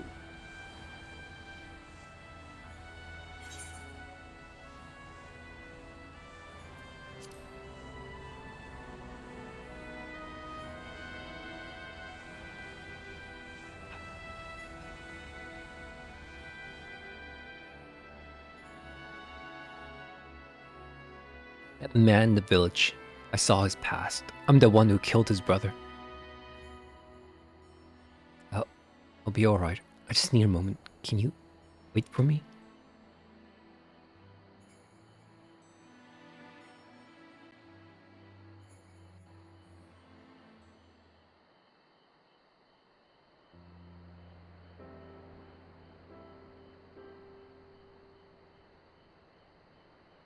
The skulls fought for, the sacrifices we made, the things we did. In the end, it was all for nothing. Sometimes I look back on the road I walked, and the bitterness I can still taste, and I wonder if the grown up in another time, another place, would have done the same to a different people. Was it always in me to be me? All I know is everyone would have been better off had never been born. But I was. I dragged others into a hell with my own making. I remember these two brothers in particular, childhood friends of mine. The older one enlisted with me, but the younger would never I've made it as a soldier. He was too kind, too good. Anstrad died as Spacula Imperatoris, but his brother's still out there somewhere. But I've got the courage to face him after what I did. I hope he's found the life he deserves.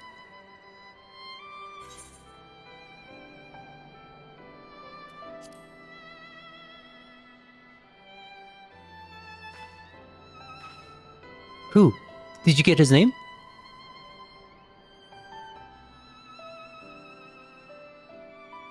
I'm glad he made it out, but too many others didn't. Too many others still need our help. I'll make this blasphemy, and by Ralgar, I'll kill the bastards if it's the last thing I do. Anyway, it's enough out of me. I'll bring back to the city and make my report. I suggest you do otherwise.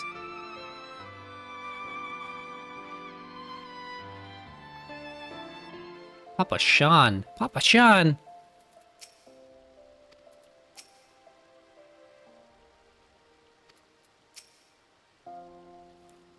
Master Papa Sean was telling us that Nanamo, or should I say Lady Lilira, has gone on another of her jaunts about the city. Though it is not my place to question her Grace's judgments, I do wish she had consulted me before running off on her own. Perhaps I'm overthinking it, but it's unlike her to keep her guests waiting. If I may say so, sir, the blasphemy is appearing throughout the land. It's a dangerous time to be going for a stroll. I suspect that may be the very reason she wishes to see for herself how the citizens will be fair in these trying times. Even so, it's downright reckless. We'll find her, though. Oh no, I couldn't possibly allow such esteemed guests to... Come now. We might be here on official business, but we're old friends, and as you may remember, I have a knack to tracking down errant sultanas. Some might say that knack is a rather charitable... I should be glad of the assistance. Take a look around here. Quizzing the puzzles will give me an opportunity to learn of the recent going-ons in Uda too. Well then, there's no time like the present. Fear not. With me on the case, this will be over before you know it. You want me to wander about on my home turf?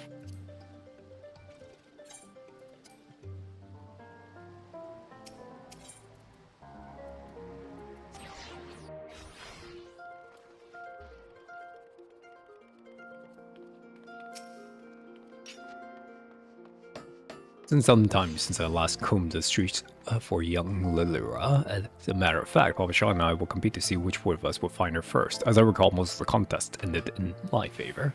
The trick, you see, is to look past the disguise and pay attention to the gesture and mannerisms, the tiniest movements that might give her away. Come, I'll show you how it's done. Follow his lead?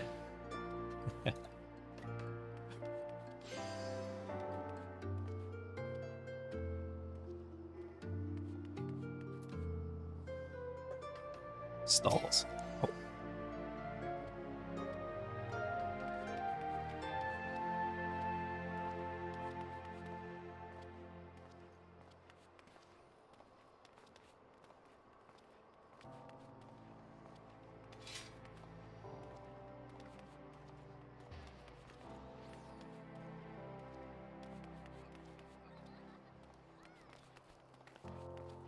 Don't see the Sultana. She likes the food? Abducted? Oh no, not abducted.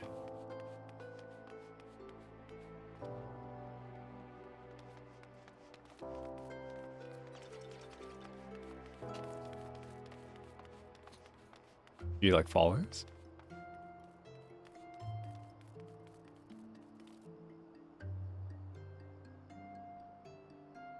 You give up. Oh, yeah, hi, dude. That's odd. I tried all her usual hunts, so unless she's hiding inside a barrel or something equally nonsensical, she must be elsewhere. God, so why did she choose now of all times to run off? What if she's been abducted or run afoul of a beast? Let's ask around. I was about to suggest the same. We'll find out a lot quicker if we start by narrowing down who we're going to ask. Come to think of it, something Papa Sean said caught my ear. He said Nanamo went on this excursion because of the emergence of the blasphemies and the beast, to better understand how our people are coping with the situation. If so, you're driven to seek out the most desperate and destitute, pro, lame, and Might I ask you to lead away? I'll admit my ability to track missing person may have dulled somewhat. Is he following my lead now? Oh. Prolo hasn't ever replied by pickboxing. I like how watch your back, so go ahead and give the search for Lil your full attention. Okay. Where are we going? Where am I? Oh, hi. Okay.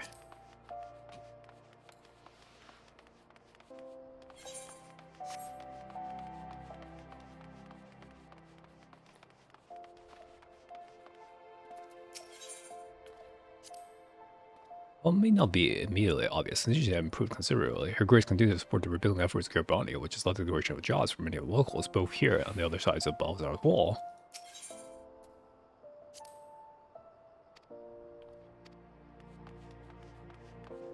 Ne'er-do-wells.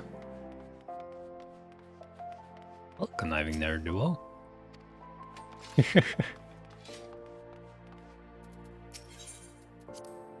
Never society there's the haves and the have-nots, and seldom is this more divide more sorely felt here in Uda. You know, the young and able-bodied work for Lilarido's guard, so he earns more in the afternoon than most will in a lifetime.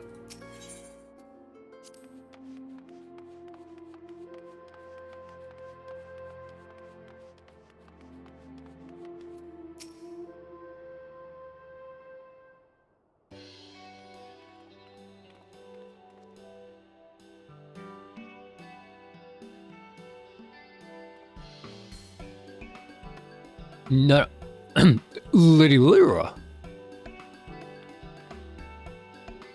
Raban, whatever are you doing here?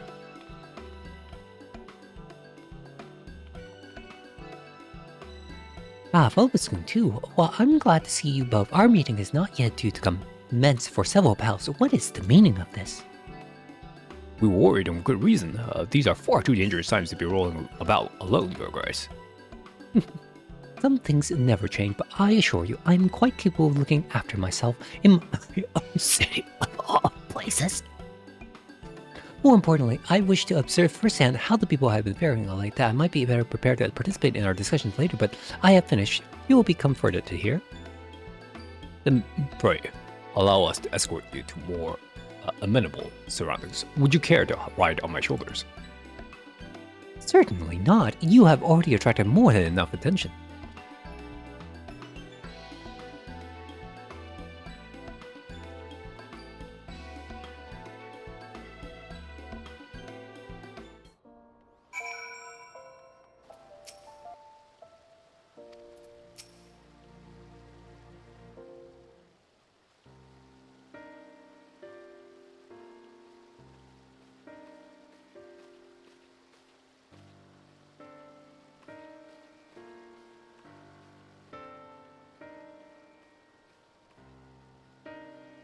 I thank you all for making the journey here during these difficult times. And it is my pleasure to probably make your acquaintance. On behalf of the people of Eorzea, allow me to express my sincerest gratitude for your continued dedication to our cause. We respect Your Grace. I'm just a soldier. Was a soldier. Still, I say, Commander Alden would not make such a distinction, and neither will I. You yet serve your people, and have provided solace to many Alamegos most vulnerable. If we are to deal with this threat, we must forearm ourselves with knowledge. Understand you come bearing information regarding the blasphemy and its victims. We have indeed.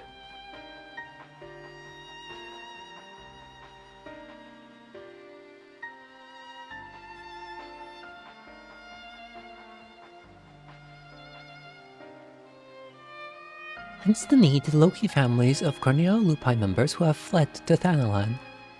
There is no end to the struggles faced by Alamagan refugees, and those who were once pledged allegiance to the Empire are no exception. But rest assured that, irrespective of their past, all will be treated with an even hand. All will be afforded such aid as I am able to provide. Unanimous as always, Your Grace.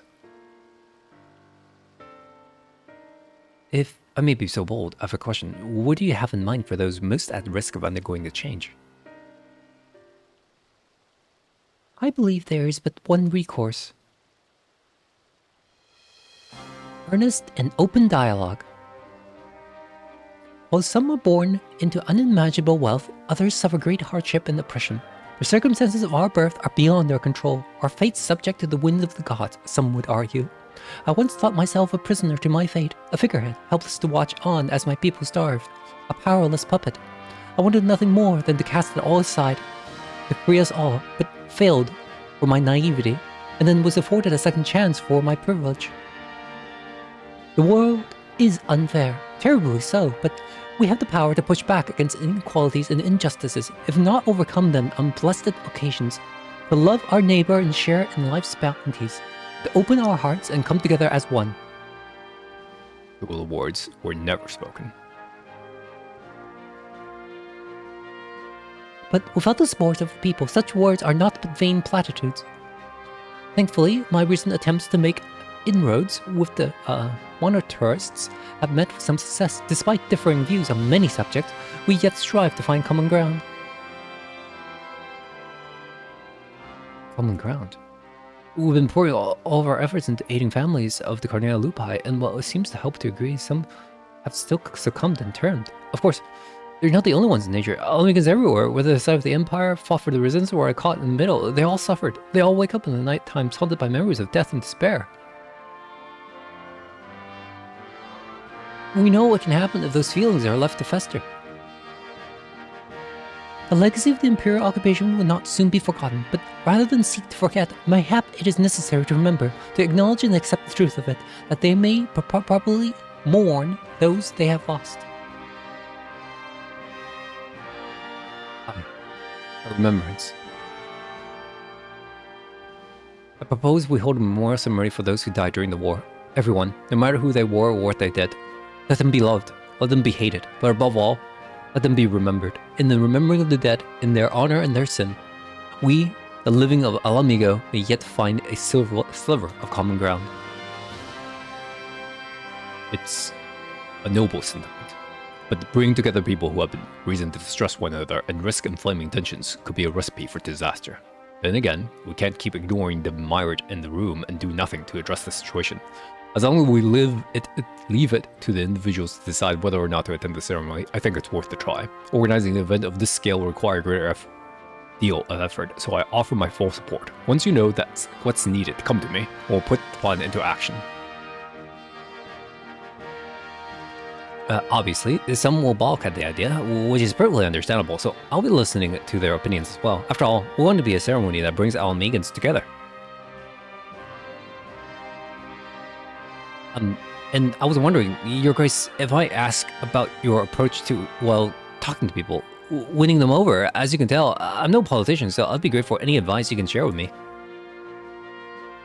Why, I'll be delighted to. As a matter of fact, I have a number of matters I wish to discuss with you.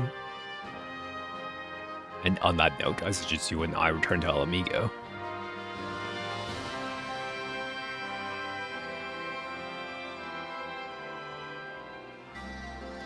I knew Ermwald would make a good impression, but he's outdone himself.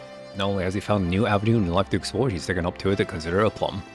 And while his proposal memorial ceremony is bound to have its detractors, I have faith that many will come around. Not all, but enough, I pray. For our part, we must stand at the ready for whatever may occur. I shall send word if there are any developments.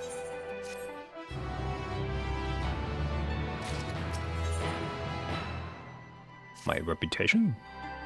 There, Rosen. Coming on this, I'm going to convey you the following information. At present, we're looking into reports of missing relatives of Carnea Lupi. With the Corporation of Silver Risen, we're currently searching for any clues as to their whereabouts. Thanks to the concerted efforts of Ragenfried and the others, the general public has been willing to cooperate with our investigation. Though many still harbor feelings of distrust for the collaborator and their kin, they've grown more receptive to our cause on the whole. Armwell has been making steady progress in preparing the memorial ceremony. He plans to host a meeting between the various community leaders to go over the finer details. In fact, he was wondering whether you could assist in delivering the invitations. If you could spare your time, you'll be able to find him in the Mercantile District. Anyway, that's all for now. I've a few other matters to attend to, so if you excuse me, duty calls.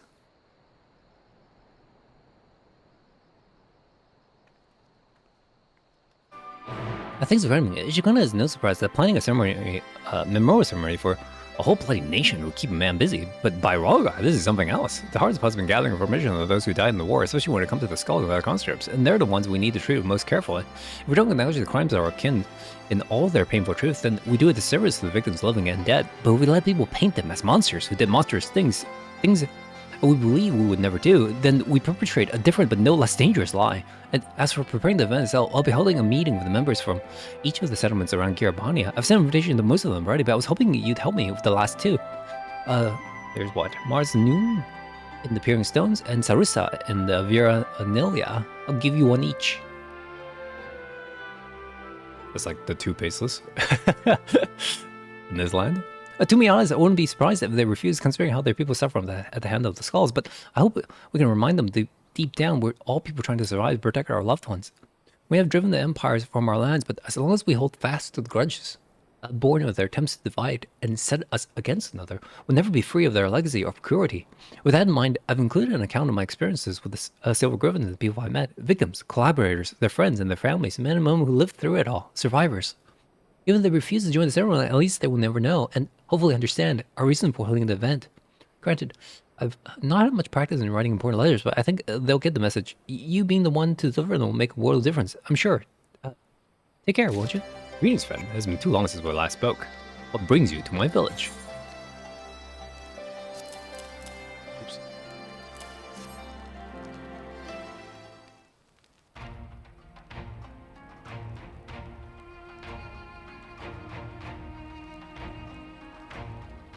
So the rumors are true. I need not read this letter in full to know its contents. I understand that Ragnfrid's volunteers are working to support the families of those lost in the war, which few would deny is a worthy cause, but include the relatives of the Cardinal Lupai. Skulls watched the Empire slay us in our thousands, and still they turned their close and fought for our oppressors. And you would ask us to mourn the death of these curs alongside their victims?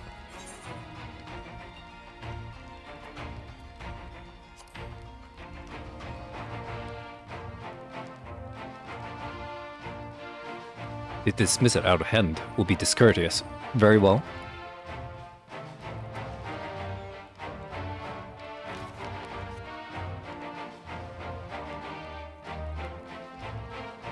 Family. Cousin, my tribe is my family. I know them all too well, the responsibility that brings. I'll do anything to protect them. Anything. Loyalty, pride, conscience, my very soul, all are meaningless if I cannot ensure the safety of those I love. I suspect that some skulls have been faced with the self-same choice, but to see how their kin suffered, I cannot say I do not understand, though I wish that I did not. Their crimes will never be forgiven. They cannot be, but I, and any others who are willing, can offer our prayers for those tortured souls and the men they could have been.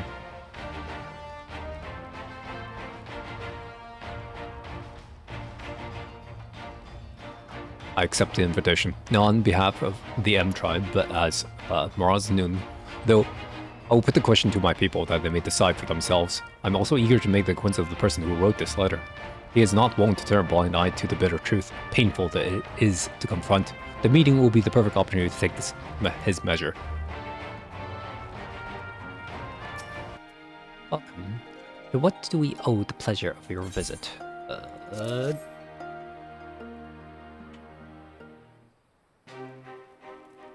Meow, meow. Then it is as I suspected. There have been rumors that such a ceremony would take place, although you have traveled far to make this invitation. I must decline. We cannot mourn the loss of the fallen if the Carnea Lupai are to be counted among them. Like the Koyana, they chose to aid the Garlean oppressors, killing and bleeding for those who would pillage our lands. Cowards and traitors all. And are we to assume that Koyana who died fighting for the Empire will be honored as well? If so, that is all the more reason for us to refuse.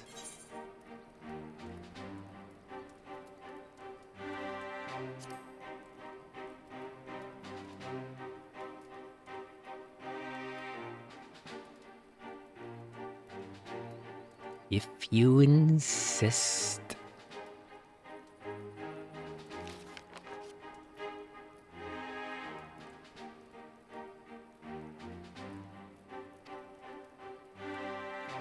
No one was spared suffering in the occupation. Not the resistance, not the collaborators, not the families of both. No one.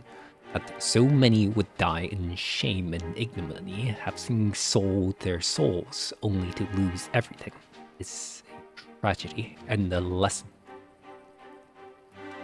If they are forgotten, then the lessons of their folly is forgotten. For the sake of this land we call home, I will join you in remembrance and implore my people to do the same. In mourning, may we strengthen our ties with our neighbors as well. By together facing our past, we can build a foundation for lasting peace and prosperity. It will be my honor to attend the proposed meeting, and I look forward to personally thanking your friend Arnold for his dedication. I and my peers have much to learn from the example he has set. So, how did you fare in the fringes? Something of a head, Arnold. They said that about me? It's rare for me to get such glowing praise, especially from renowned leaders as Orisa and Marzanun. More importantly, though, they agreed to attend the meeting, and I've got you to thank for that. After all, I imagine it's hard to turn down the invitation when it's hard to handle it by the word of light himself. Before I get ahead of myself, though, I must remember that this is only the beginning. Bringing everyone together is one thing. Coming to an agreement on an extremely divisive issue is a different kettle of fish entirely, as Her Grace was quick to point out. But as she taught me, if our cause is just and our hearts is true, those of our like mind will surely answer the call. An answer that they have. Well, there are bound to be differences of opinions. I'm sure there's nothing we can't overcome if we put our minds to it. To that end, I was hoping you could join us. If the time to spare, there are still a few loose ends a Ragnfield I need to tie up beforehand, so we'll meet you in the palace as soon as we can. Just having you there will make a world of difference. Yes. Yarp.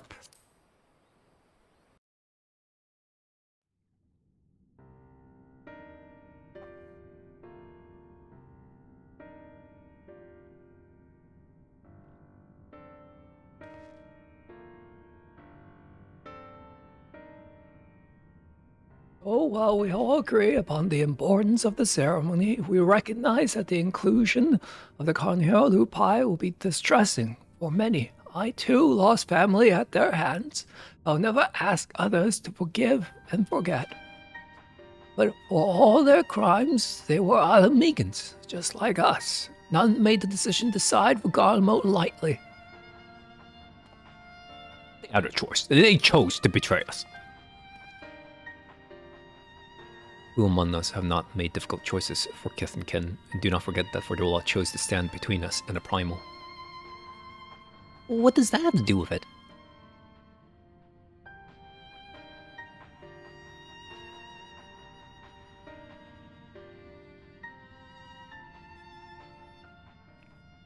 Brothers and sisters, arguing will avail us not.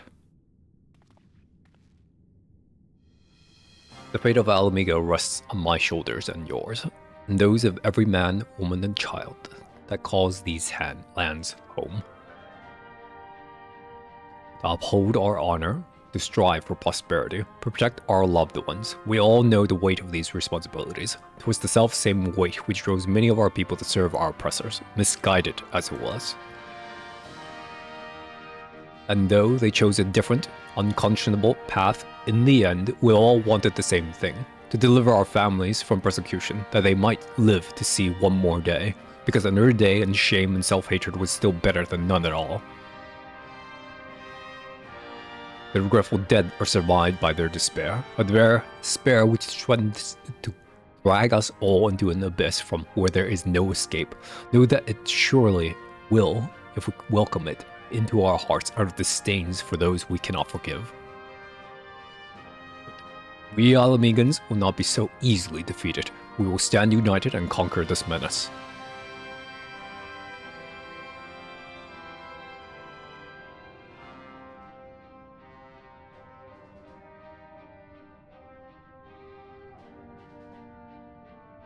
Every Alamegan who fought and died did so in the hopes that one day we will be free. And we are free. We are free. By the blood of our fallen brothers and sisters, we are free. Free to lock away the pain and pretend it has no power over us, until it festers and takes us in our beds, and free to lay it bare and let it breathe, to acknowledge and to mourn our people at their best and their worst.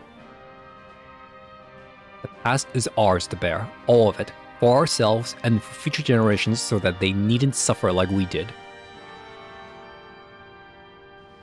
Let us make Alamigo a nation where no man is left behind, where he can make all the wrong choices and still be afforded the chance to make a right one.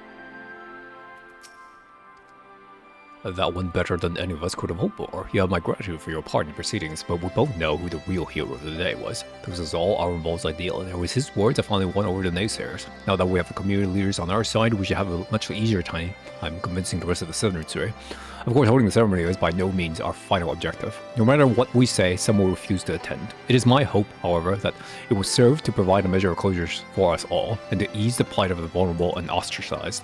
Speaking of which, we recalled the incident with Ordola and Alagana.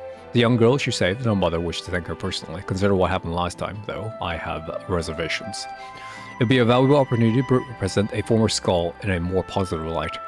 On the other hand, I don't need to tell you how unpredictable she can be, and that's before taking her echo into consideration, but that's a conversation for another day. Go and get some rest. You've earned it.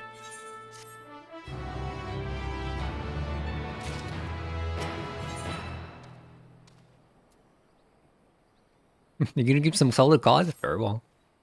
Something terrible has happened. It's Ferdola. She's escaped. She was accompanying the squadron out on the training exercise. One moment she was there, and then next she was gone. I don't think much of her at the time, but she's been acting strangely ever since she went to meet that mother and child. You know, the ones who wanted to thank her for saving the girl's life. When I told Commander Alden about it, he went charging off to Alagana to ask them if they have any idea where Ferdola might be. I thought about going after him, but when I heard you were headed this way, I reckon it's better to send you in my stead. Godspeed, Bobskin. Dear.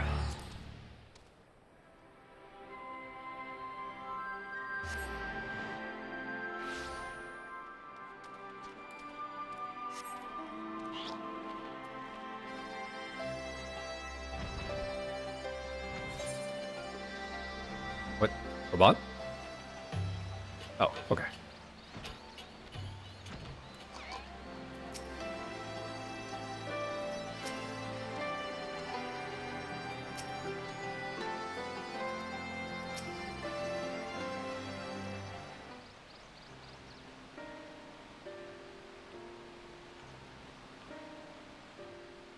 Logan, I wasn't expecting to see you here. You've heard what happened then? Just as for always beginning to earn our trust, she's given us the slip. As you may know, she wears a choker enchanted to prevent exactly that. If I were to give the order, she'll be dead within moments, and she knows that. She took the risk anyway, so I'll have to believe she has a good reason. That's what we're looking into now. We're hoping Clarel and young Lila here would shed some light on the matter. It is Lily, isn't it? It's just spelled in a weird way. Well, I'd like to ask you about your conversation for Dola, if we may. Yes, of course. I know she's the butcher, or was at least, but it didn't seem right to go without thanking her. That's why I requested the meeting, to express my gratitude. No apologies. She was quiet at first, just stood there as we spoke, as she weren't even listening. And then I mentioned the blasphemy, and she looked at Lily, and all of a sudden clutched her own head and cried out in agony. The echo. Can you remember what you were thinking about at the time? A man? The one I saw in the city. What? Who? They had something to do with all those people panicking?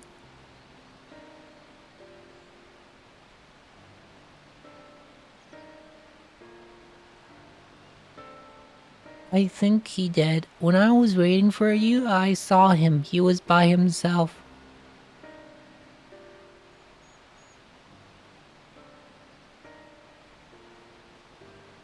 He looked poorly, so I asked if he was alright. And he said yes. He had a nice smile.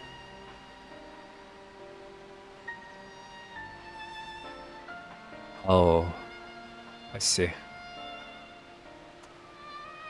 Well, shit, Fordola. He got up and started walking, but then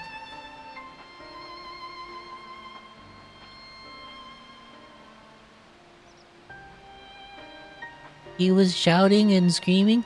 I was so frightened. I didn't want to talk about it, not even to Mom. I wish you would have said something sooner. Oh, I'm sorry, Poppet. This is my fault for leaving you on your own. The man who turned into a blasphemy, I'd wager. The girl saw him, which means Fordola has now seen him too. But there was one other thing. When Fridella was having her, funny turn, she said something. Charlie? No, Charlotte? I think, yes, that was it. Ring any bells? Can't say it does, but if it has anything to do with the skulls of Silver Griffins, I should have some information on him. We best have a word with Ragnfrid then.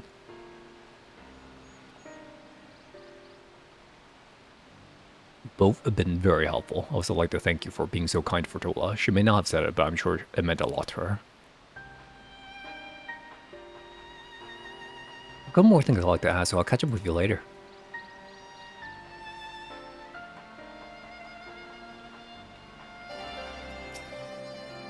Charlotte, you say? Yes, that name came up during our recent investigations. As I recall, he served under the Viceroy during the occupation. His whereabouts is currently unknown. He had an older brother named, Hansfred, one of the Carnero Lupi. Which would give him a connection to Fordola. Is there anyone who can tell us more about him? Yes, an uncle, who recently helped finding employment here in Aligana. He's actually the one who asked us to look for Charlotte. You'll most likely find him working at the Sleeping Stones, and as it happens, I was planning to bring him something to eat. I'll join you there shortly. Perhaps we should have asked what he looked like.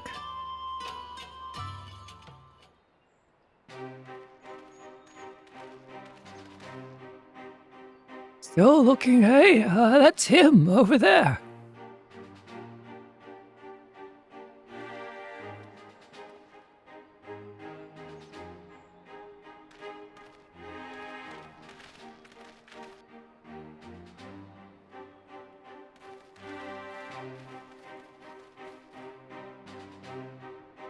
I hope we're not interrupting. No, of course not. It's good to see you, Ragnford.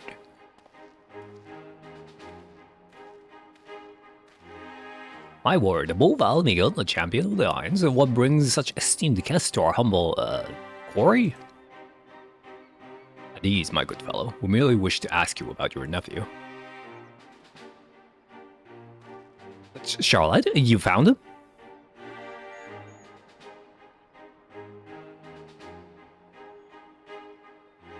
No luck yet, then. Is there anything else you can tell us more about his childhood, perhaps? It wasn't much of one, I'm afraid. Poor boy's life was ruined long before he had any say in the matter. His parents and I swore allegiance to Garlemald to secure ourselves and our kin citizenship. All that good it did us, living amongst our customers who treated us as pariahs.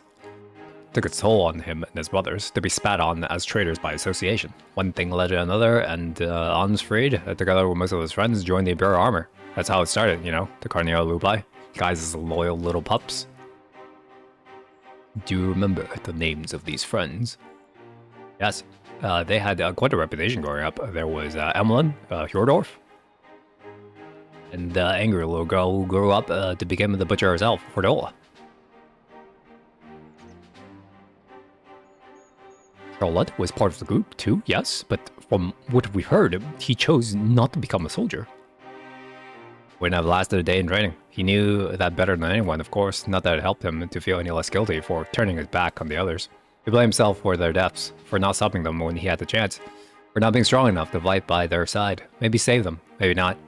But he wasn't there, and you wish he had been. And one day, he was gone. Wherever he is, I hope he's safe and well.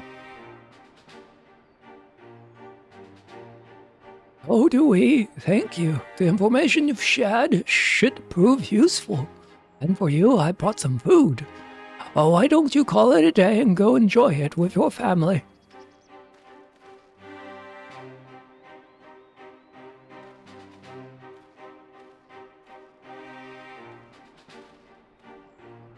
Let him have the peace for now. Back to Alagana.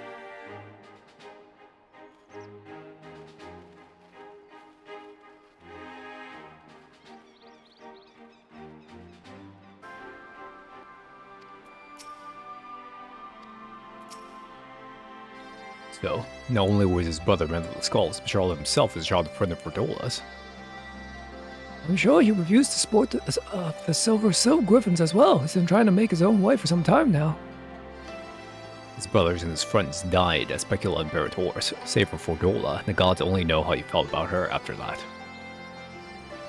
Or how Fordola felt about Charlotte after seeing Lila's memories of him transforming into a blasphemy. What of a man she killed and a childhood friend besides. She thinks she's responsible for this, that's why she ran, to kill the beast. I never thought I'd say this, but I'm worried about her. Fordola is a survivor and outcast herself, exactly the sort of Silver Griffins are trying to support. You've seen for yourself the sacrifices she's willing to make, and if you can learn to feel sympathy for her, maybe others can too. I think we have enough information for the time being. Let's return to the city and plan our next move.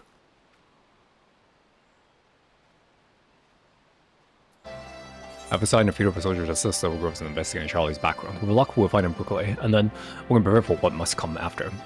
We've all but certain Charlotte's the one who transformed into a blasphemy, so there's aught to be done but put him out of his misery. As for Dula, I put Minago and their troops in charge of tracking her. Once they found her, they have my permission to lend word for support they deem necessary. If it comes to it, I may ask you to join the search. Until such time as that you take this opportunity to rest.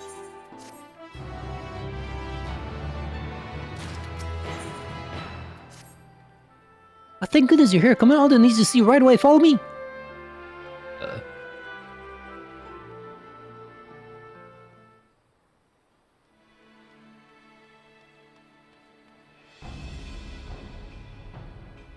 Keep it contained until I arrive, but do not engage if you can help it. Understood?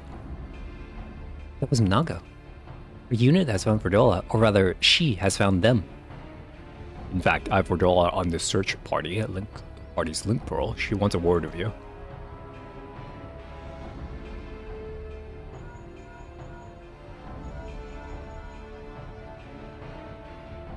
This is urgent, so be quiet and listen. Blasphemy, my friend, is right in front of us. I tracked him down, and when he spotted me, he started heading towards Specula Imperatoris. Look, Obiskun, I need your help. Charlotte's not... He never wanted to hurt anyone, but this thing he's become is...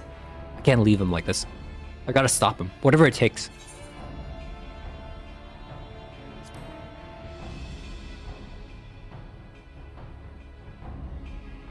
I owe you. This is Minago. Can you hear me? We got the blasphemy, sir. It's on the move. Get ahead of it, but maintain distance. We need to... Fordola, what are you doing? Fordola! There's no time to waste. They need our help.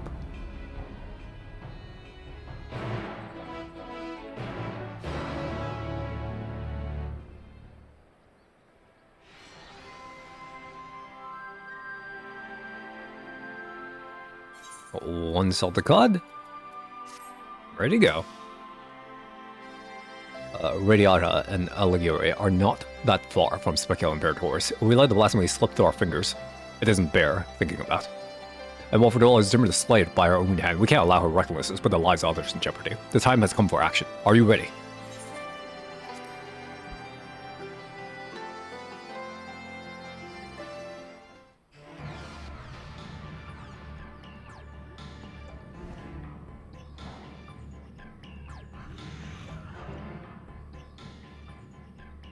Hold the line for as long as you can. Come on, hold on, the warrior lighter will appear any moment. Stay strong. I was wondering where Minago is the entire quest line. Okay.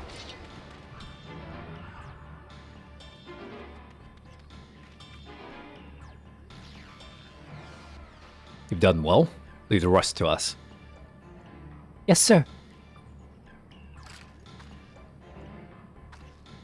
Get the injured to safety.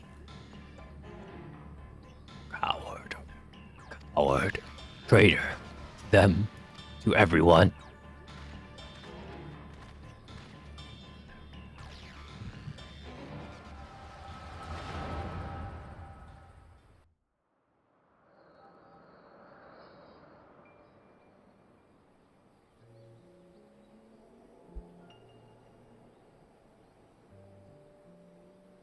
I wish there was another way.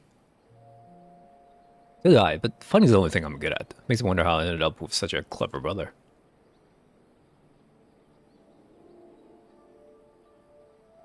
Too clever for my own good, maybe. Just the thought of going into battle.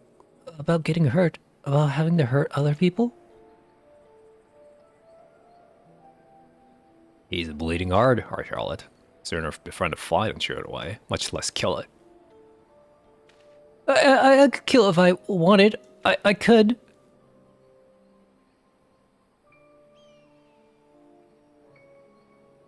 But you don't. There's no shame in that. Lead the soldier into us, Charlotte. We'll show the Guardians what we're capable of. Get the power and respect we deserve. And then things will change. They will. You'll see. Find a place for ourselves, and you will find yours soon enough. Alright, that'll do. Everyone who's enlisting, meet me back here tomorrow.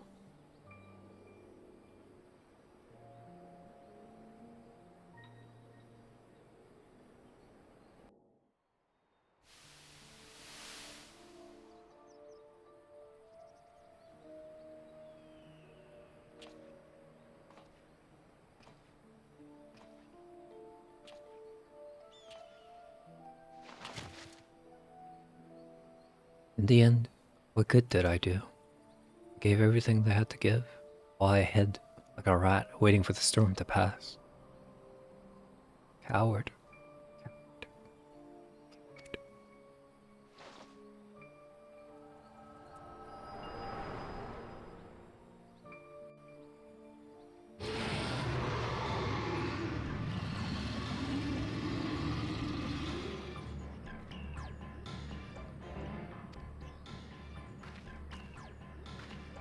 Dead. God. It's not your fault, Charlotte. It's not. You didn't do anything wrong, and I'm the coward, the traitor, the butcher. I'll always be butcher. Don't you dare, Fordola.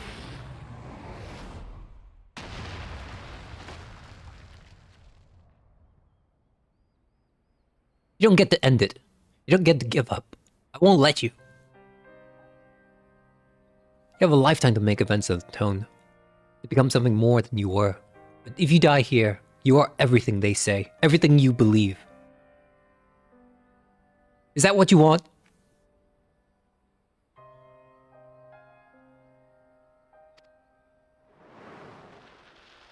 Any? Arnold, why are you here? There's nowhere else I'd rather be. I can't fight by your side, but I can still cheer you on. I've seen your past, Charlotte. How you were left behind while your friends rushed into battle. It's bloody hard, isn't it? Wanting to do something so desperately, with every fiber of your being, knowing that you should be able to. You should, but you can't. So you find another way to support them. Your way. You did that too, didn't you? You were there for them, even if it didn't feel like it. But you were, Charlotte. You were.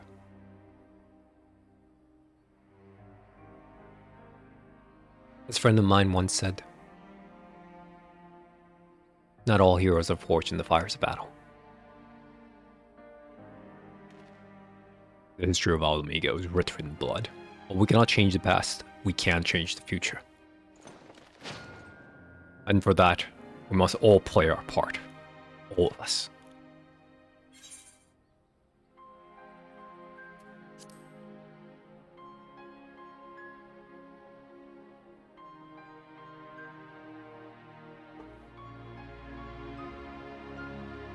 Astrid, Emlyn, one day we'll be together again. Not again. You never hurt anyone, Charlotte. That's not who you are. You'll be remembered as the kind soul you always were.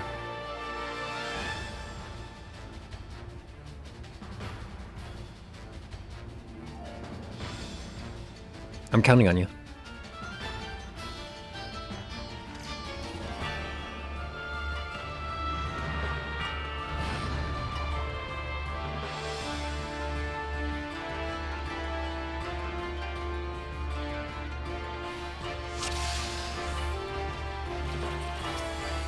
As one!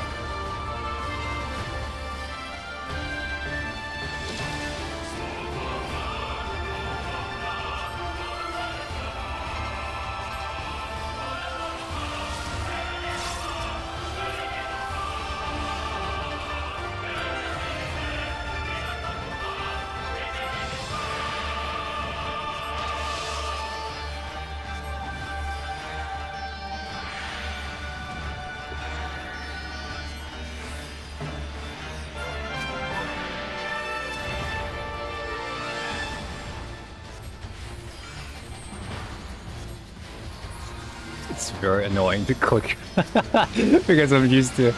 This needs to be here in my party finder.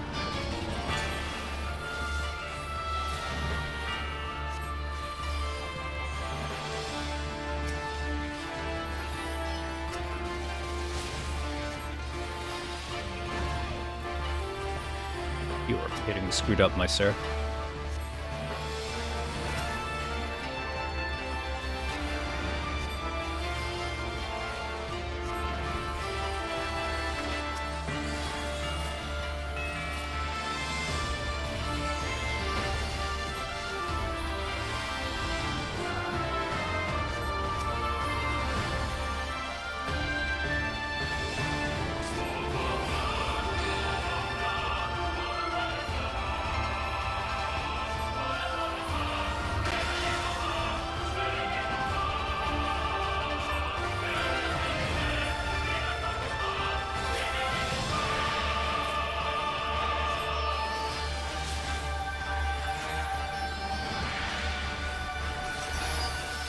Yeah, okay.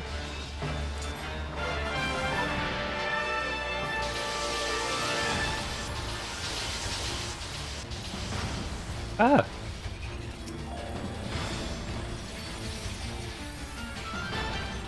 Show them what we're made of! Somebody cast weakness on him? Surprising.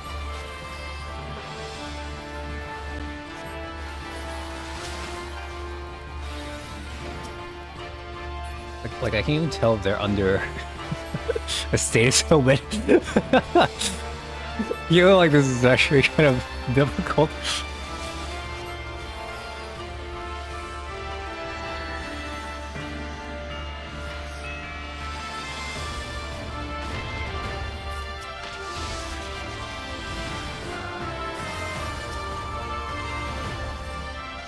Hi.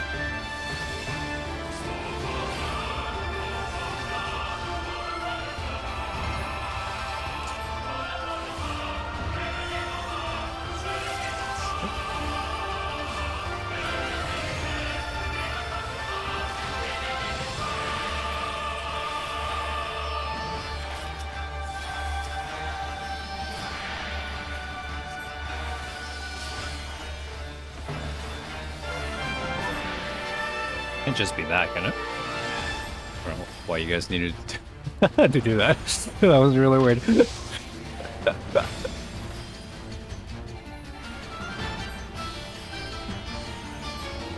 Me, bye.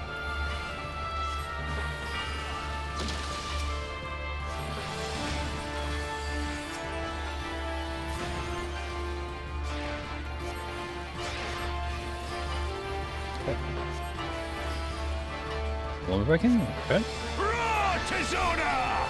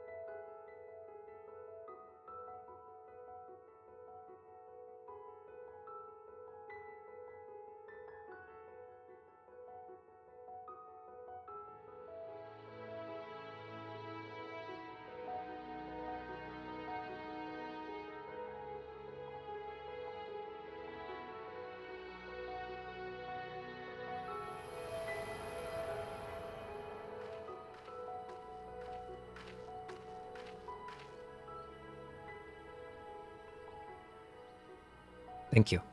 I mean it.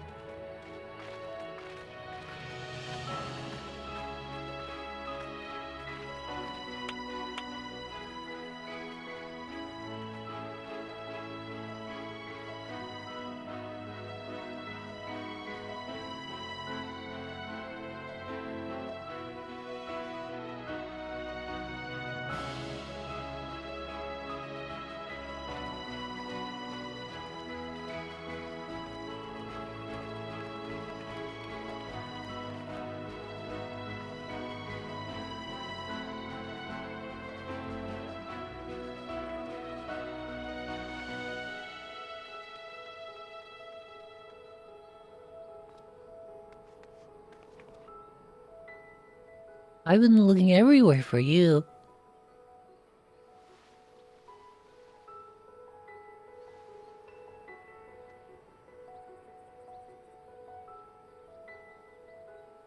Have you now?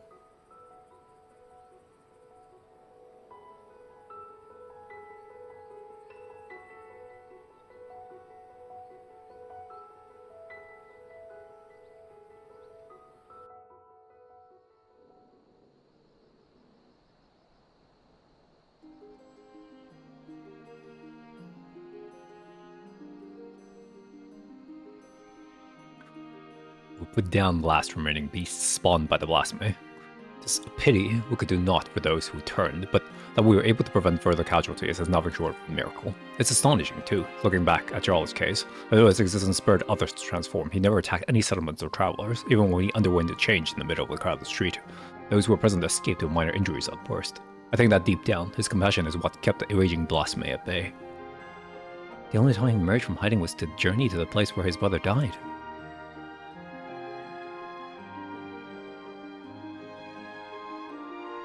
Aye, it's clear he still retains some semblance of his former self, but another victim of the Empire's terrible legacy, along with his friends and so many others. But the Kanaya Lupai wasn't the creation of the Imperials alone. Many of those youths sought a place with them because they were denied one with us. That's why the memorial ceremony is so important, is our chance to face our path together, to give them in death what we couldn't in life, to not deny anyone a place in memory, even if it hurts or makes us feel ashamed. You'll be attending, won't you? I haven't been ordered to, so I suppose not. In light of your leal service to Alamigo, I intend to have the conditions by which you are bound eased. Providing I'm able to obtain approval, you'll be granted a degree of freedom. At the very least, we should soon have no need for that choker. There'll be no objections from me. You've done well.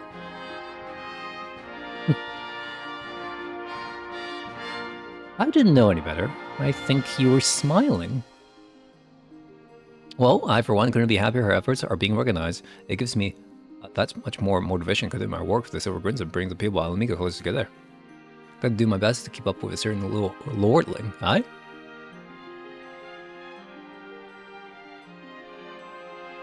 I think we've done enough for one day. Time to get some rest.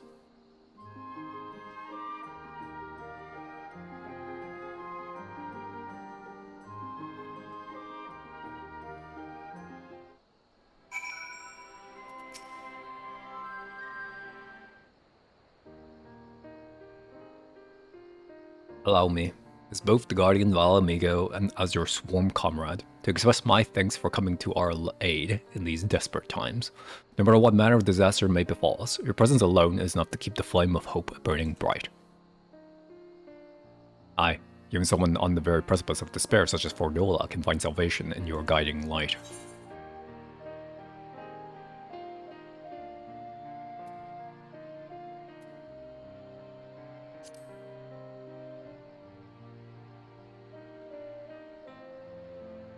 Ha! You're waiting for a chance to use that one, haven't you? I like to think I can pull my own weight on and off the battlefield, but that might be a bit generous. In any case, it's safe to say we'll all benefit enormously from your sterling work here. We couldn't ask for a better healer, or a better friend. Our ambassador at the Rod Hun will be relieved. They'll learn of our success here. If you happen to cross paths, give him my regards, would you?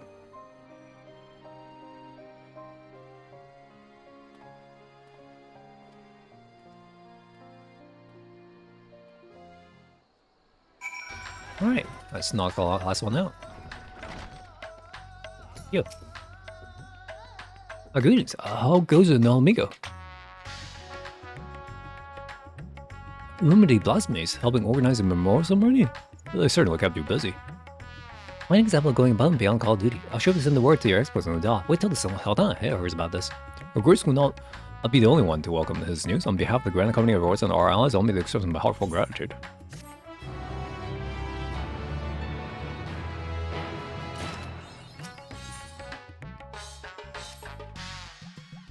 Well, if it isn't Vobskin, all round good egg and champion of, well, the whole world, I guess.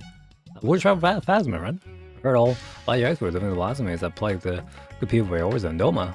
Sadly, there are other helpless and yet one for slaying, but fear not, our efforts to bring them low precedes the pace, and we've had not but glad tidings from our allies. Perhaps the most present report came from Warlet, where soldiers led by the infamous Black Wolf fall inside Island being introduced for yet another hard-won victory. Reports from Garlemode, however, there's another blasphemy threat that lurks in the snows, and we received a petition for assistance. Oh, another one, okay. Oh, oops. That's strange, don't you think? When the effect of the final days began to spread in earnest, we encountered many monsters in Garlemode, but never a blasphemy. And to make matters worse, his guardians who chose to remain and rebuild have begun transforming into yet more hideous creatures. From what I understand, it was you and your comrades who brought an end to the source of the final days, is that right? Even so, it would appear its effect would linger a while longer.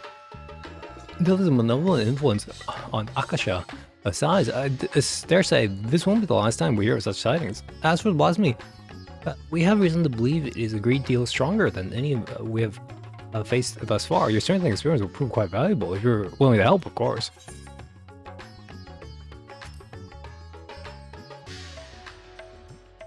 Really? Our contacts in Jalen will be thrilled to hear it, though they're not clearly request your presence. It is clear from the first they were hoping for it. Though, if I may be frank, I was not expecting Charlian of all places to be concerned with the present state of Garlemode with their strict policies on non-intervention. Perhaps we'll find out the reason before all this is all over. But that's an inquiry for another time. I'll not keep you any longer. Once you arrive in Garlemode, I should think the intelligence officer stationed there will be more than happy to apprise you of the situation. Vobskin? The Vobskin? It is an honor to have you with us, sir! I presume you have come to assist in our hunt blasphemy? Maxima and Lucia will be pleased to hear it, if you will come this way.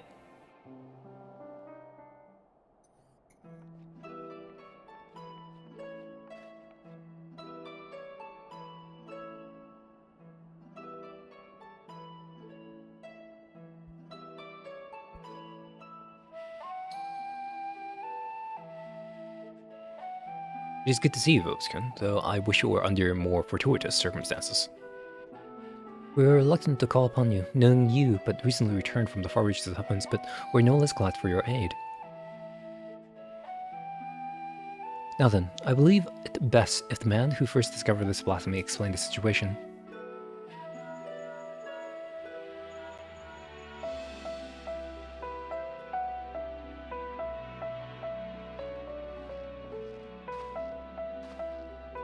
You? Vopicium. Good. We may forego introductions then. Thank you for answering our call for assistance. As for the situation at hand, it concerns a joint effort between the Forum and the Lockports to find new purpose for the moon. While there is no longer need for a vessel to evacuate the star, we believe the moon may yet prove of use to the people of Atheros. After much contemplation, a rather ingenious proposal was put forward to transform the moon into a repository for man's knowledge, an archive of hitherto unseen scale. Charlian had long had the honor of boasting incomparable repositories of the word knowledge, but it is far from perfect. Should calamity befall us, natural or otherwise, the wisdom of the ages we have long labored to preserve would be lost. But the moon is beyond any such risk. What's more, it is beyond the jurisdiction of any one nation. Thus, we consult the allied nation of Eorza at the far east and Razahan. They agreed to assembling a survey team to take measure of the moon and its potential as a repository. Our plan for a substance were forestalled, however, by the presence of an entity we believe to be a blasphemy in the Tower of Babel. Claims of goblin citizens transforming into monsters shortly after its discovery only gave further credence to our initial supposition. But with not only ill tidings to share, reinforcements have been dispatched to aid us in quelling the blasphemy threat. Lord Artorial and a member of the Gridanian Keepers of the Entwined Serpents have already begun an investigation into the catalyst of these transformations. Though the skies no longer burn and the spread of this affliction is much curtailed, we must remain vigilant. Until the blasphemy threat has been quelled, Alvino and Alize graciously offer to help keep calm the people of Tertium while we attend to the people here. But the matter of the blasphemy is not so easily resolved, I'm afraid. We recently met with certain complications that had hindered our plans. Yigiri and Fordola are presently deliberating how to best resolve the situation. Perhaps it would be best if you heard the details directly from them. I should like to join you, if I may. As this endeavor was originally undertaken on Charlian's behalf, I feel it is my responsibility to see this through to its conclusion.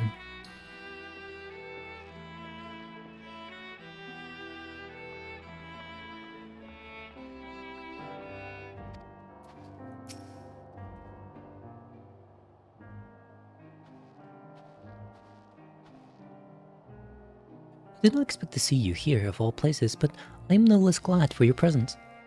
I presume word of the blasphemy is what brought you here, in which case I believe it may be best if a member of the reconnaissance team's guard explained the situation.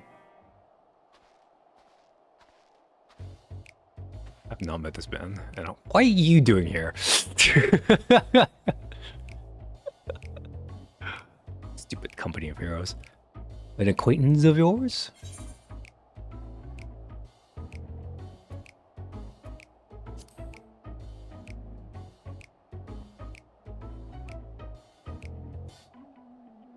I'd heard tell you were the worldly sort, but bug me if I know where you heard my name before. I'm just a lowly sword for hire, hoping to fatten my purse with a bunch of old mercenary work after taking my leave from Limsa. The job sounded simple enough, but, well, I'm sure you wouldn't be here if it were, eh? But you didn't come all this way to hear about me, did you? The blasphemy we're after is making its nest in the upper avalanche of the Tower of Babel, the auxiliary sector, I believe it was. But it wasn't alone. A sizable horde of beasts were circling about like knights protecting their queen, and naturally we'll have to strike from a distance before we engage in earnest, but not a single bullet reached its mark. We were protected by some manner of mystical shroud, as far as I could figure. Without a keen eye for magic, I don't see anyone getting through. By the time we understood the futility of the situation, we've been spotted. Retreat was our only option. It pains me to say it, but there won't be any brute force in our way through this one. My understanding was that, once transformed, these blasphemies are completely devoid of ether. With what energies could it create such a barrier? That's the question, isn't it? My first thought was some hitherto unknown technique for conjuring shields. Needless to say, I'm out of my depth when it comes to the matter of magic. Which is precisely why I plan to speak with the Elder Caesar when she arrives. If anything can help us find a way to overcome the blasphemy's protection, it's her. In the meantime, could we trouble you to help with the not-so-small matter of people changing the beast? The blasphemy's horde was large enough when we first found it. We can't afford more to join its ranks. Very well. We should reconvene with Lord Artorial and discuss strategy. Before you go, there's something else you should know about the tower. From the moment we set foot inside, I could swear there was someone or something watching us. I shook it off, thinking it was a figment of my imagination, but in hindsight, I'm not so sure. Nothing to worry ourselves about, but best keep on your guard when we do finally return to the tower, eh?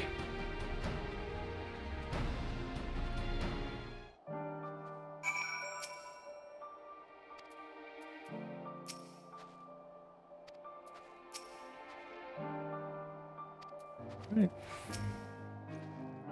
Vobascoon, 'tis good to have you with us, my friend. Indeed, the road before us is not an easy one, and a man of your talents will prove invaluable to our efforts. We've recently returned from reconnaissance, wherein we made a few rather surprising discoveries. First and foremost, we were pleased to discover that no one residing within the Camp Broken Glass for Tertium have returned. No doubt thanks to the concerted efforts of Maxima, Elfino, and Alize. However, we're reason to believe those who did turn all hail from Locus Amoenus. Sorry. You mean Corvos, the Garlean's ancestral home? The very same. When the ill effects of the final days began to manifest, a number of Garland refugees from the region sought sanctuary in Garlemode, but the capital was already in ruins when they arrived. They were offered asylum, but many refused and instead chose to fend for themselves on the outskirts of the city. We're minded to go and speak with them directly. If you care to join us, perhaps together we can learn what of their recent circumstances has triggered such terrible change among the people.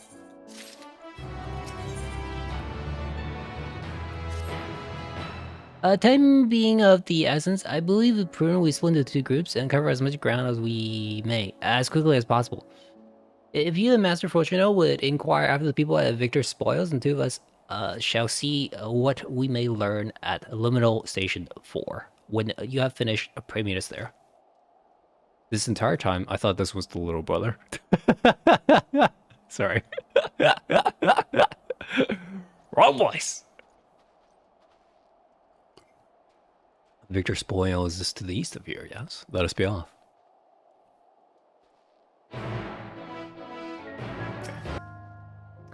That they should choose to reside here in the cold, I can't but presume they will not be amenable to conversation. Even so, we must not be deterred. Come.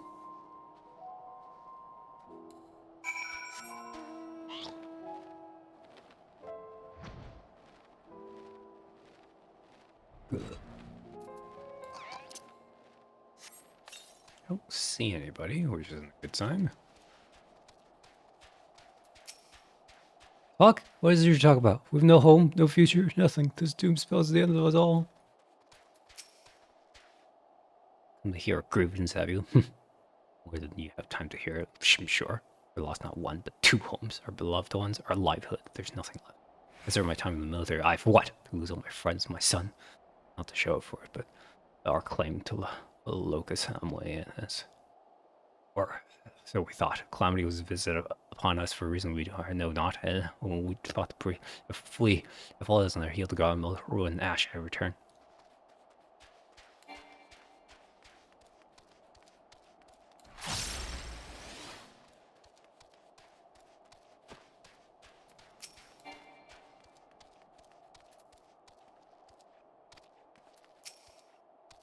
Can you imagine why you or anyone else would feign interest in their troubles, but if in just, we find a great many of the people here who were in the military at one time or another.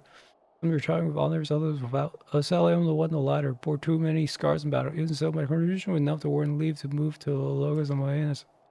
It was a land of warmth and bounty. The Corvusite rebellion admittedly proved troublesome for a time, but it didn't take long for me and the Second Legion to quell their uprising. You could correctly drawn in the common quiet. And then one day the skies came alive with flame. We were overrun by the manner of foul beasts born of our brothers and sisters. The Second Legion barely... Is it 11th? No, but it's II though. Second Legion had time to assemble their forces before their overrun snuffed out. We barely escaped our lives, but we were greeted only with more wreck and ruin at our arrival here. We've not the strength to take our home back from the Corvusite a second time. There's nothing left for us anywhere. Did you learn aught of how they came to be in such dire straits?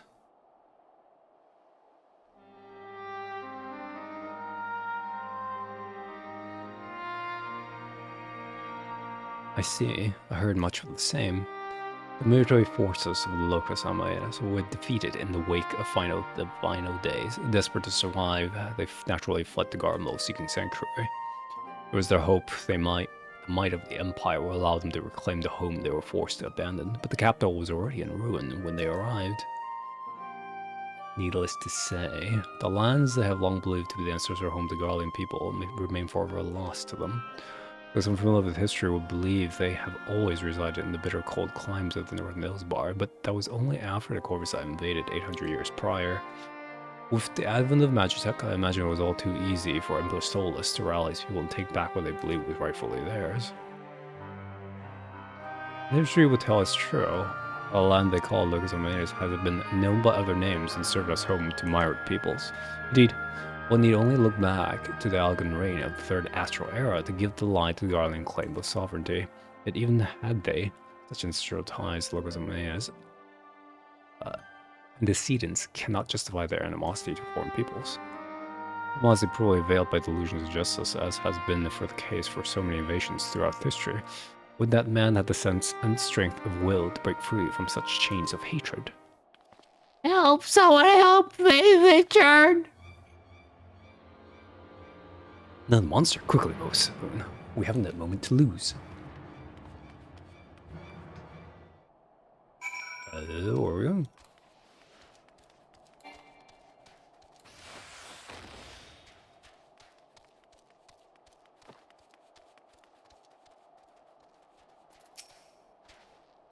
Our mates seemed unwell, so I thought I'd come over and look up on him. The next thing I knew, he No one appeared to be injured. Did he not attack? he just walked out in the direction of the tower, and a daze was something calling to him. You know I'm gone for. If you were to go after him, I will remain here and see what all are accounted for.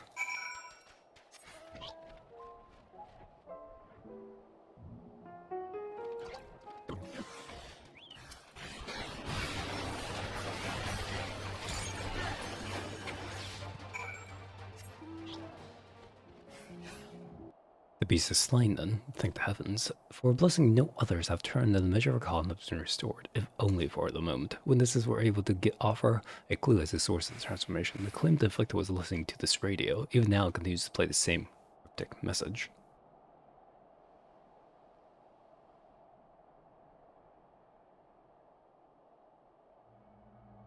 Empire, no more, never again. It's just... This is distorted by radio side. You can hear voicing of the Empire is no more, never try again to rise from the ashes. But how is this possible? There are no facilities left standing that could possibly deliver a broadcast.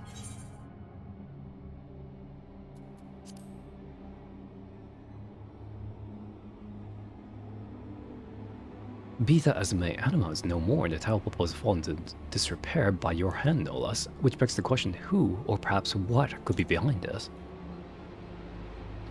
Obskun, Master Fortuno, a moment if you would.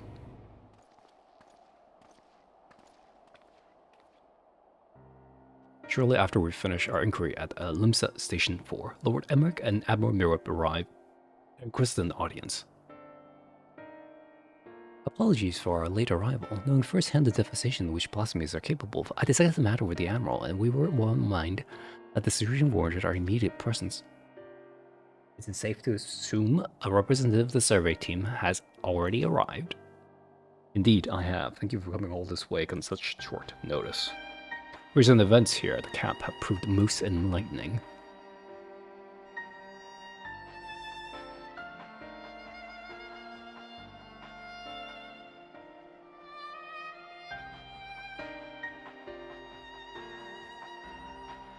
And this is the affirmation radio?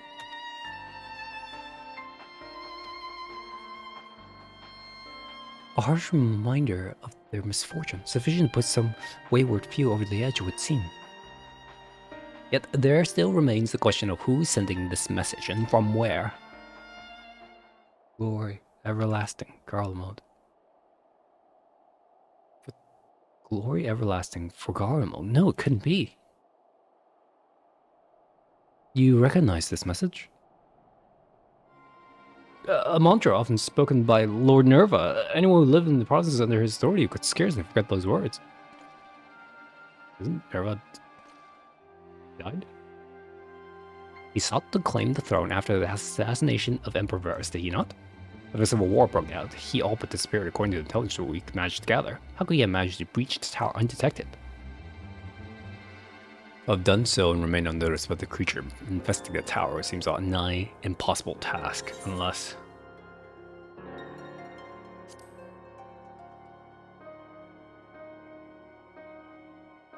I do. As it was with Animal, these radios somehow attuned to whatever signal emits from the tower. What's more, I believe the true identity of the blasphemy is Nerva. Robbed of the throne and forced to walk the empire he longed to command, crumbled before his very eyes. If such loss did not drive him to the same fate as Quintus, the despair he felt no doubt overcame and turned him. Nerva's delusion of grandeur aside, The Garlean plight sounds like unlike the Sahakan, desperate to preserve their spawning grounds. Indeed, though unscrupulous by any measure, the Garleans found solidarity in their ideology, as did the people of Ishgard in the church. Adrift of home or purpose, it is all too easy for despair to take hold.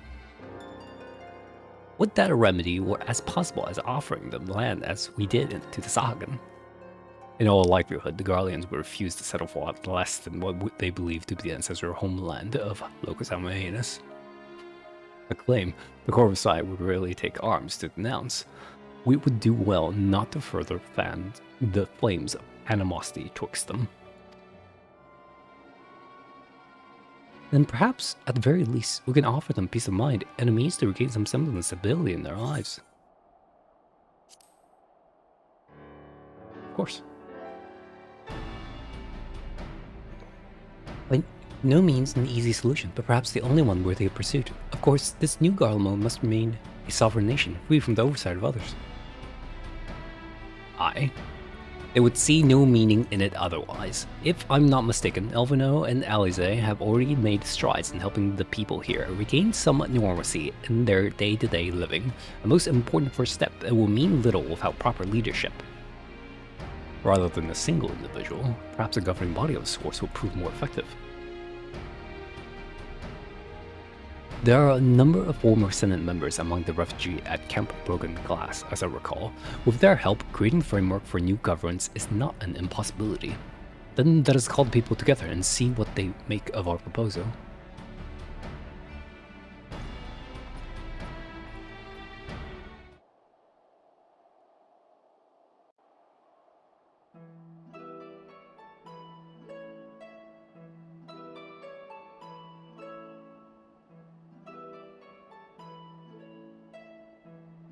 They don't seem receptive. The final days has taken much from you all. I can but imagine the pain you feel in the face of such immeasurable loss. And though the final days have been averted, its effect yet linger, and a blasphemy has been born of your suffering. Decisive action must be taken before further harm is wrought upon you. To overcome such adversity is too great a task for any one person, but as a people united, there may yet be hope for the morrow. Well, it is not our place to decide how you will move forward. We would offer a small measure of guidance. We're told a number of former members of your Senate yet remain among you. Would you be amenable to an interim government led by these individuals under such times as Garlemald can be rebuilt?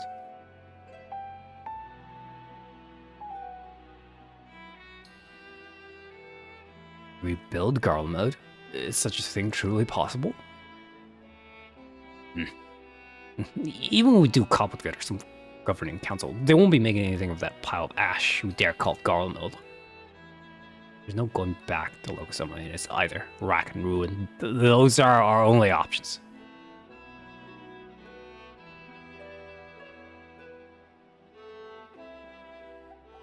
I realize to rebuild Garlemald is a seemingly impossible task, but you needn't undertake it alone. My children are working with the members of the First Legion as we speak to begin an organized relief effort, and there are others from the Gulf provinces no doubt willing to lend their expertise. You need but to ask, not as would-be conquerors, but as brothers and sisters of the Star, and others will heed your call.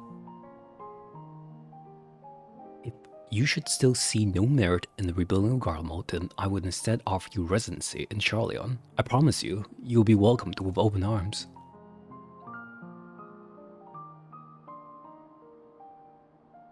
Charleon? So now you'd expect us to go and lick boots in some country we've never even heard of?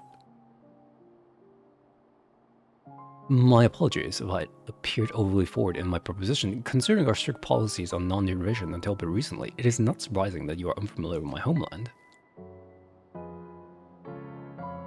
It is an island nation to the north, home to myriad peoples, which is why I believe it would not prove difficult to accommodate you and yours. To be clear, you would not be migrating to Charleon to live in servitude. You have my word that each and every one of you will be guaranteed citizenship upon entry.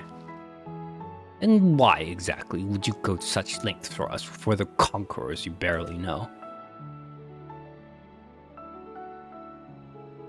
Jalion was long aware of the coming doom that would be the final days, and so we were preparing to evacuate the star, taking as many people and resources as our stores would allow. Initially, it was our intent to save the people of Garland as well, but we had not forgotten your transgressions invading Almigo, your rejections of our entreaties for peace.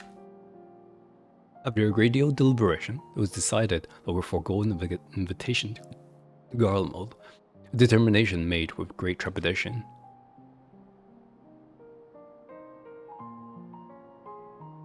We convinced ourselves it was ultimately for the greater good, though I can think of at least one individual who would continue to protest. To ignore the plight of those one might conceivably save is not wisdom, it is indolence.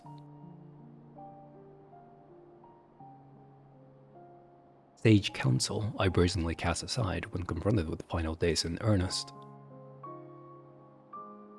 But Vobskun here and his companions refused to forsake those who were otherwise unwilling to save.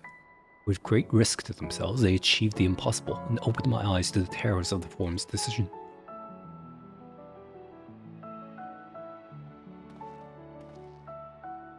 If all other roads lead to ruin regardless, perhaps we should at least consider it.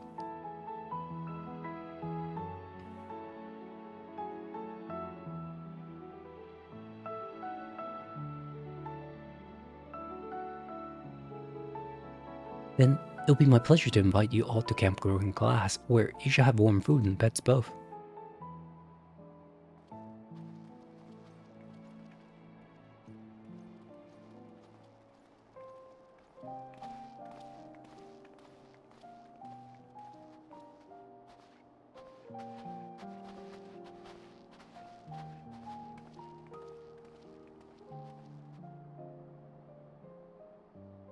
Amon Europe and I shall speak with Maxima and the others and consider how best to assist the Garlands moving forward.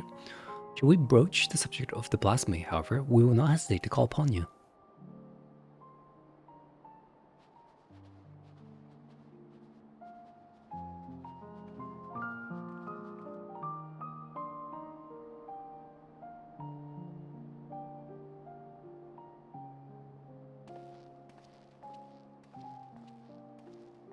All.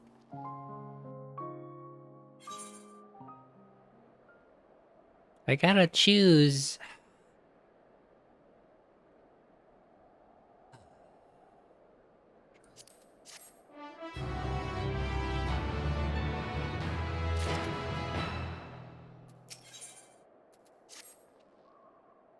With the Garlean's heart at ease, the likelihood of others turning has greatly diminished. That said, it is no cause for us to grow complacent.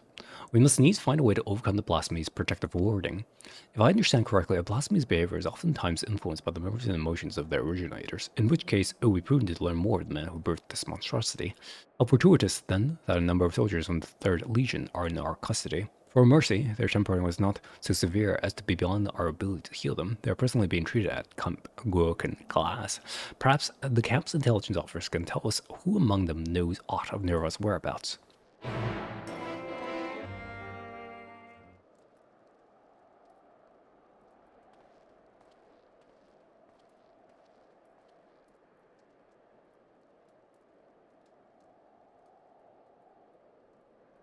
I see. Perhaps it's best if you speak with Vergalia, legatus of the 3rd Legion. She's still on the mend, but the Carusians aren't like to oppose a brief conversation. If you wait here a moment.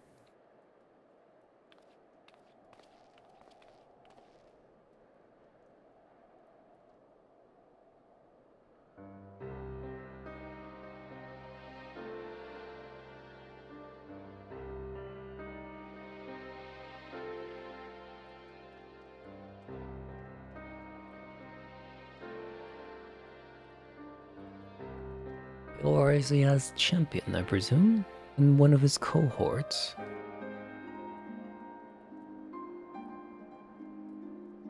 What business have you with me? Ilsbard is faced with imminent crisis, and we believe the knowledge you bear may be the key in stopping it.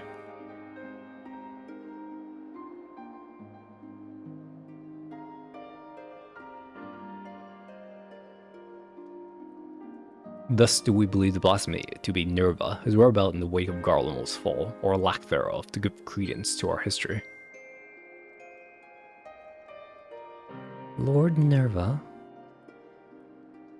From what we have pieced together thus far, you were one of the last to see him alive. Please, will you not share with us what you know?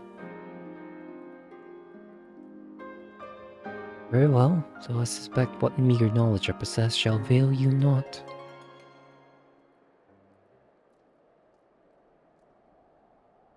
I last spoke with Lord Nerva shortly after the warring with the First Legion began. Cloistered within the lower levels is the Tanaculum Imperialis. He spent the better part of the day listening attentively to the radio. He seemed hopeful, perhaps desperate, for news that the tide might turn in our favor. The next day, I left for the front line. It was there I heard a terrible noise, which I assumed came from the Tower Babel. And darkness took me, and I remember not after that.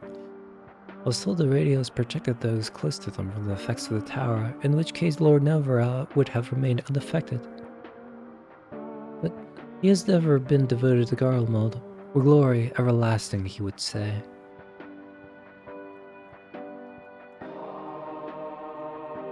I watched the Empire he loved so dearly crumble. I can think of no one who would be more stricken by the sight. It would seem we were right to assume what became of Nerva.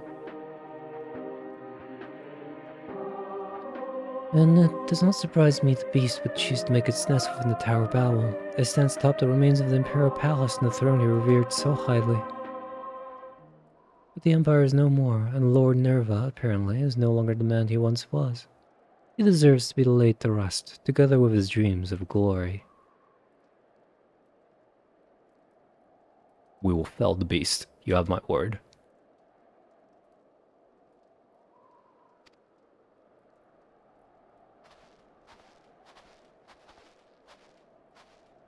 Hey, the woman of the hour. Apologies for the interruption. Connie Senna has arrived, and we're ready to depart. Tis good to see you, Focus-kun. Master Fortuno? I have spoken to Lords of the ward protecting the blasphemy, and I'm quite confident some manner of ether-based magic bars our path. If I may be so bold, Elder Ceasir, we reached the same conclusion initially, but that simply is not possible. These creatures born in the final days are devoid of ether. As such, they would be unable to produce such a barrier in the manner to which we are accustomed. Do you suppose it possible they manipulated dynamis to achieve a similar effect? Me too.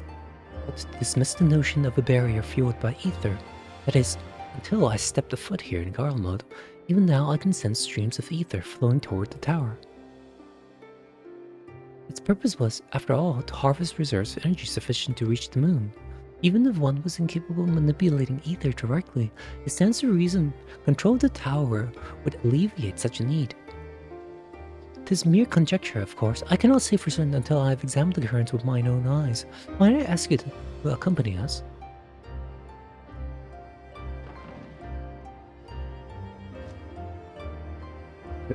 Would join you as well, if I may. My injuries would keep me from being of use in battle, but my knowledge of the land would serve just as well as my blade. I will not be opposed to your company, but it is not my decision to make. You may go, so long as she remains under watch by you and the others. Very good. I suggest we begin with Rugio Urbanissima. Urbanissima. I sense the greatest confluence of ether in that vicinity.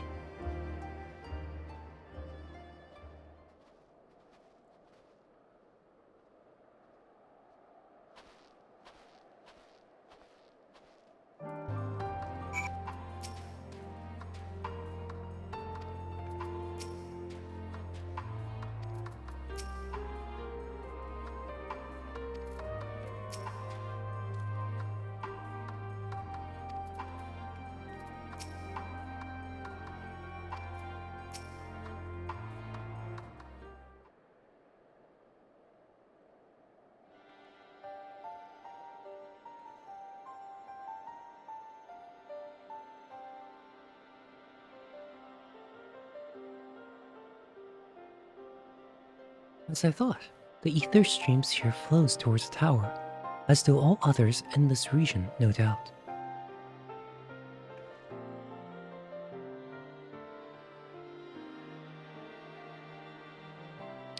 This convergence first began when the Telephoroi erected spires in all corners of Eorzea to fuel the Tower of Babel, but once destroyed, this divergence of ether should have ceased.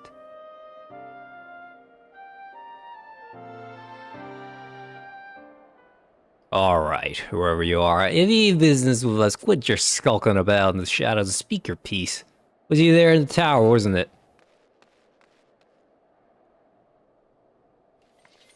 I want to wear those boots to somebody in heaven.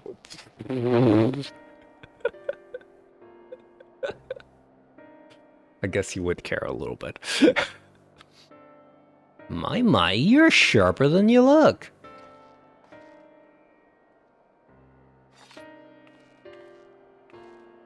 I recognize you. Nero, yes. Why are you following us?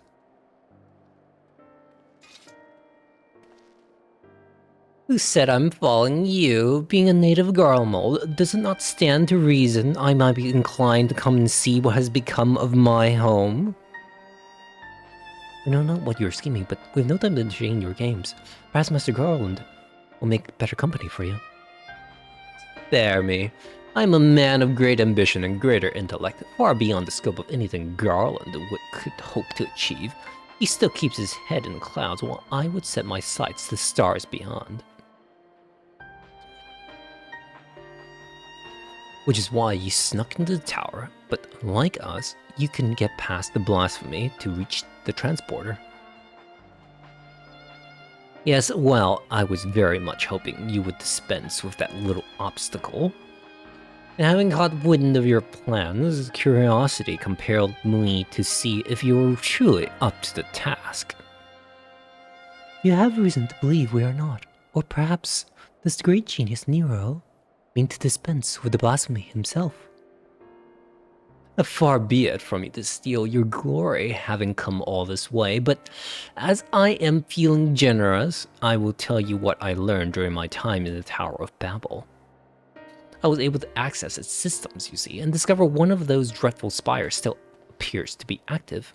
Impossible, they all vanished when Anima was destroyed.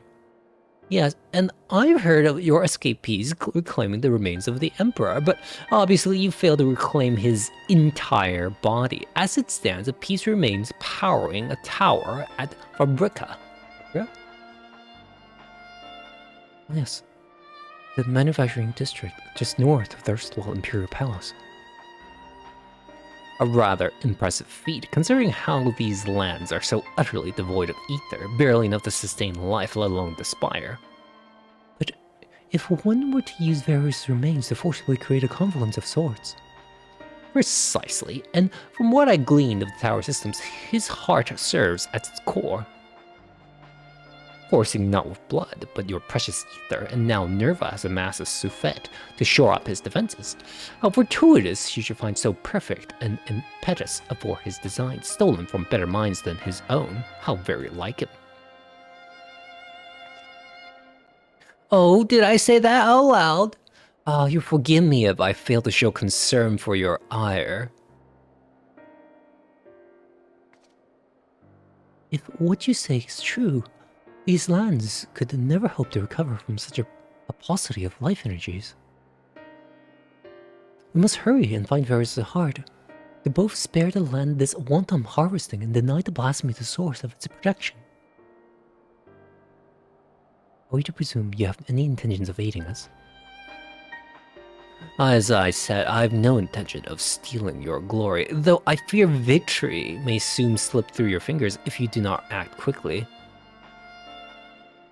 The Power of Babel was designed specifically for Anima to serve at its core. Nerva forcing himself into the system has caused it to grow increasingly unstable. If my calculations are correct, and they always are, it would not be long before his presence triggers a system meltdown. The resulting explosion will destroy whatever tenuous streams of ether breathe life in the lands of Garlemald. But more importantly, we'll lose our only means of reaching the moon. The heavens forever denied my genius.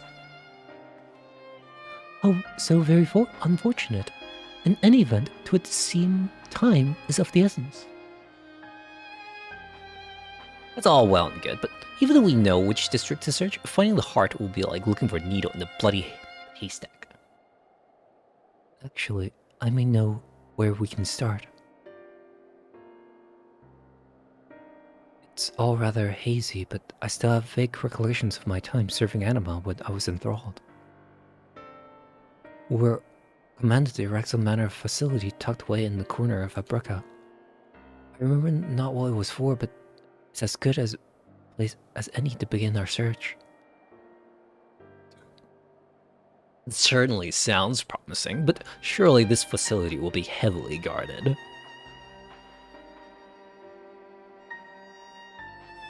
Then maybe it'd be for the best to divide our forces. If it's just the four of us, it shouldn't prove too difficult to sneak inside and find the heart.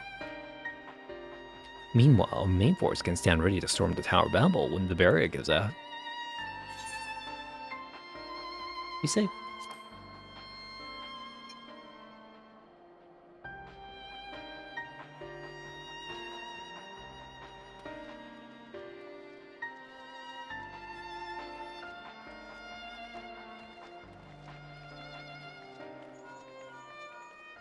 Meow meow meow. This is Levior. What? Very well, we shall return at once. A number of Garleans have left camp for the Tower of Babel. They have somehow misunderstood the threat of the tower and convinced themselves that Nerva has taken refuge there, still clinging to the ill-placed patronism, no doubt. They could not have gone far. If we act quickly, perhaps they can be found before they come to harm. A wise man would not waste his time on a few wayward refugees. I thought you Charlian scholars knew better. To ignore the plight of those one might conceivably save is not wisdom, sir. If it's all the same to you, Vobskun, I would join you. I will return to camp and begin preparations for our assault on the tower.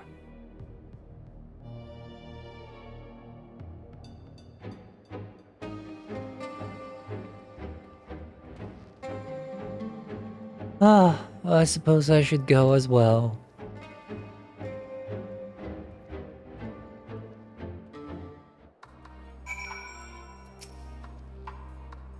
Though I'm unarmed, I promise not to be a burden. That said, it would behoove us to avoid any undue confrontations if possible. Now then, let us be off.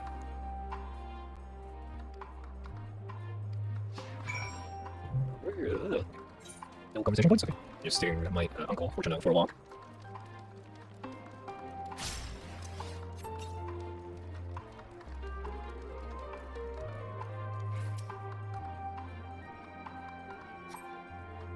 Trace them here. Let us keep searching.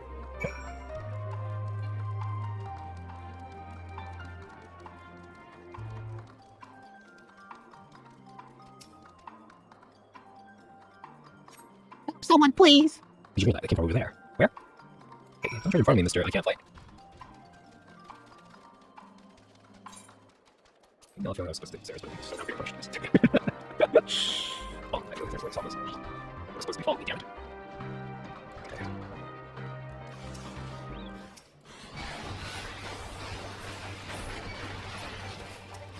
I got that said. Beating them said.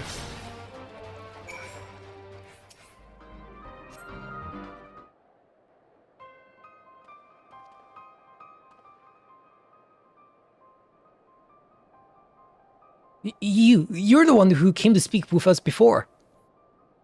We heard Lord Nerva has returned. It was assembling his forces in the tower, but...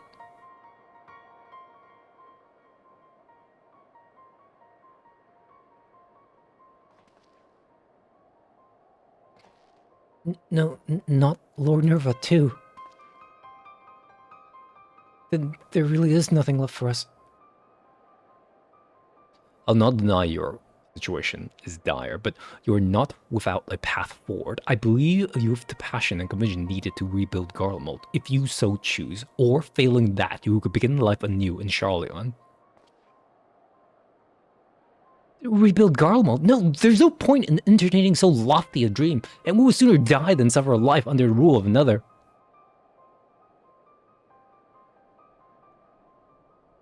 would sooner seek death than sanctuary? Your resolve is admirable, but sorely misplaced. You will not see Garlemald rise from the snow and ashes here in Ilsabard. Might you consider venturing onto a new frontier? New frontier? And where exactly? Is this land ripe for exploration? There, on the moon. It is our goal to create a repository of man's knowledge there, free from the jurisdiction of any nation. As I understand, the magic tech and technological advance of the Garlemald were without peer. Your expertise will be indispensable in their endeavor, should you be willing, of course. You really expect us to go and live on the bloody moon? Is such a thing even possible? Have you a better alternative?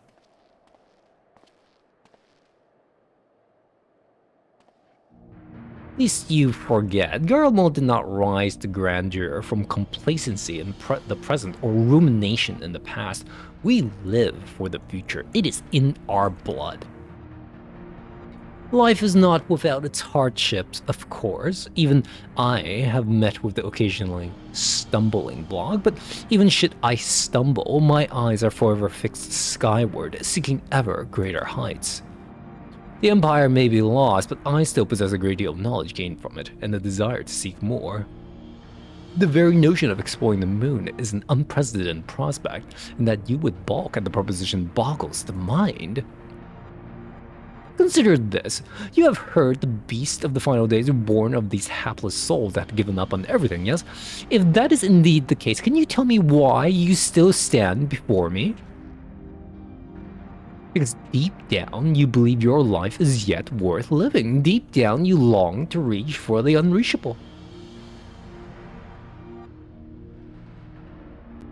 Or perhaps you don't. If you should choose to lay down and die here in the snow, that's none of my concern.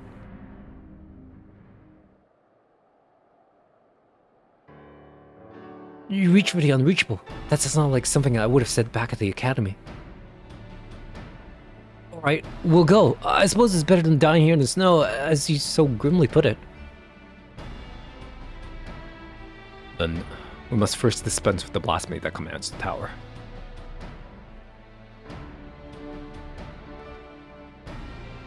It's hard to believe Lord Nura, of all people, could be turned into one of those monsters. Please, you must stop him. Put his soul to rest. Thank you, and sorry for causing all this trouble.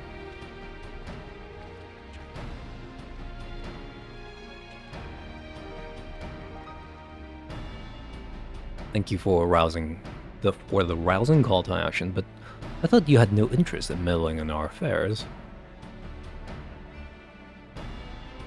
At least you misunderstand. I abhor the idea of my countrymen blindly following nobles they know next to nothing about. Besides, it would be a most piteous sight for not a single Garlean to be among those venturing from the moon. Who else am I to prevail upon the learning of new findings up there?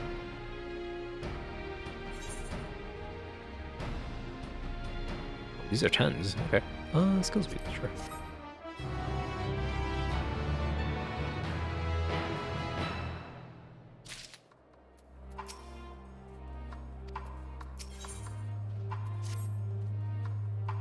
From what Nero has told us, time is now a luxury we can ill afford. Let us return to Camp Broken Class, if only for a moment. The others are no doubt finishing their preparations for battle.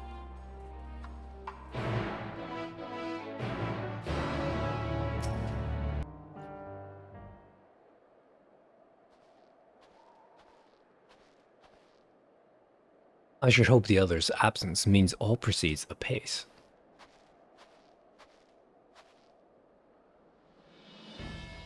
Good. You're here. With the recent arrival of reinforcements, our preparations are all but complete.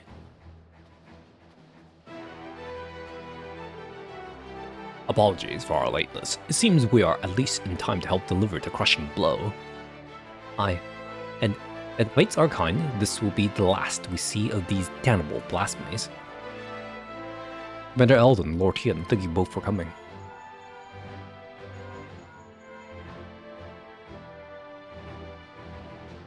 Yes? Yes, of course. Understood. Though when the others have reclaimed Varys' heart, the barrier protecting the blasphemy should soon dissipate. And the time has come to, at least to storm the Tower of Babel.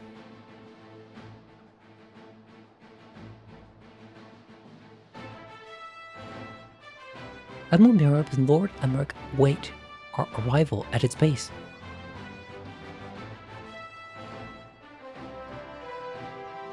Then we should be about it, eh? I suppose this is as good as an opportunity as any to keep my hammer from rusting over. Great Nero back in action? I'll accompany you as well. As the force representative and member of the survey team, I feel it's my responsibility to see this through to the end.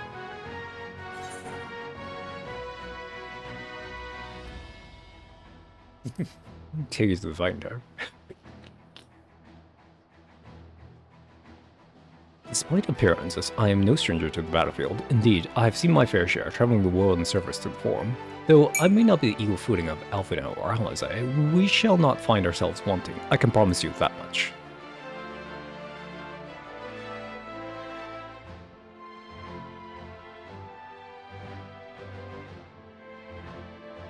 When you have all finished with your preparations, we shall reconvene at the Enkel Gadam.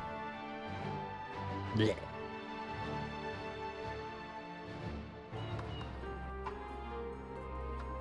Oh, it's one of these. I haven't done one of these in a while.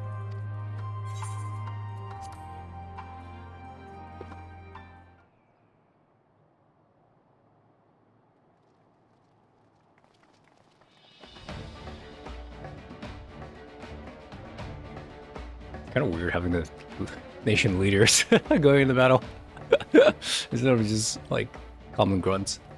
Our objective is simple: locate and eliminate the blasphemy, Nerva. The barrier guarding him is no more. A number of beasts will surely block the way to the auxiliary sector.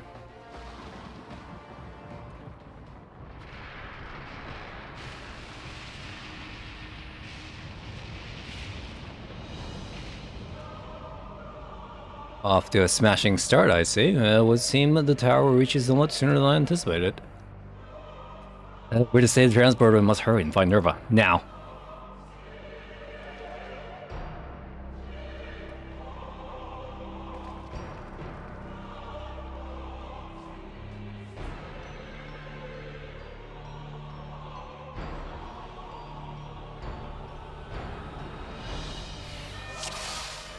My lord, look at this team.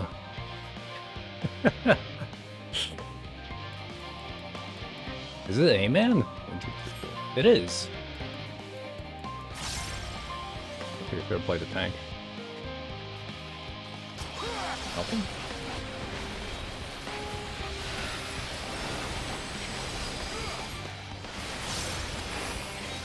Suck? This is not the right color. Also, I do not like playing Monk. Or killing trash mobs, that's for sure.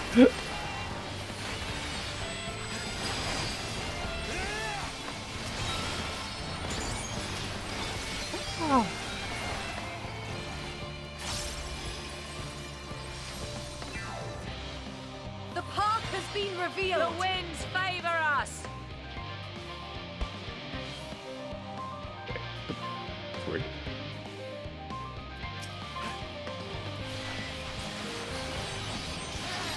Down with you! It's not the right skill, you silly.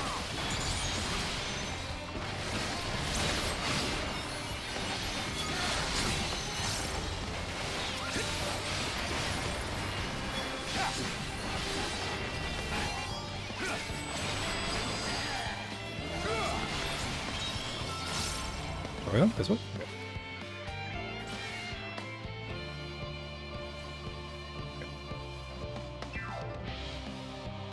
Right.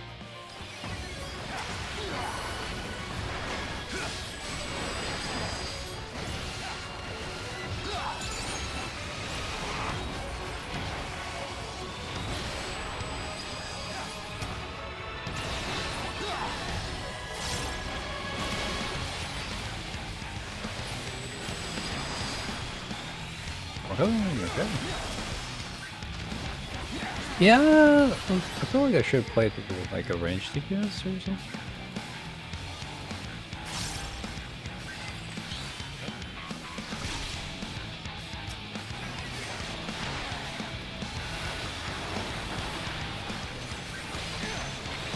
I guess we'll just double Phoenix.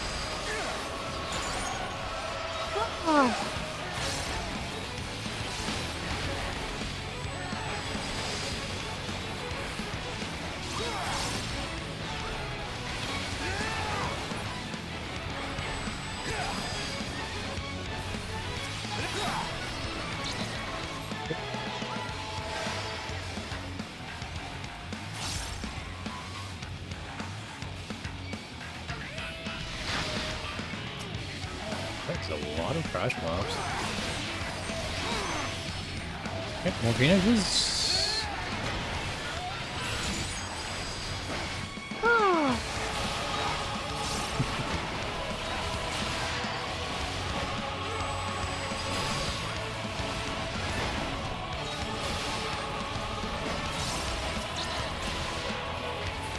Do I have a stack? I do not have a stack. Ah, help me!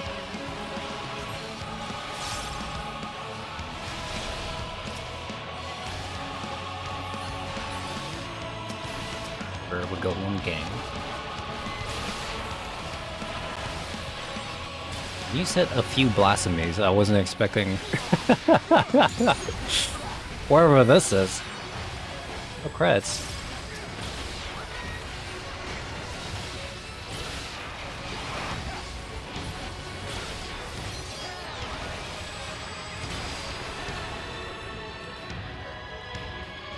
Okay.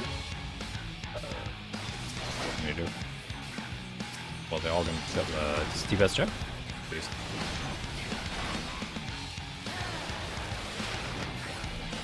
Oh, it's just fucking low? Got it, okay.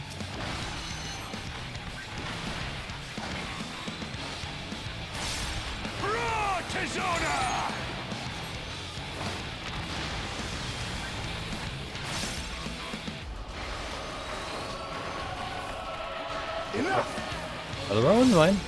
Very sure, Robon.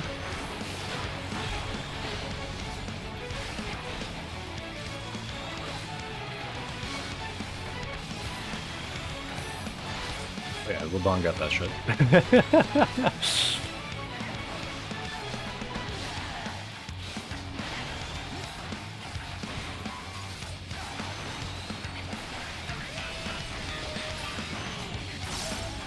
Always done my thing.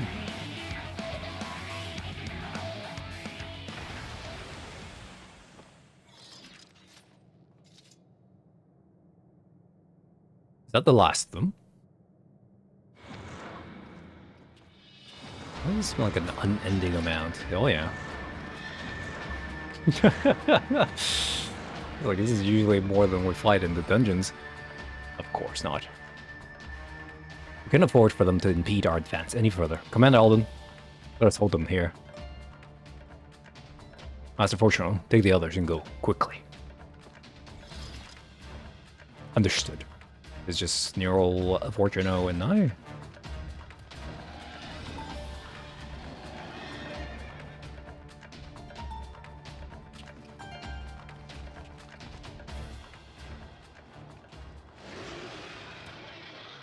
What does the Varus' thing looks like? A weird Chimera?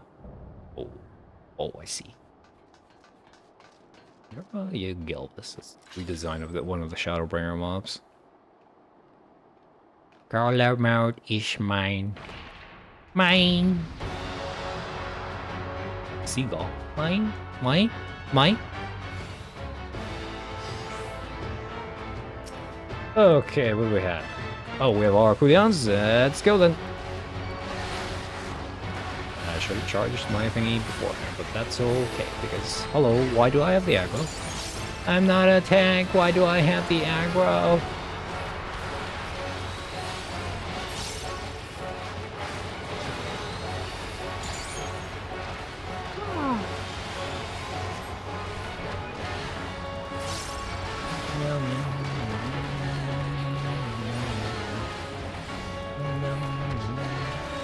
Oh, you got that? Wasting cooldowns here.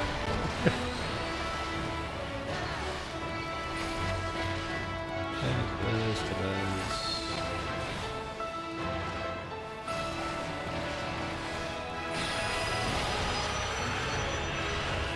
It's kind of awkward.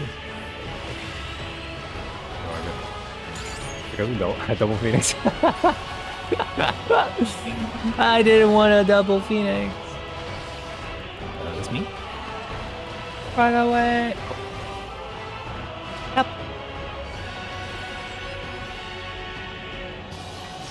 Hold me. Thank you. Did you just teleport me? Cool. Yeah, okay. He's very cool, okay.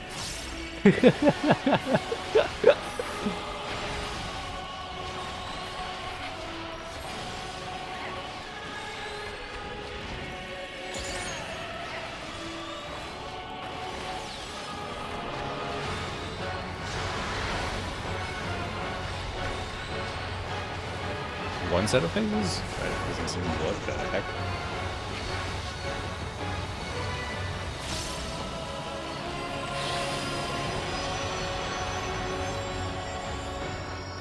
He seemingly is very impressive.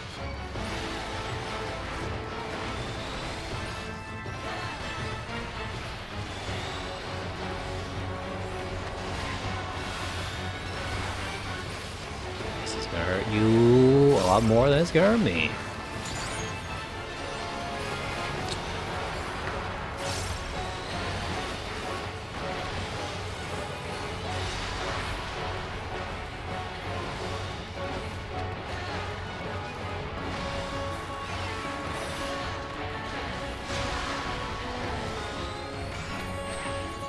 That's right. That's right. You get out here, Neuro.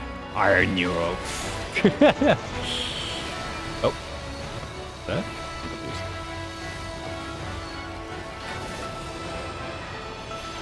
Can't step in. Lame.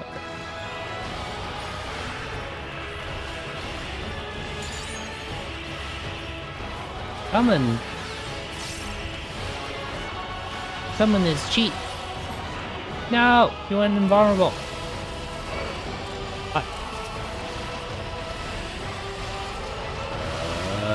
Guys. Just nothing. Oh, this was thing. What is like what a Nero thing to say? You got it? You will take the brunt of it? Well, I'm gonna tell you shorter. Through wall. Oops. Here I am, thinking I'm just gonna watch the show.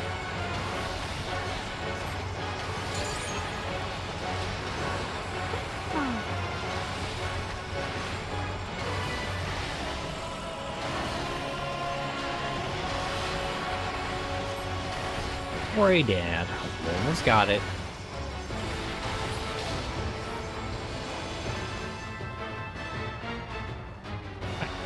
Oh.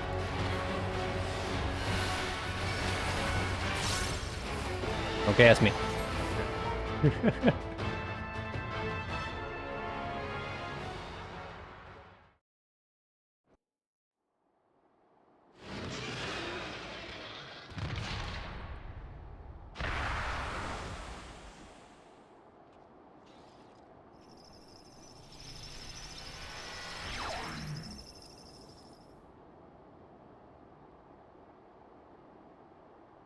For glory, everlasting indeed.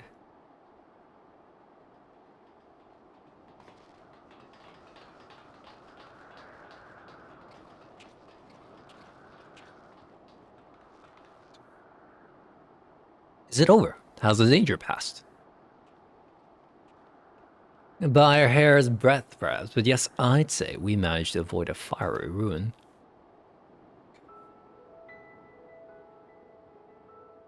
Our path to the moon is open once more. The duty of the Charlatan has ever been to chart the course of history, not to change it. Thus do we fervently hold to our policies of neutrality and non-intervention. In truth, it was all in service to our plans of exodus, to abandon the star to its ruinous fate. Harsh though it may sound, I still believe it was ultimately for the greater good. Thanks to you and your comrades, however, it was a fate that did not come to pass. Charlemagne would now find a new way forward, not merely for the preservation of knowledge, but for the betterment of this star and all who call it home. I believe I speak for all of the Forum when I say it. It will be an honor and a privilege to work towards such a goal alongside the Allied nations. Aye, an age of true and everlasting peace is finally within our grasp, and we will seize it together.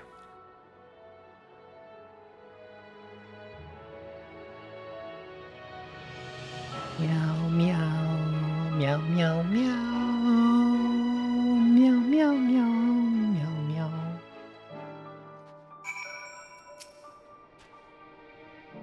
He's trying to disappear again, Nero.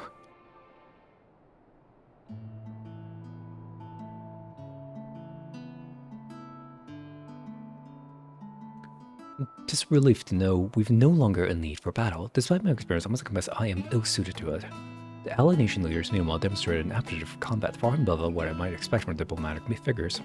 And you, my friend, I see now why you are so well regarded as Orza's champion. Eorzea. The others have already begun the arduous journey back home, but before you go, I will offer a word of thanks to the both of you. If not for your timely assistance, our plans would be forfeit, and the lands of those are forever defiled by the blasphemy. Please, I've no need for your platitudes. I labor only to further my own ends. Nothing more. We heard the news. Thank you for everything. With Lord Nerva letting us, we've the peace of mind to move on without regret. Which way are you? Living way. There you are. Now, what's this I've heard about you cleaning out the Tower of Babel? Are you finally really returned to the moon? What fortuitous timing. Allow me to introduce you to Living Way of the Loperites, Moon Dweller and Overseer of the Survey Team. Living Way, these good people will be the Moon's first presidents. I trust you and the other Loperites will take good care of them. Pleased to meet you? Residents? Oh no! I mean, oh yes! Splendid! After many long years of planning and preparations, the moon is absolutely, most definitely ready to accommodate your stay.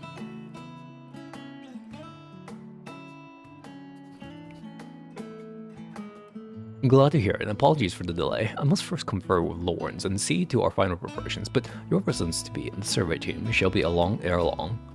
I trouble you to relay word of our successes to Jarbaz at Razahan. I should think the tidings all the more heartening coming from you. Until next we meet.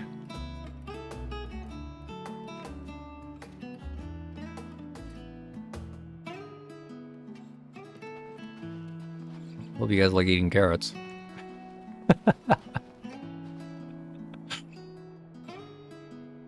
Wait, you're not leaving me for the moon without me?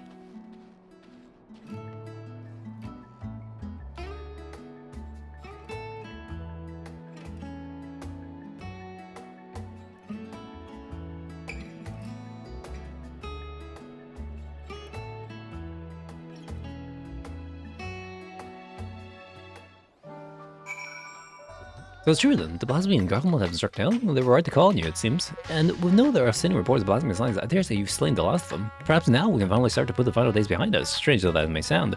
On behalf of my fellow delegates and the Radiant Host, I accept your humblest thanks. I hope when next I call on you, it'll be under more fortuitous circumstances.